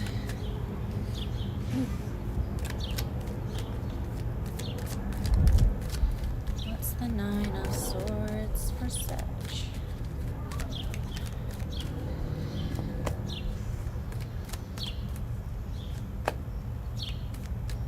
Seven of Wands in reverse, Two of Pentacles in reverse, Page of Swords in reverse.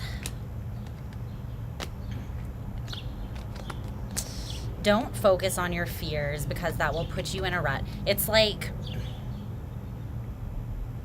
there's something here about addressing any insecurities or stresses that do come up, like that pop up with this person. How do I explain this? It's like addressing anything that comes up, but from a non-defensive place. You know what I mean? Because I feel like just because there is so much intensity and you might, like, right away, like I said, have this understanding that this person is meant to be something big in your life, I feel like just because you recognize that it's so major, there might just be some things that you do want to have a conversation about. It's like explore and address any worries that you may have. Put them out in the open in a non-defensive place and work through them that way. Make the choice that you're not going to hold them in and make assumptions. You know what I mean? Let's get one more card on that.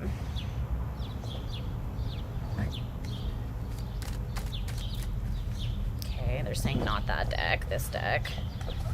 Okay, clarify. Give me some more advice for Sag to close things off, please.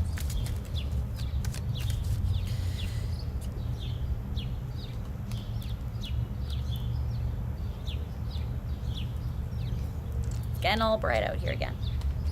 I'm not gonna complain. Oh, it's so pretty. Okay. Tell me more.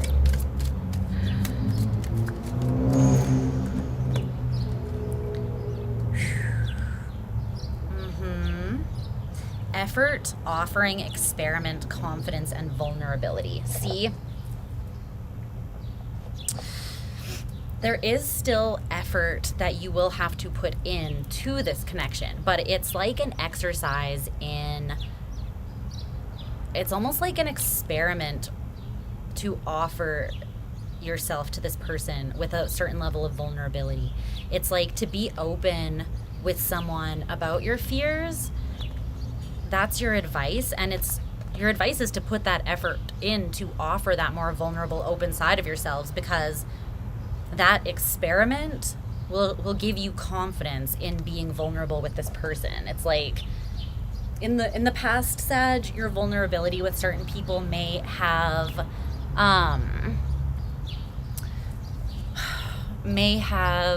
caused you to not necessarily trust people, or to make assumptions, or to even hold your fears in, to not necessarily express them to other people because they didn't react well when you shared that. You know what I mean?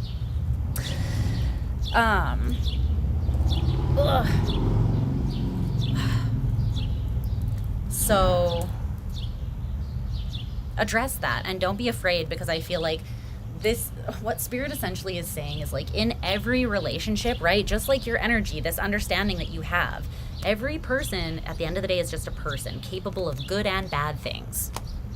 We're all the fucking same. We just have free will and we choose to take our potential to be good or bad and, you know, direct it in a specific way. But we are all the same. We're all just human and imperfect by extension of that. But it's like this connection will show you that you don't have to be afraid of the things that you were afraid of with different people in the past, I think. And it's like, this connection is an offering to you. It feels very like divinely given with this Ace of Pentacles, Wheel of Fortune, and all that energy coming out. And it's meant to show you that there are people in the world that you can truly trust deeply, that are on the same page as you, that have a similar heart to you, a deep understanding of you, if you put the effort in to open up to them and let them understand you. It doesn't have to be rocky, and, you know, you have overcome some sort of personal growth phase in your life, Sag. And this is also meant to show you how far you've truly come. But it is a test of being vulnerable, and it's like the same issues, because we're all just human at the end of the day. The same issues exist or can come up in every connection, whether it's your fucking, the love of your life or some crazy karmic, like, mess, right? You might still deal with the highs and lows of life, but what's going to be different is like how you're able to weather those storms together, right? And this connection is going to show you something important about that. All right, let's move on to Capricorn. Born a Gemini, Scorpio moon, Cancer rising. I don't necessarily envy you, although my chart is no better. So I get it. I don't know who the hell decided my chart, but probably my crazy ass soul, actually. Just knowing me, I was probably just like, let's sprinkle in some of that, a pinch of that, and like the potion's like exploding. And I'm like, that's a good sign, right? Gotta love it. Okay, Capricorn. I think the best any of us can do, though, is to just adapt to, because the thing is, like, every time you get to know yourself, I think you can know the basis of who you are, but you're always going to grow and change, and you should. The evolution is good, right? It's like, there are parts of you that will stay consistent, and there will be parts of you that will adapt and evolve and grow, or like come and go, you know what I mean? In their prominence or in their strength of manifestation in your life, different parts of you. But it's like, the best you can do is show radical acceptance to all of you at any given time, because that's unconditional love. And when you find your flow state and it's in a state of love, then I feel like that's life-changing. I feel like it is. I also feel like my hair is really annoying me, so I'm going to pull a little part of it back so I don't have to deal with it. So, just give me a moment. Where's that little clippy thing that I brought out? Clipper. Uh-huh. Aha. The annoyance has been secured. I repeat, the annoyance has been secured. Excellent. Okay. Let's clear, cleanse, ground.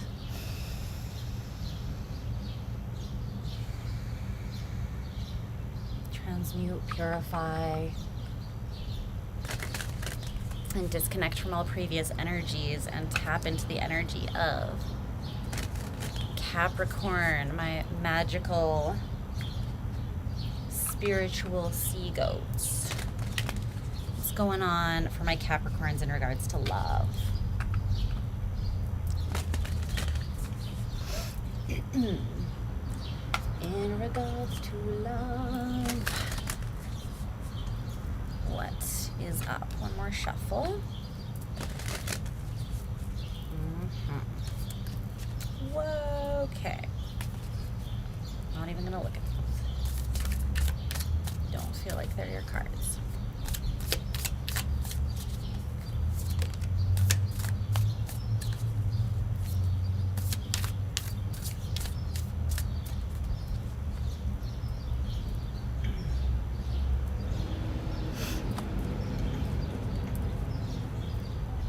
Let's see. It's shaken. Well, shaken, baby.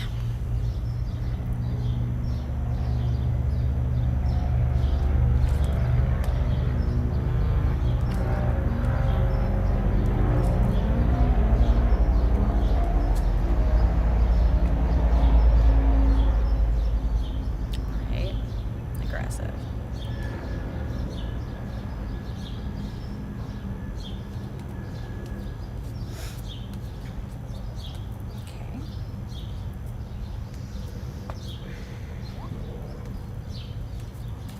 Clarify the person coming towards Capricorn, please. Next, romantically.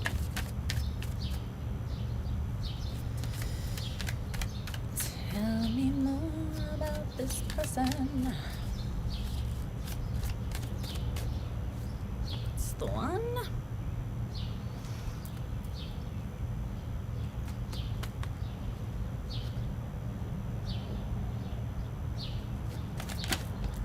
Okay.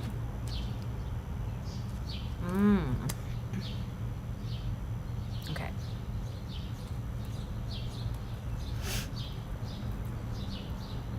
Very reflective energy for you. Picking up. 4, 2140. Okay.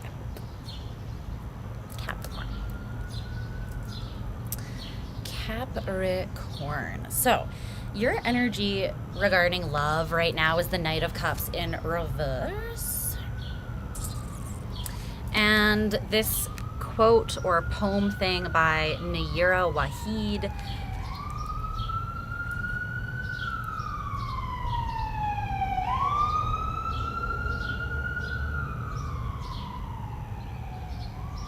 Hope those people are okay wherever that guy's going.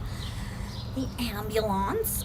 But you have this quote by Nayira Wahid, which says, someone can be madly in love with you and still not be ready. They can love you in a way you have never been loved and still not join you on the bridge. And whatever their reasons, you must leave, because you never ever have to inspire anyone to meet you on the bridge. You never have to convince someone to do the work to be ready. There is more extraordinary love, more love that you have never seen out here in this wide and wild universe, and there is the love that will be ready. So, and for some reason I'm feeling for some of you this is reverse, this reading, so I don't know why I feel the need to say that for you guys. I don't think I've said that for anyone else, but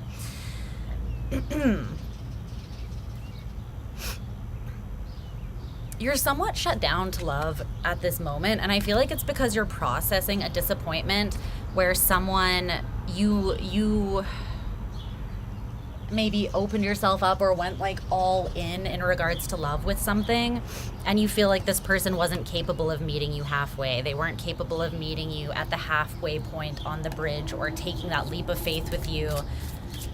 And so you might be a little bit emotionally unavailable at this time because of that, I'm feeling. I guess it's like gonna get dark and I'm gonna be still out here on my fucking patio. Look at me go. Let's see, tell me about this Knight of Cups in reverse for Capricorn. The King of Swords in reverse. Yeah, you're a little bit in your head. You're a little bit well, not overprotective. You're protective. Capricorn. I stand corrected. I stand corrected.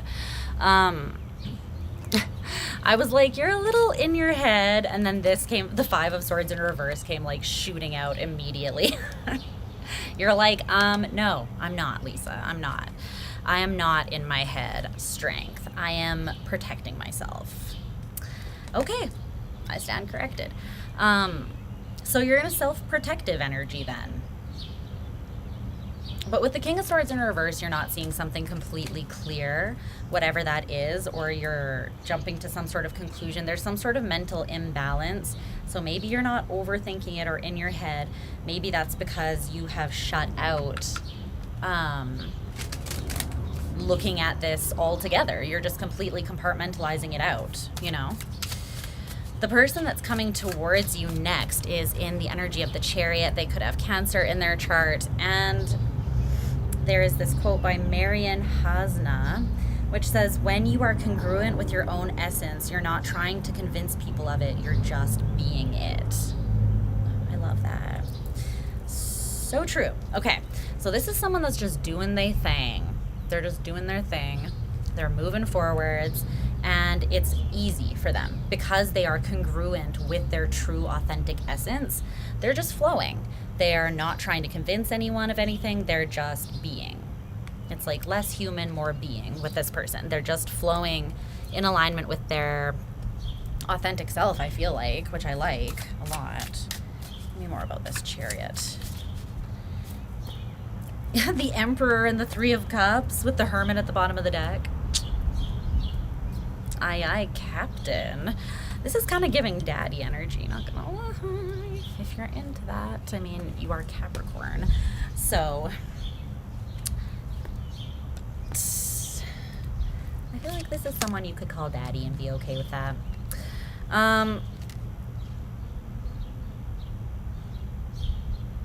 This person might be coming towards you as a friend or like with a light-hearted energy.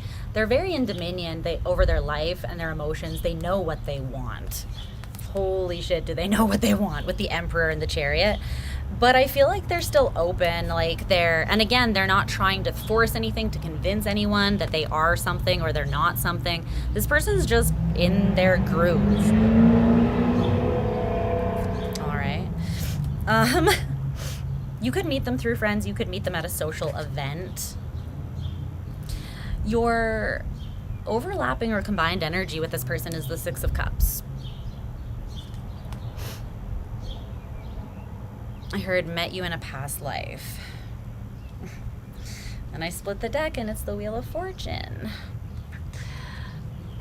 Of saying, Beady, yeah. Yeah, if you know, you know. From a Scorpio with a Capricorn stellium to my Capricorns. Can I talk kink with you for a second? I'm gonna do it anyway. If you don't like it, you can leave. What's the Six of Cups? There's something here that feels very deep. It feels like it spans lifetimes. It feels like if this is someone new, it feels like you know them, you've known them before. The Ace of Wands. Yeah. I heard Shock to My System. I'm hearing that song. It's by Tegan and Sarah. I can talk kink all day. Should do another Who's Thinking of You Sexually All Signs read. That was fun, actually.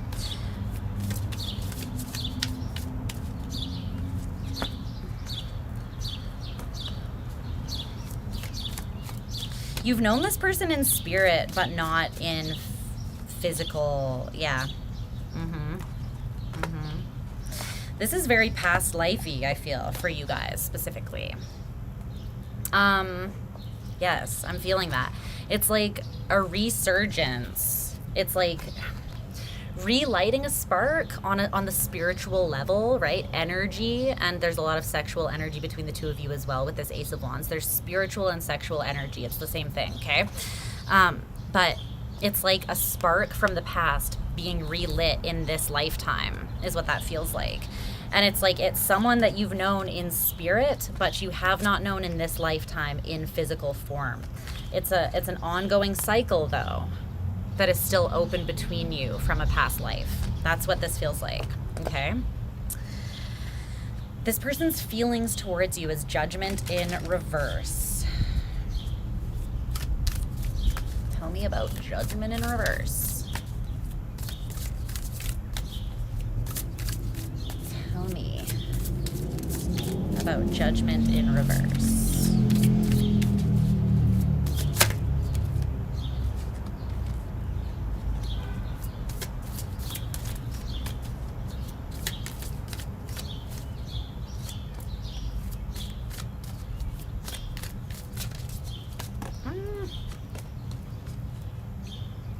of Swords. They just want to talk to you. This person is someone who's just looking for an in into your life. I feel like I'm gonna move a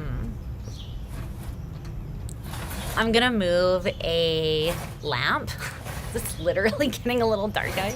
I'm gonna move a lamp to like right out on the other side of my window here so that it can reflect out at me in a beautiful and romantic way and set the mood, whatever that means. But let me do that while I think about this, because this is someone who's not judging you for things that you've gone through in the past. They literally are it's unconditional love with this person. They just want to talk to you. They just want in. I'm hearing a lot of Tegan and Sarah, because now I'm hearing the song Closer. She's like, all I want to get is a little bit closer. All I want to know is, will you come a little closer? And then she says, here comes the rush before we touch. Come a little closer. See, there's a rush. It's like there's an energetic buildup that you both feel, I think. And this person is like, it feels right, but they're not judging it. I think it feels almost like deja vu to them. It feels familiar. There's definitely a sense of familiarity between the two of you. These two cards, though. Three of Pentacles in reverse, Ace of Cups in reverse. I feel like this is something you've experienced and this person's not judging you for your past, like the things that haven't worked. Yeah, because you're in this energy, right? Oh, Luna's coming back out now that I opened the door. There she is. Oh, I smell weed. Someone's smoking weed, and it reminded me that I also have weed. Give me a second on that. But Three of Pentacles in reverse, Ace of Cups in reverse. I feel like this is someone who is not judging. It's like you don't feel at all judged by this person. You just feel safe with them. They're not trying to force something to work. They're not trying to force something to come together. They are just entering your life on their own path, confident in who they are, not trying to prove anything to anyone. And it's like, I think they have this sense that you are healing from something here and that you're a little bit shut down as a result. It's not that you're shut down, like you told me. You're not in your head and you're not shut down, not you. This is a very conscious and intentional choice that you're making to have strong boundaries based on the past. You invested strongly in someone that couldn't meet you halfway or wouldn't meet you halfway. Okay, she literally just appeared and disappeared again. But it's like they have a lot of grace and understanding for where you're at. They're like, yeah, I don't blame you. You know what I mean? And they're not trying to force something to come together right away from you guys, or they might not even make a romantic offer again. They might come at you more as a friend at the beginning, because it's like they know what you've gone through, or they know you've gone through something, and they're not going to push you. At the same time, they know what they want with you, and they're not going anywhere. I don't know how to say, like, they're not forcing themselves on you. They're not going anywhere either, but at the same time, they are, hold on. It's like they're making it very clear that they want you around.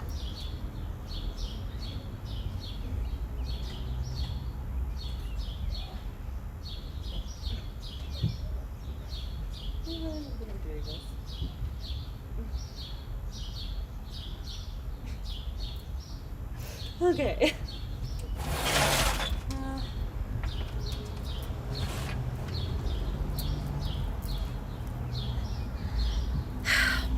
Well, it is working the way that I planned it. Look at that. Look at the soft glow that is coming on my face here. It's adorable. I could be out here in the dark with you guys. This reading could go until 11 p.m. for all I care. Just kidding. Somewhat.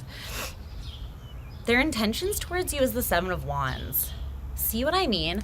This is someone very driven, like cardinal water, Cancer, the Chariot with the Seven of Wands. That's very powerful. It's someone who is certain of who they are.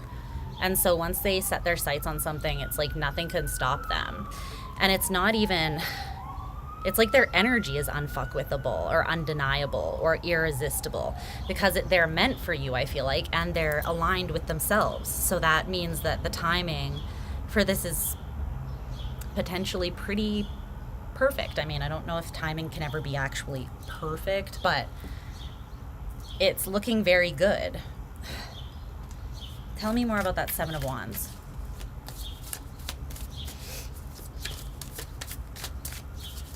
I probably don't need my sunglasses anymore.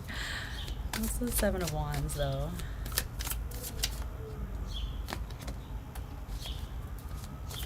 The World. They recognize this cycle with you. The Knight of Pentacles.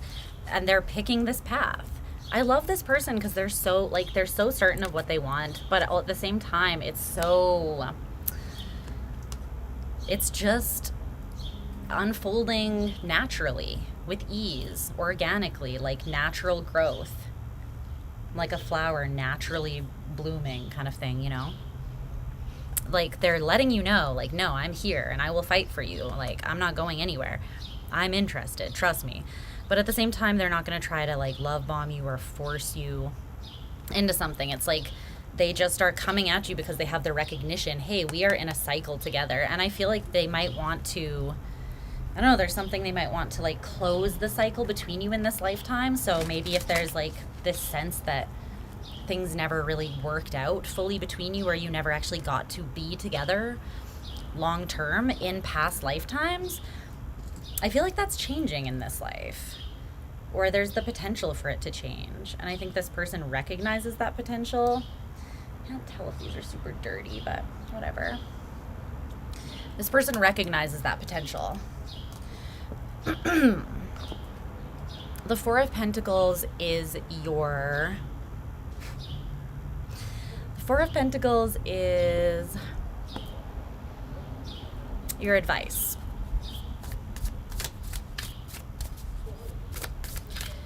Tell me about the Four of Pentacles.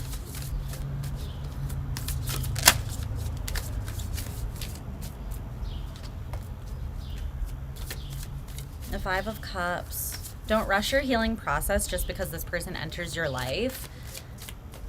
Still hold healthy boundaries while you grieve whatever you're currently grieving and walking away from. Like, don't change that approach just because this person comes into your life. Don't be like, I'm gonna rush things now. You know what I mean?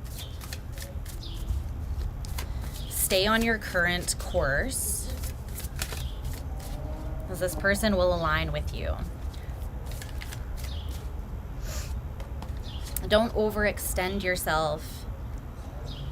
Yeah, don't overextend yourself, literally, to the point of burning out or losing sight of the passion that is between the two of you because you're scared that it won't work because of whatever you've recently experienced, right?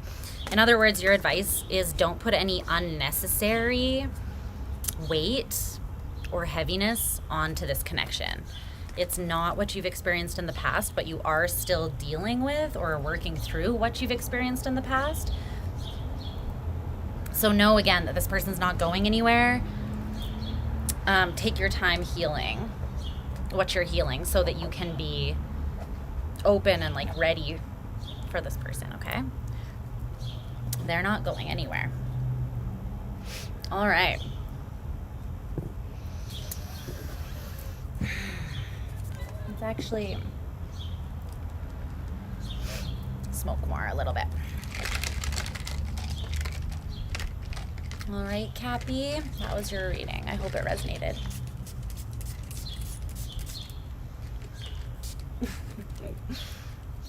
Okay, I'm probably gonna attract bugs now that it's getting dark because of that, but we're moving on to Aqua. Aquarius. There's a Luna hair on here. Okay.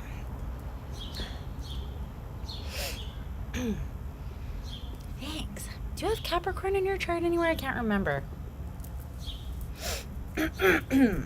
Anywhere prominent?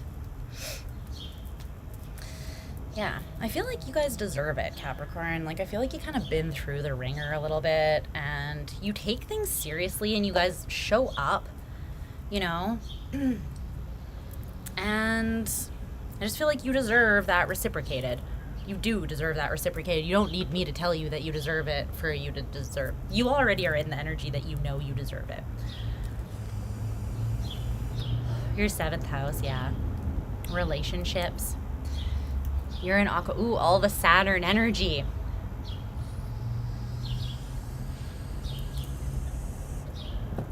So fun. Okay. Let's see what's happening for Aqua.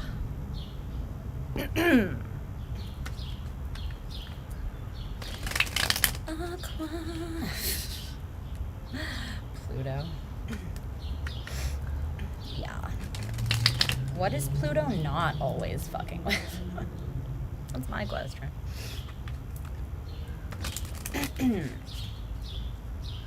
Let's see. Let's see what's up with my Aquarian babies. What's going on with Aquarius, Spirit? Let's ground and clear the energies. Please disconnect from all previous energies. Just give me 1 second.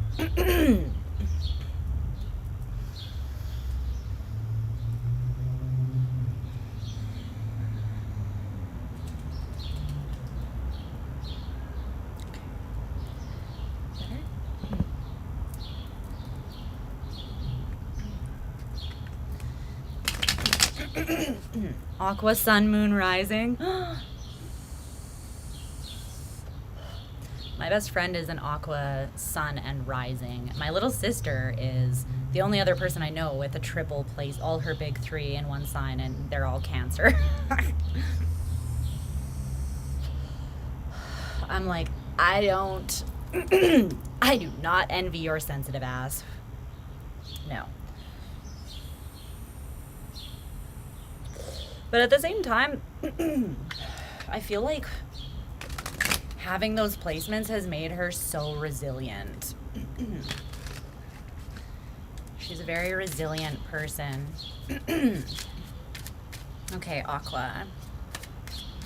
Aqua and the person coming next in love.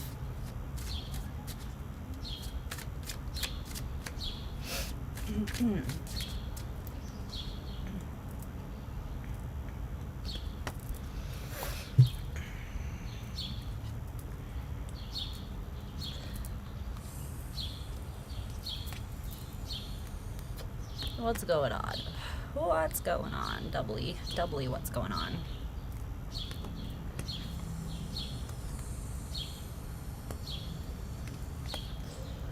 All right.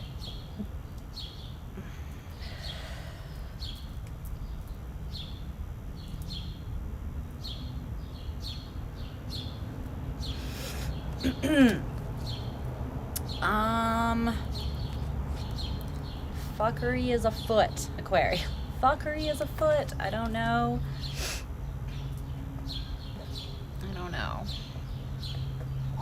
Let's see. Okay. Clarify the person coming in next for Aquarius.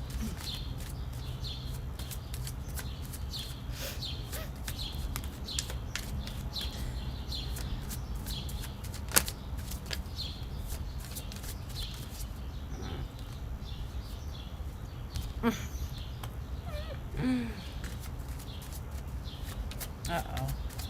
What's that song that I'm hearing? Clarify Aquarian's energy at this time. Okay. You and this person are somewhat mirroring each other a little bit. I feel like you're both slightly triggered by each other or the current state of the connection between you. Okay. Oh, I feel like I need to crack my back. It's not working. Okay. So, what's going on here with this Aquarius?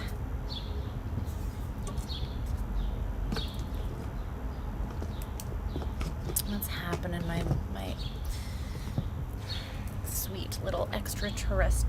darlings. Okay, Aquarius. So, what's going on for you in regards to love? Your current energy surrounding love and romance and just this part of your life altogether.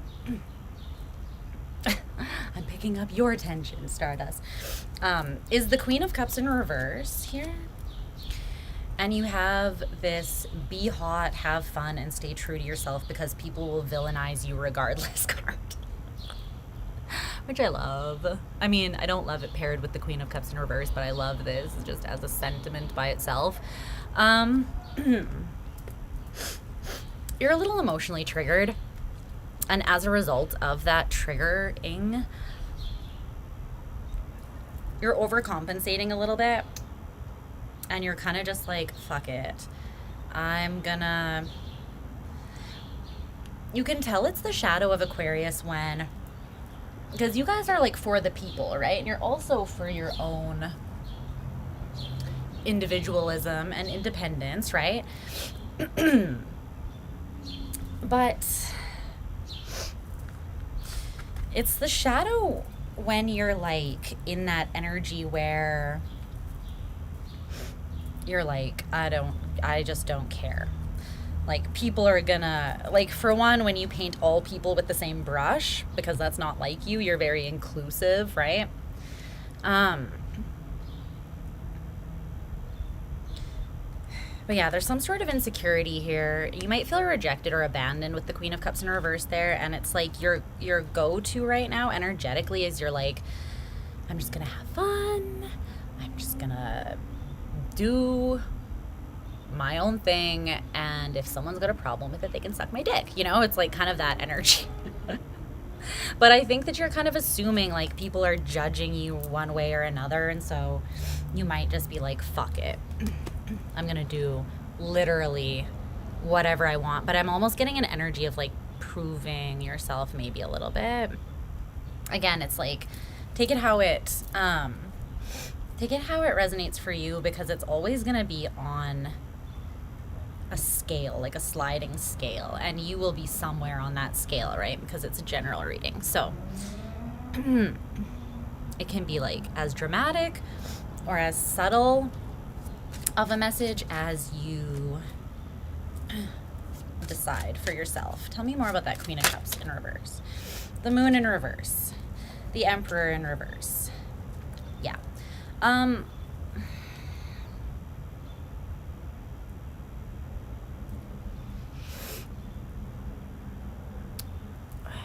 You're definitely being triggered by something, and I feel like it's old fears and insecurities coming up from your subconscious about, I'm getting not being enough with this Emperor in reverse, not being in dominion enough over your own life, not having enough to impress somebody, not, I don't know, being attractive enough, not being good enough is in some way, or just not being enough is what I'm getting. But these are tied to deep-rooted insecurities that are coming up from the depths of you, okay? The person coming towards you is in the energy of the Queen of Wands in reverse. Energy. So it's like the Queen of Cups and the Queen of Wands in reverse. You guys are quite a couple right now. You're both triggered and insecure over something. You both have triggered some sort of insecurity in the other. This person is the Queen of Wands in reverse and the Anarchist, which is a specific rendition of the Fool. Which I love, not gonna lie. In many ways, you guys are in the exact same energy, but the expression is a little softer on your side and a little more fiery on theirs. But it's both kind of this defensiveness, like, I'm gonna do what I want. The only rules is that there are no rules, and don't talk about Fight Club. You know what I mean? And it's like, and on your side of things, you're like, there's no rules because people are going to villainize me regardless, so I'm just do whatever the hell I want, you know? And this person is very much in that, like, rebellious energy. But it's almost, I'm feeling like a rebel without a cause, like, because they're rebelling because of some sort of insecurity. They are also trying to prove something. And I don't know if it's to you or just the world. like kind of middle finger to the world energy for both of you. And that's why your common energy is the Knight of Wands in reverse. Yeah, that guy gives no fucks. He gives no fucks. There is no Fight Club.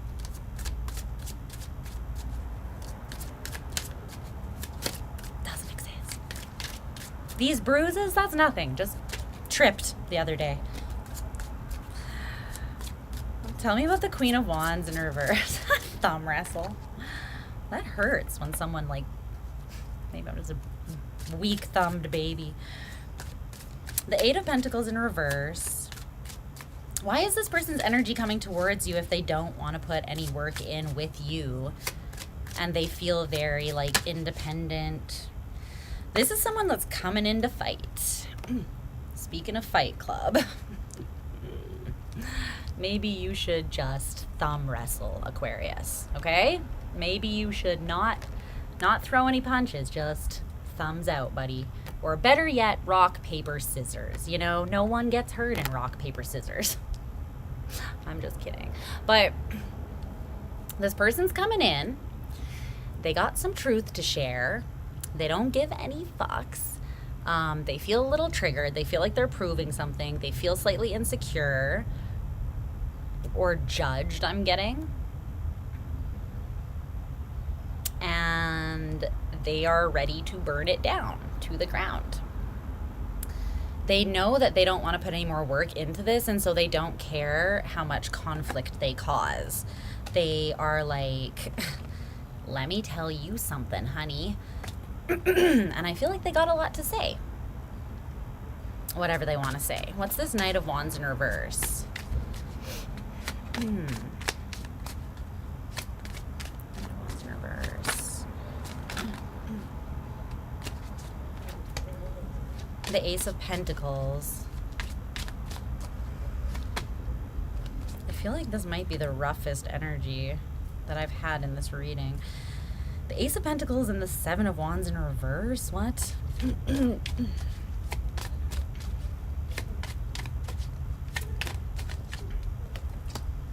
With the Four of Swords. And the Ten of Wands in reverse. Is that the 10? No, the 9 of Wands in reverse. You and this person, it's almost like you're meant to come into contact with each other to have some sort of, I'm not saying it has to be like a blowout, but it's like there's meant to be an interaction here where it allows you to both blow off some steam, or it allows some energy to be released or transmuted or something. And I'm not saying it's going to be really pleasant or really unpleasant. I'm just saying you're both in this shit disturber energy. Things could go any way, really. It's one of those energies that you can't really predict. It's unpredictable in nature. But it's like there's an opportunity between the two of you to have a conversation where you let your defenses down and you just kind of have at it with one another. And Spirit is saying that strangely, you'll actually potentially feel more peace of mind after this. Maybe there's a lot of unknown right now, or just a complete lack of closure. You didn't get to say what you wanted. This person didn't get to say what they wanted. There's just like, I'm hearing Bad Blood by Taylor Swift. Now we got Bad Blood. It used to be Mad Love, right? So this could be someone that you used to have mad love for in the past, and now it's like there's something that needs to be released, some sort of tension, and you're both feeling it, and you're both, it's like the conditions are just right, you know? You're both in fuck it energy, and it's like this conversation, this interaction just might happen. And I feel like strangely it might be something that actually brings you the closure you need, and you might feel better after it, which may be why you're used to, or you're actually open to it. You're letting your guard down, or you're unblocking this person or something so that you can have a conversation, because you know it's going to bring peace of mind. Yeah, there could be great makeup sex. Might be a little toxic, but because this energy is a little toxic, I'm not gonna lie. Okay, this person's feelings and intentions towards you. The 10 of Pentacles in reverse and the 3 of Pentacles in reverse. I don't know. I just don't know. The 5 of Swords just flew out. Oh, what's under that? The Page of Pentacles. What the...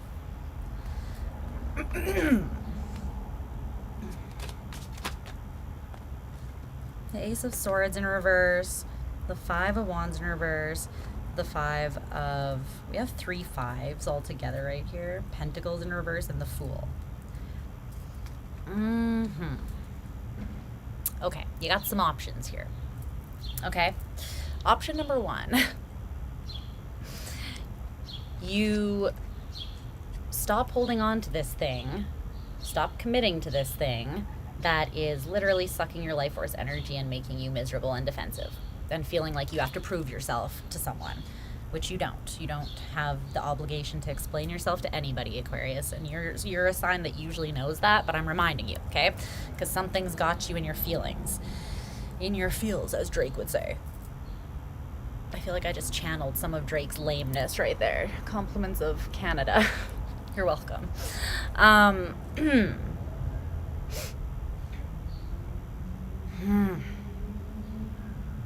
It's like this person is, their feelings are that this is like not a happy home, right? No happy home life. So yeah, this could just be a roommate or someone that you used to live with, or like someone that you were in a relationship with, trying to build something with, a life with at one point. Their feelings are that was lost, that didn't succeed, or that they're no longer open to that with you for whatever reason. And they feel like they were open to an opportunity with you, but there was all of this fuckery. Like, this is the utmost amount. Utmost, what? It's the utmost amount of fuckery. It's a lot of game playing. It's a lot of manipulation. It's a lot of lies, deception, betrayal. There's just a lot. Someone could have done that in this connection. Maybe both people did. I don't know. But I feel like there was some of that was to blame, so to speak, or was somewhat the cause of moving the energy in the direction of not working with this person specifically.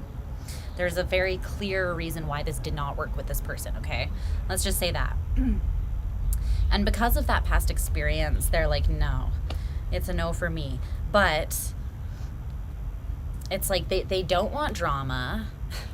They want to come in from the cold and start something new. But at the same time, it's like there's this like prickling thing that keeps on like poking them. Like when they think they've let it go, they like get triggered by it again. I don't know. It may be part of like your spiritual journey with this person, and like I'm hearing throat chakra activation. Maybe you need to speak your truth or set boundaries, or something needs to be spoken for some sort of closure that ultimately brings you both peace, because things being up in the air doesn't necessarily feel like it's allowing release. Yeah, the 2 of Pentacles in reverse and the 10 of Swords. There's a lot of pain and division and defensiveness still between you and this person, right? And I think that for one of you or for both of you, it's important that you recognize your triggers in this situation, maybe speak your truth, and just release or transmute energy in whatever way you see fit and healthy, okay?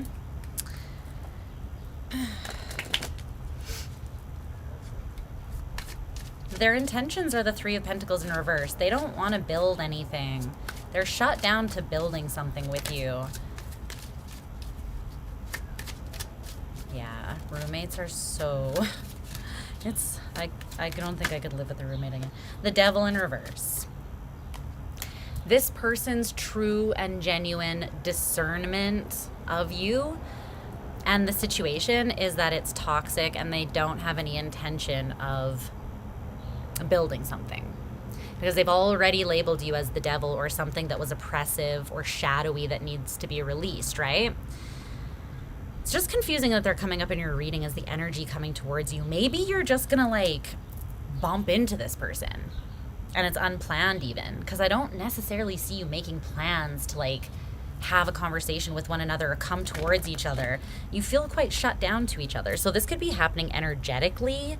Maybe you're going to have like even a psychic conversation, or you need to do a cord cutting so that this person's energy, yeah, for some of you, it's just the energy you're still connected to and it keeps triggering you.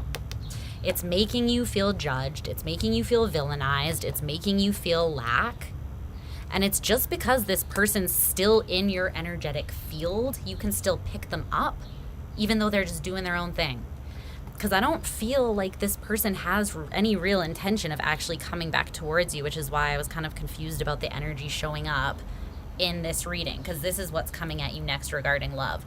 But it could just be you're still feeling tension surrounding this because you need to create your own closure and release this pain and deception once and for all. Your advice is temperance in reverse. Look at the imbalances. The King of Swords in reverse. There you are. What is throwing you off in your head? This right here, Aquarius, that's your kingdom. This is your realm of power, you know? So for you to be triggered and feeling like you have to prove yourself or explain yourself to anyone is very much not like you, like I said at the beginning. You might be avoiding that because it pisses you off that this person even has an effect on you still, you know? And so you're stubborn, fixed air. I'm an Aquarius Mercury, don't worry, I get you. And you're just trying to like compartmentalize it and pretend like you genuinely don't give a shit whatsoever, right? But the fact is you do, and you are being triggered and thrown off because of it, because it's like you're trying to ignore it so much that it's creating an imbalance mentally for you and throwing you out of your place of power, your seat of power. You don't feel as in control over your thoughts or your mind, and by extension, your feelings and your actions, okay? So for a lot of you, that's what this is. It's like this person might not even be physically coming back around again, but you're still triggered by their energy, and you, before you can even experience anything next in love, you have to go through this and just finish processing it so you can let go, okay? Okay, I love you, Aquarius. I'm sorry that you're going through that. I really do love you. Aquarians are some of my favorite people in the whole world. You guys are so awesome. Yeah, like many of my best friends throughout the years have been Aquarians, and I just fucking love you so much. Okay. Let's go to Pisces. Where are my fishy friends at? Where my fish at? Represent, babies. Represent. Okay.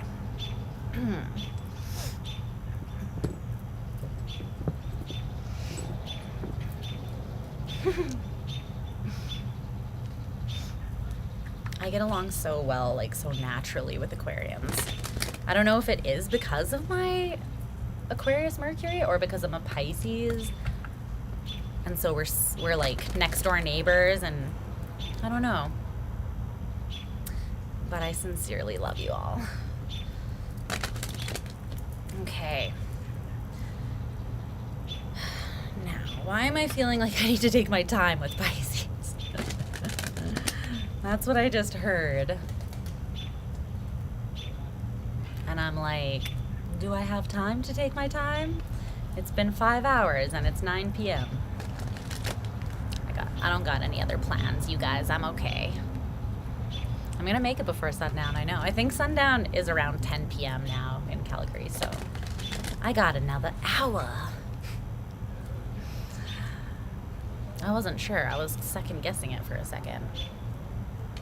Thank you all for being patient. I mean, speaking of that Aquarian energy, I don't owe anyone an explanation either. But that being said, I appreciate it because my sensitivity energetically has been just on a constant incline since like Pisces season this year and that crazy new moon. And because of that, it takes me longer to sometimes process through the energy or ground the energy. Yes. big sky, big open sky, open highway land. That's where I am. I'm actually not. It's like, if I ground my energy, then I don't get overstimulated or tired. But it takes me longer to actually ground the energy. But it's good because in the past I would finish an all signs reading, even if it was only like 3 hours long or 2 even, and I'd be so tired because I was taking in a lot more of the energy and either transmuting it using my own energy or just inadvertently kind of soaking it up like a porous rock or something.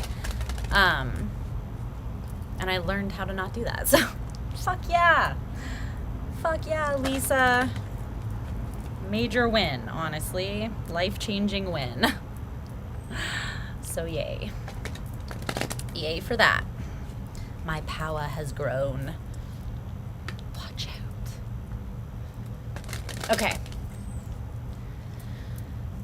All right, one more shuffle for Pisces. One more. That was the worst shuffle of all time. Yeah. Energetic boundaries. For the win. Okay, these cards are done being shuffled. They are like, we don't need to be shuffled anymore. Okay. Let's see. Pisces. Who's coming towards Pisces in regards to love? Disconnect, clear, cleanse out all previous energies, disconnect from all Aquarian energy.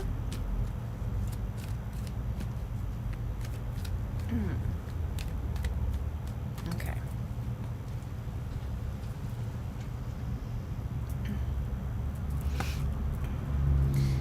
If I stayed on late enough with you guys, though, you could see/hear the fireworks that they have every night of Stampede. Wouldn't that be magical?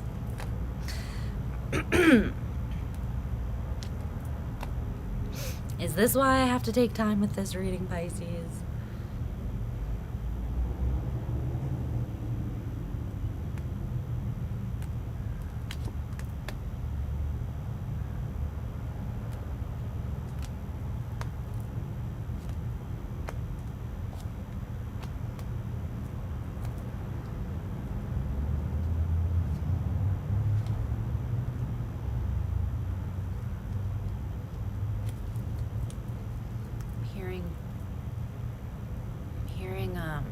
What did I just hear?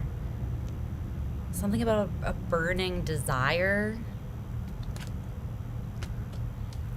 A burning desire to communicate with this person. It's interesting because the 8 of Wands is there, which talks about energetic movement and communication.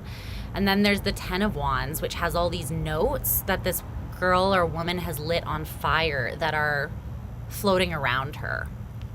Very interesting. It's like a burning, heavy desire. It's like the desire to speak to someone feels so heavy that it feels heavy. I mean, it just feels like a lot of energy.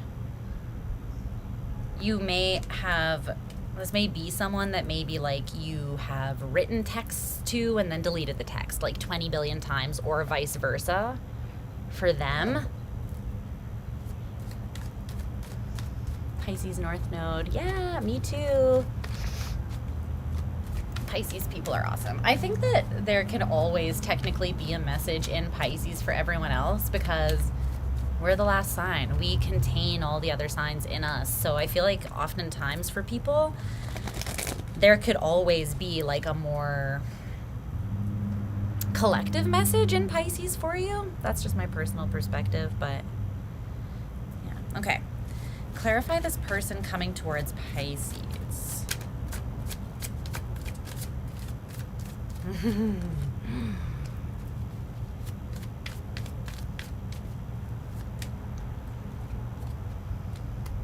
Jesus. Who is this? What is this? Well, you know what? No. Oh, that's the one, isn't it?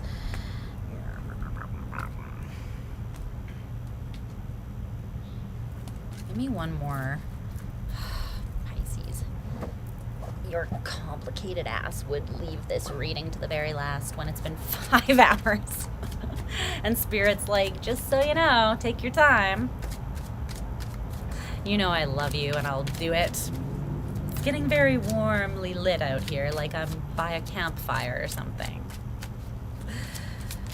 Clarify this combined energy, please. I need some more clarity on this. Oh dear. Oh God.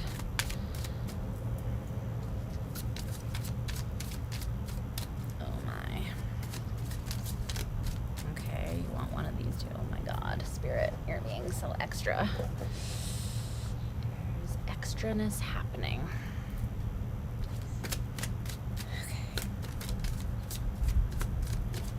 Feels like a very deep and complex connection, so just give me a second here, Pisces.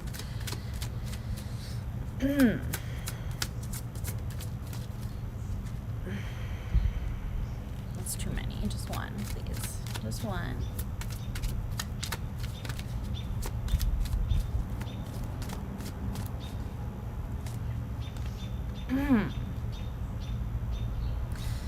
Ooh.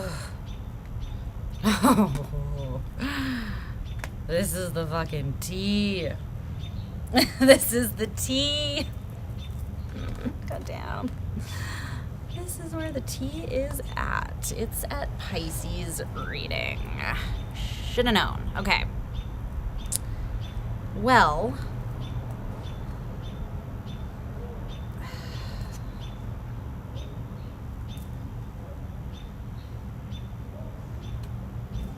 okay, let's timestamp this. We gonna get into it, baby. This is something, that's for sure.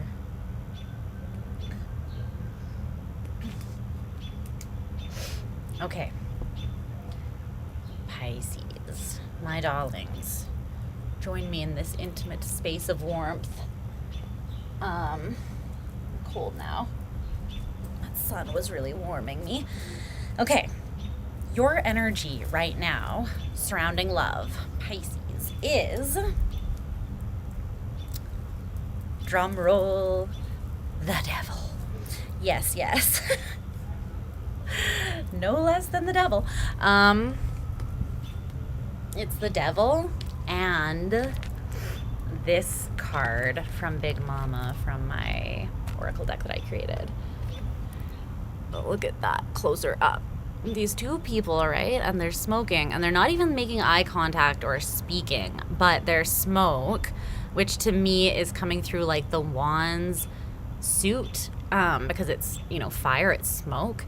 It's like their spirits, their etheric bodies, or them in another realm maybe, is connecting.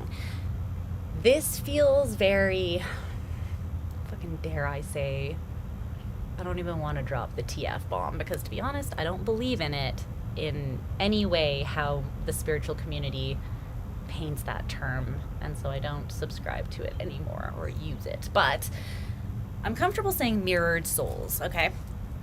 So by that I mean like a deeply spiritual connection, where the main differentiation I would say between twin flame, the part that I really don't agree with, is that any soul is not completely whole on its own. No offense, but that's complete and utter bullshit. And it's so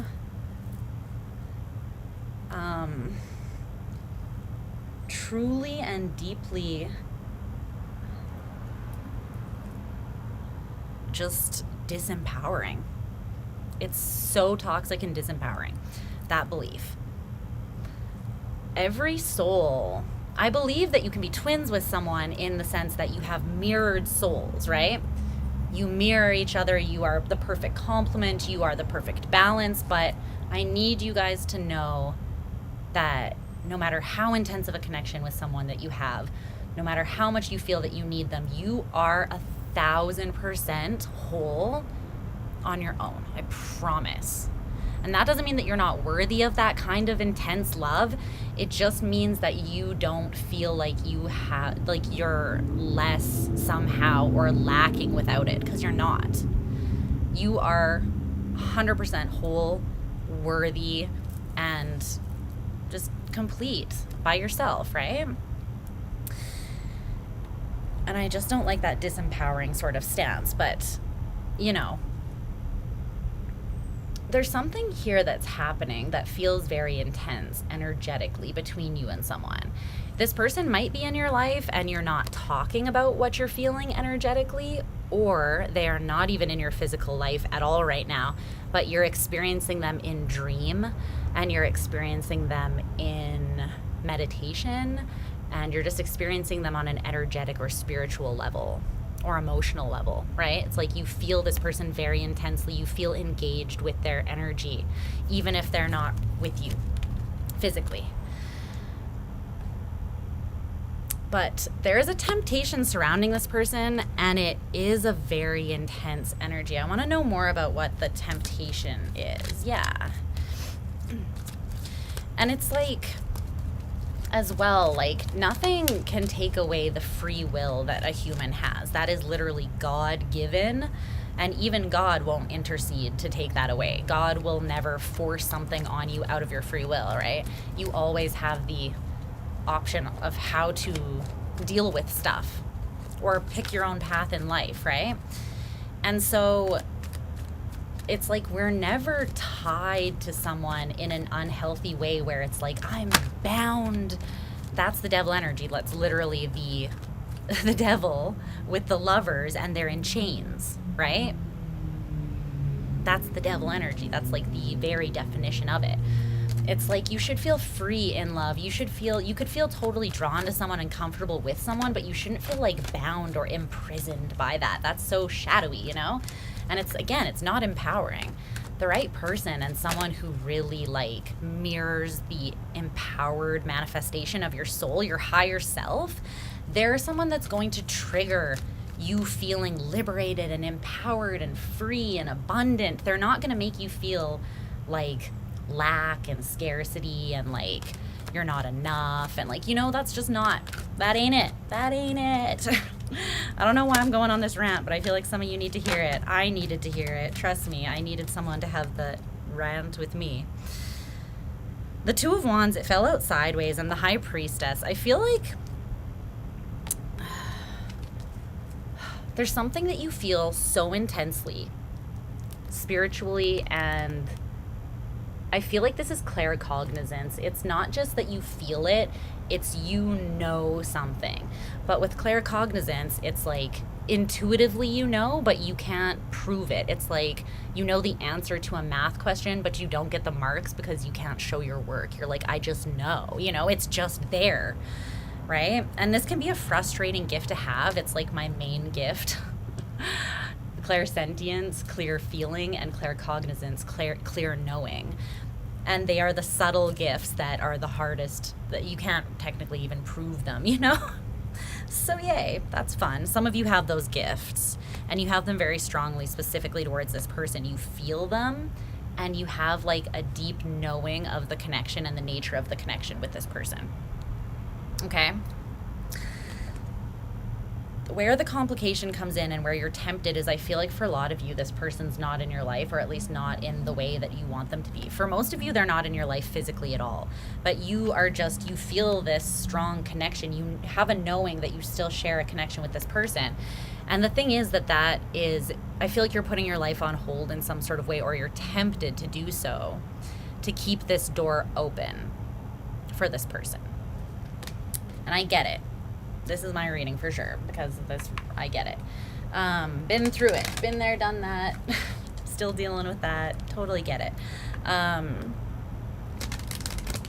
It's hard, especially if you didn't have closure surrounding this person in the past. It's like the door was left open, and then because you still feel their energy so strongly, it's like not only was the door left open, but it's like this person's energy can still come and go as it pleases. It's like it feels like even if they haven't been in your life for like 10 years, it feels like you see them every day still, you know? And that's because the door has been open, or a window has been open, and it's like you've still been engaged with their energy.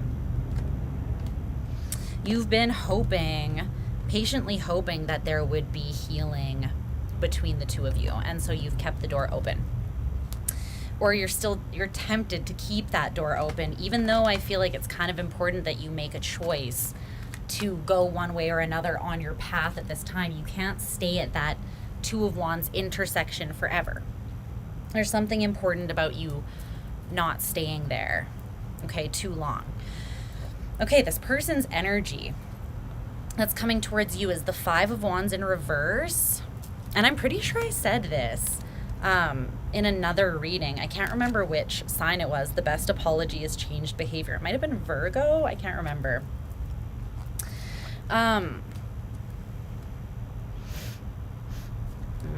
If this person was a bit of a shit disturber or caused you a lot of, like, maybe not even intentionally, right? When these kinds of connections come into your life, it is like triggering in nature.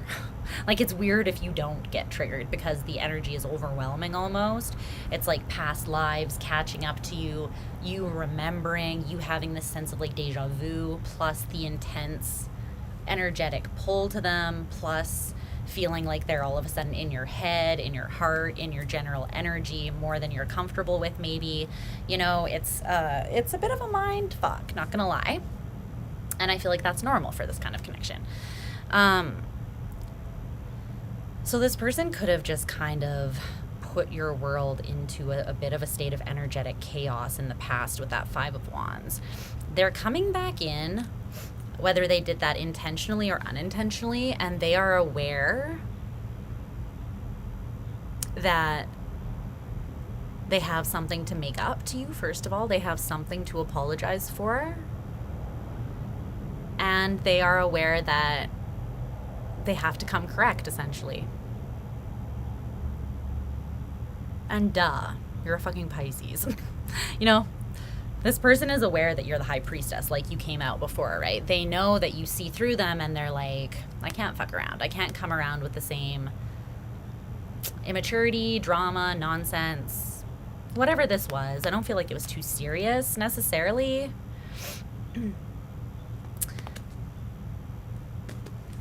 They know they have to come correct. And they want to. They don't want to fight. They don't want drama. They don't want conflict. Okay.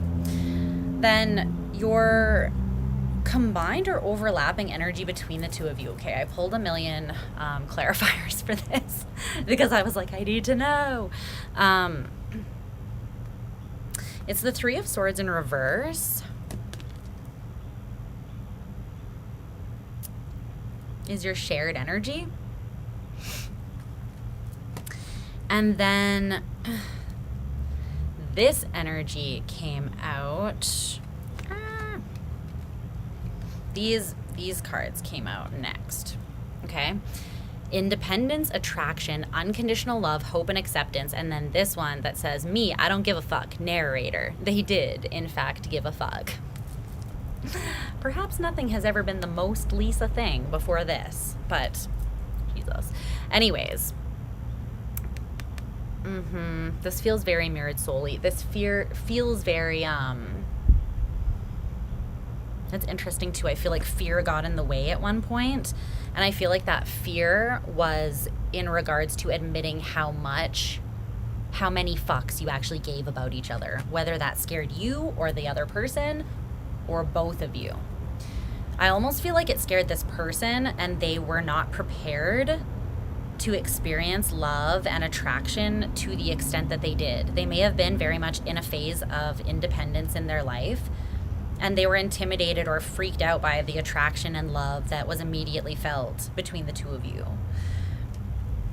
You saw them, you just knew them without even having to get to know them, and like any normal person is going to be a little freaked out by that. Let's just be real, right? Because it's a lot. I'm excluding Pisces from the normal people realm of things, in case you're wondering. We're not normal, we're weird. But I feel like this was where the conflict was, because you both had this strong sense of independence, but also this strong attraction to one another. And it was like, I don't give a fuck. I don't care. No, I don't love you already. I've known you 5 seconds, you know? But it's like the narrator is like, they do, in fact, love each other at first sight, you know? But it's something there was triggered. This was the trigger and the fear, and it did create some heartache in the past. But the core energy between the two of you now in the present is the Three of Swords in reverse, the healing of that. Okay, the other two cards that came out from the lyric deck to clarify that. So there's this song, which is Weaker Girl by Banks. And she says, tell me what you want from me. I think you need a weaker girl. Kind of like the girl I used to be. I'ma let you do what you want to do. I'ma let you say what you want to say. Because I'ma need a bad motherfucker like me. I'ma need a bad motherfucker like, I'ma need a bad. That's such a good song. All my bad bitches, go listen to that song. Weaker Girl by Banks. Such an anthem. But this is like, I feel like this is the growth that you've done in the past, Pisces. You might feel like this person, they didn't treat you right in the past and they caused heartbreak, and maybe they bailed because this intimidated or scared them. You might feel them strongly, but have no real clear perception on whether you actually think they're going to come back around, because the thing is with connections like this is like, even when they're out of your life, like I explained before, they're still very energetically right there. You know, it feels like they're sitting next to you all the fucking time. Even with strong energetic boundaries, you still have like this crazy, it's like all you got to do is crack a window and they come flooding in. You know what I mean? It's very weird and trippy with these connections. They're timeless, and it never feels like you disconnect from them. It always feels like maybe you're just put on hold. This is, like I said before, someone you could not see for a decade, and you see them and you feel like no time has passed, because the energy, you've been connected to each other's energy all that time between anyways, right? But I feel like you've grown a lot. And to this person, you might be like, I'm not the girl that I used to be, or the guy that I used to be. You might, if that's what you're expecting, you might need to go find someone weaker, because I've leveled up and I'm gonna need a bad motherfucker like me, you know? But the flip side of that, this card came out, right? Like a river flows surely to the sea, darling, so it goes. Some things are meant to be. I can't help falling in love with you. Temptation. When you tap into this, when you let yourself, and that's why you have to pick, okay? And I don't even know if there's a right or a wrong choice with this, Pisces. Only you know that. But you can't stay at that crossroads with the door open forever. You have to ultimately make a choice, and you feel a little conflicted. One part of you, you're like, this is just meant to be. And the other part of you is like, but I've grown, but there's still this temptation. And I feel like, first of all, I think it's important that you accept this for what it is in the physical reality. And I know that that can be hard. Trust me, I'm speaking as someone who fucking gets it, okay? You can trust me or not, but bitch, I get this energy. If there's one thing I get, as much as one can get this energy. Yeah, no, I get it, because I've been through it. And it's really, I don't think anything has been more challenging in my entire life. Because the thing is, it's not only the relationship that is challenging, like your engagement with one another, because of the intensity of the energy. It's like, it will challenge you. It will challenge your soul to grow.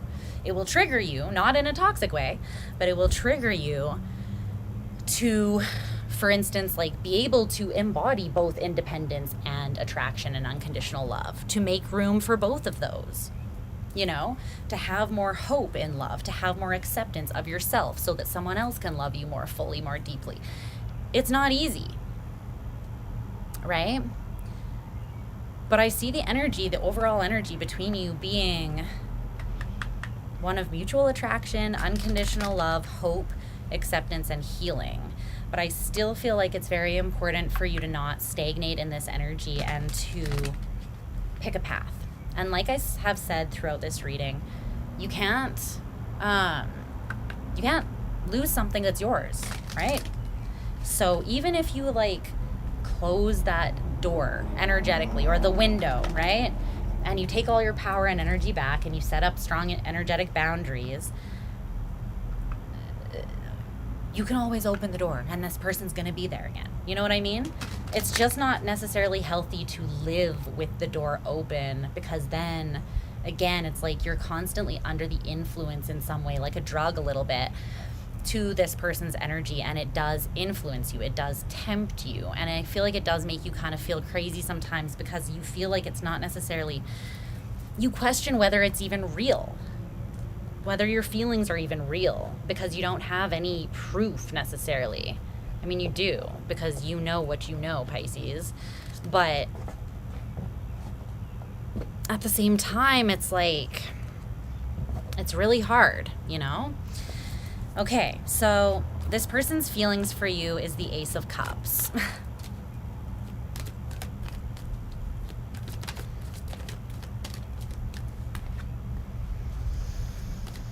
The Queen of Swords in reverse. What's that? More about that. The Ace of Pentacles in reverse. They feel like they lost an opportunity with you, but they love you. The Eight of Wands, or the Eight of Cups in reverse, sorry. Maybe the Eight of Wands in reverse too. I feel like this person feels like they have not walked away, but this love for you is still just as alive as it has ever been, just as vibrant as it has ever been. But they feel like there's some sort of barrier, or there's been some sort of, maybe you blocked this person, maybe they blocked you at one point, maybe they don't have your number, maybe they, I don't know, but they feel like there's some insurmountable like barrier.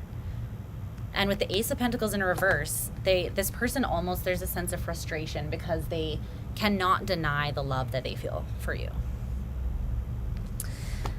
But at the same time, they don't know how to get through to you, and they feel like this is somewhat hopeless, or like they lost this opportunity already. Okay? But their love is there. It's pure. It's deep, and it's still very vibrant. And I feel like it's very in their face. Whatever that means. Their intentions is the Magician in reverse. What's that? Oh, why am I shuffling upside down? It's the Magician in reverse.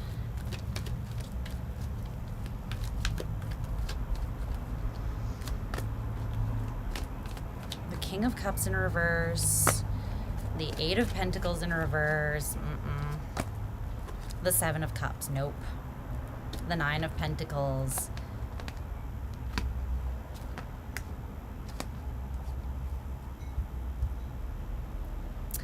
This person is less tapped into the spiritual nature of the connection than you are. They feel it super intensely, right? Yeah, you can't go back. Or you'd have to literally like shave off a part of your soul, I feel like, or fragment your soul to make moves backwards once you've evolved, because you'd have to like, because evolution, the way that it happens, right, is through integration. So then to like undo the work, you have to pull it apart at the seams. You have to literally like shatter it or fragment it to like pull it apart again, you know? But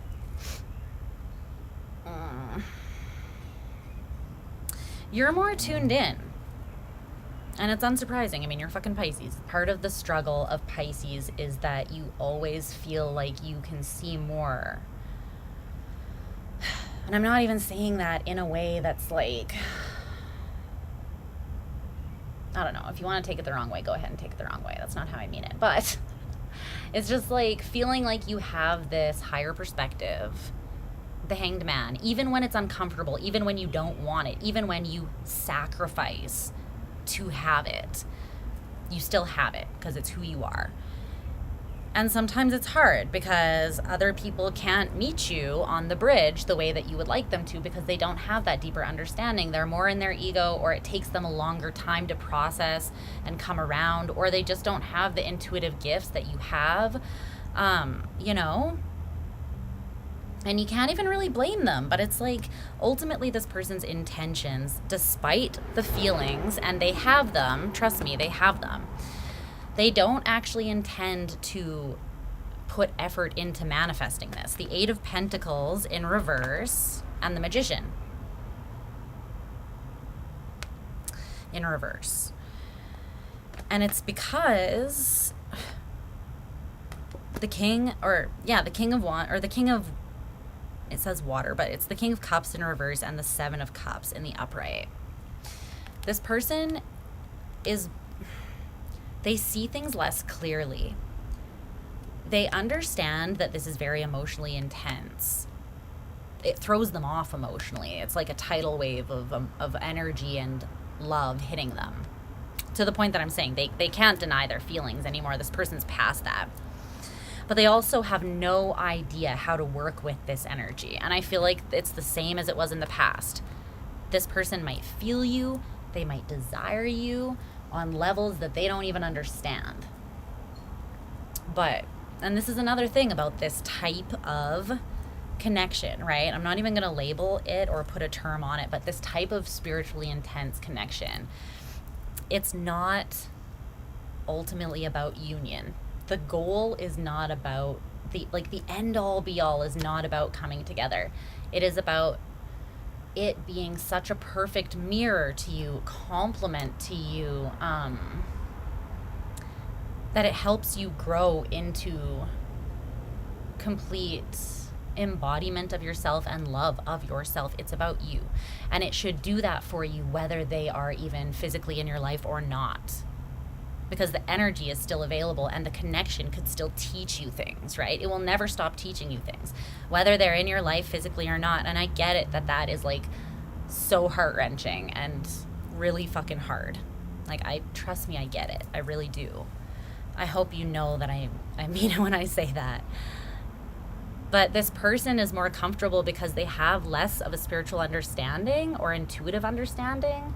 They're more overwhelmed and ungrounded by the energy than you, and they feel more comfortable trying to compartmentalize it because it causes them a lot of confusion, a lot of emotional confusion, and they don't know how to work with it. They just don't know how to work with it in like a tangible way. This person might have strong earth in their chart, yeah. Bottom of the deck is the Nine of Pentacles.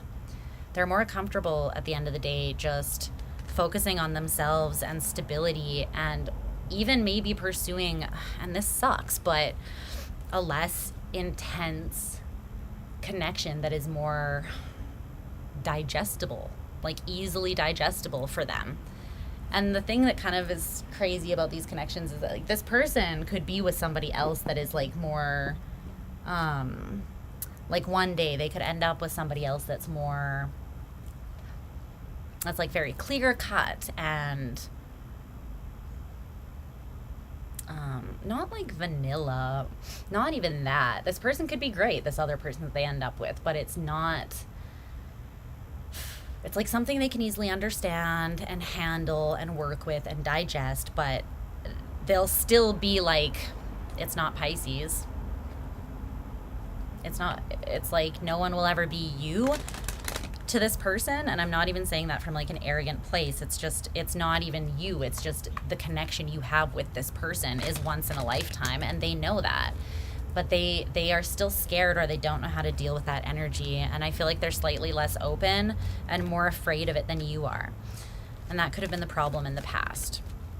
That's why it's important for you to make up your mind, pick a path that's not influenced or based on this person. And to do that, you have to isolate your energy, at least momentarily. You have to pull it back. You have to pull your power back. You have to close the doors, close the windows, isolate your energy, and remember what it feels like to just take care of you and make decisions that are for your highest and best good without, and I don't mean this selfishly, but without considering or being influenced by this person's energy. Because the thing is, if the reality is that they are not physically in your life right now, right?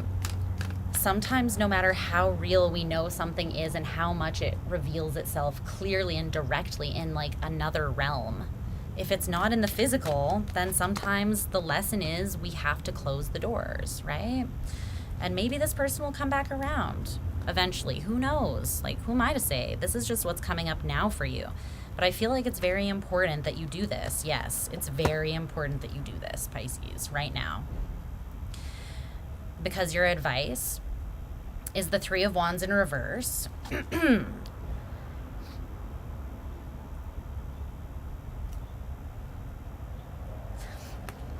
Spirit is saying that it's important that you stop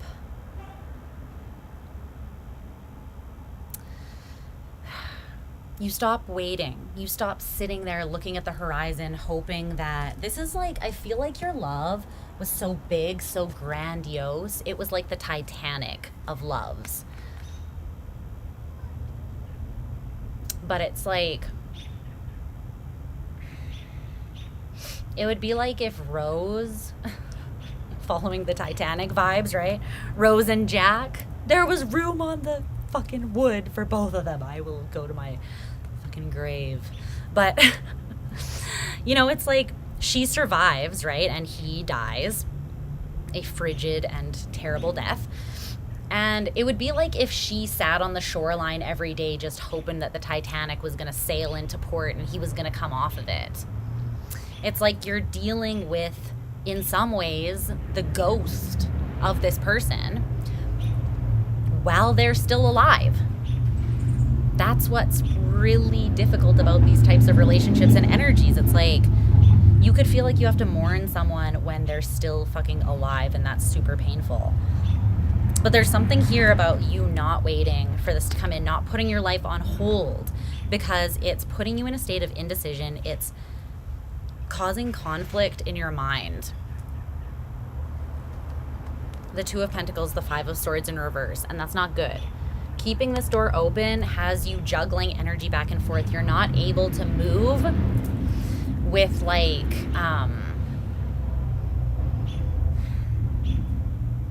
you're not able to put your whole self in the direction that you're being called to go at this time. And you are being called in a very specific, very powerful direction, Pisces. This is the Judgment card, the Call card. This is really making me feel like you're being called onto the path of your purpose right now, right? Right? And again, shutting the doors and windows and isolating your energy and moving fully towards this right now does not necessarily mean goodbye forever. In fact, I can almost guarantee you that it doesn't with this kind of connection, right? Whether in this lifetime or another one, you'll probably interact with this person again. But there's something very important you're being called towards. It has to do with your purpose, your path, and like ascension. I'm hearing North Node, so maybe it has something to do with that. Your North Node is being activated at this time or something. Some of you have North Node in Aries because that's shifting. But it's very important that you answer this call, and I feel like you can't do so with the fullness and confidence and strength that it requires of you until you release this, for now anyways. And again, it's like that whole like, release it, and if it comes back to you, then it's meant for you in this lifetime. And if it doesn't, then it's like, I feel this person being like, I'll catch you on the flip side, I'll catch you in another life. You know, it's not the end for you and this person. And I know sometimes that's not helpful to hear necessarily, when you have that longing that only this person can kind of fulfill, you know what I mean? Like, I get it. But that's what your message is for right now. That's what you're being called to right now, Pisces, okay? I love you a ridiculous amount. If you couldn't tell, I just spent like half an hour on your reading after already doing a 5-hour long live. I fucking love you very, very much. I got a Pisces core, a Pisces heart. I'm a Pisces sun and North Node, so I'm pretty Pisces in a lot of ways. So those are your messages. I love you, and I hope that, I know that you will navigate it correctly, and there's not even a correct, like a right or wrong way, but I know that you know what you need to do and that you'll do it because you're strong. You're very strong, stronger than most give you credit for. What does this say here? I hope people realize this energy is not weak. Pisces is not weak at all. I think the irony in the Piscean energy is that a lot of the time we're the last ones to see our strength. You know what I mean? I feel like that's definitely a thing with Pisces, is like we are the last ones to come around to the realization of how powerful this energy and vulnerability and that open heart is. But it's only powerful when there is some structure to it, in a way. Boundaries, you know, boundaries. Because it's kind of like, what am I trying to say here? It's kind of like if there are no boundaries and it's like you love everyone, then it's almost like it diminishes your love for like one particular person. But that's not even necessarily the case with Piscean energy, because we just are unconditional love and source energy, which is, when you're directly connected to that, it never runs out. It's infinite, right? But even we are human, so I'm talking more about like the human side of us. That would be like in a perfect world. Yes, I will be resting tonight. You're welcome, Stardust. But yeah, it is the epitome of feminine strength, right? It's the last sign of the zodiac, the most evolved water sign.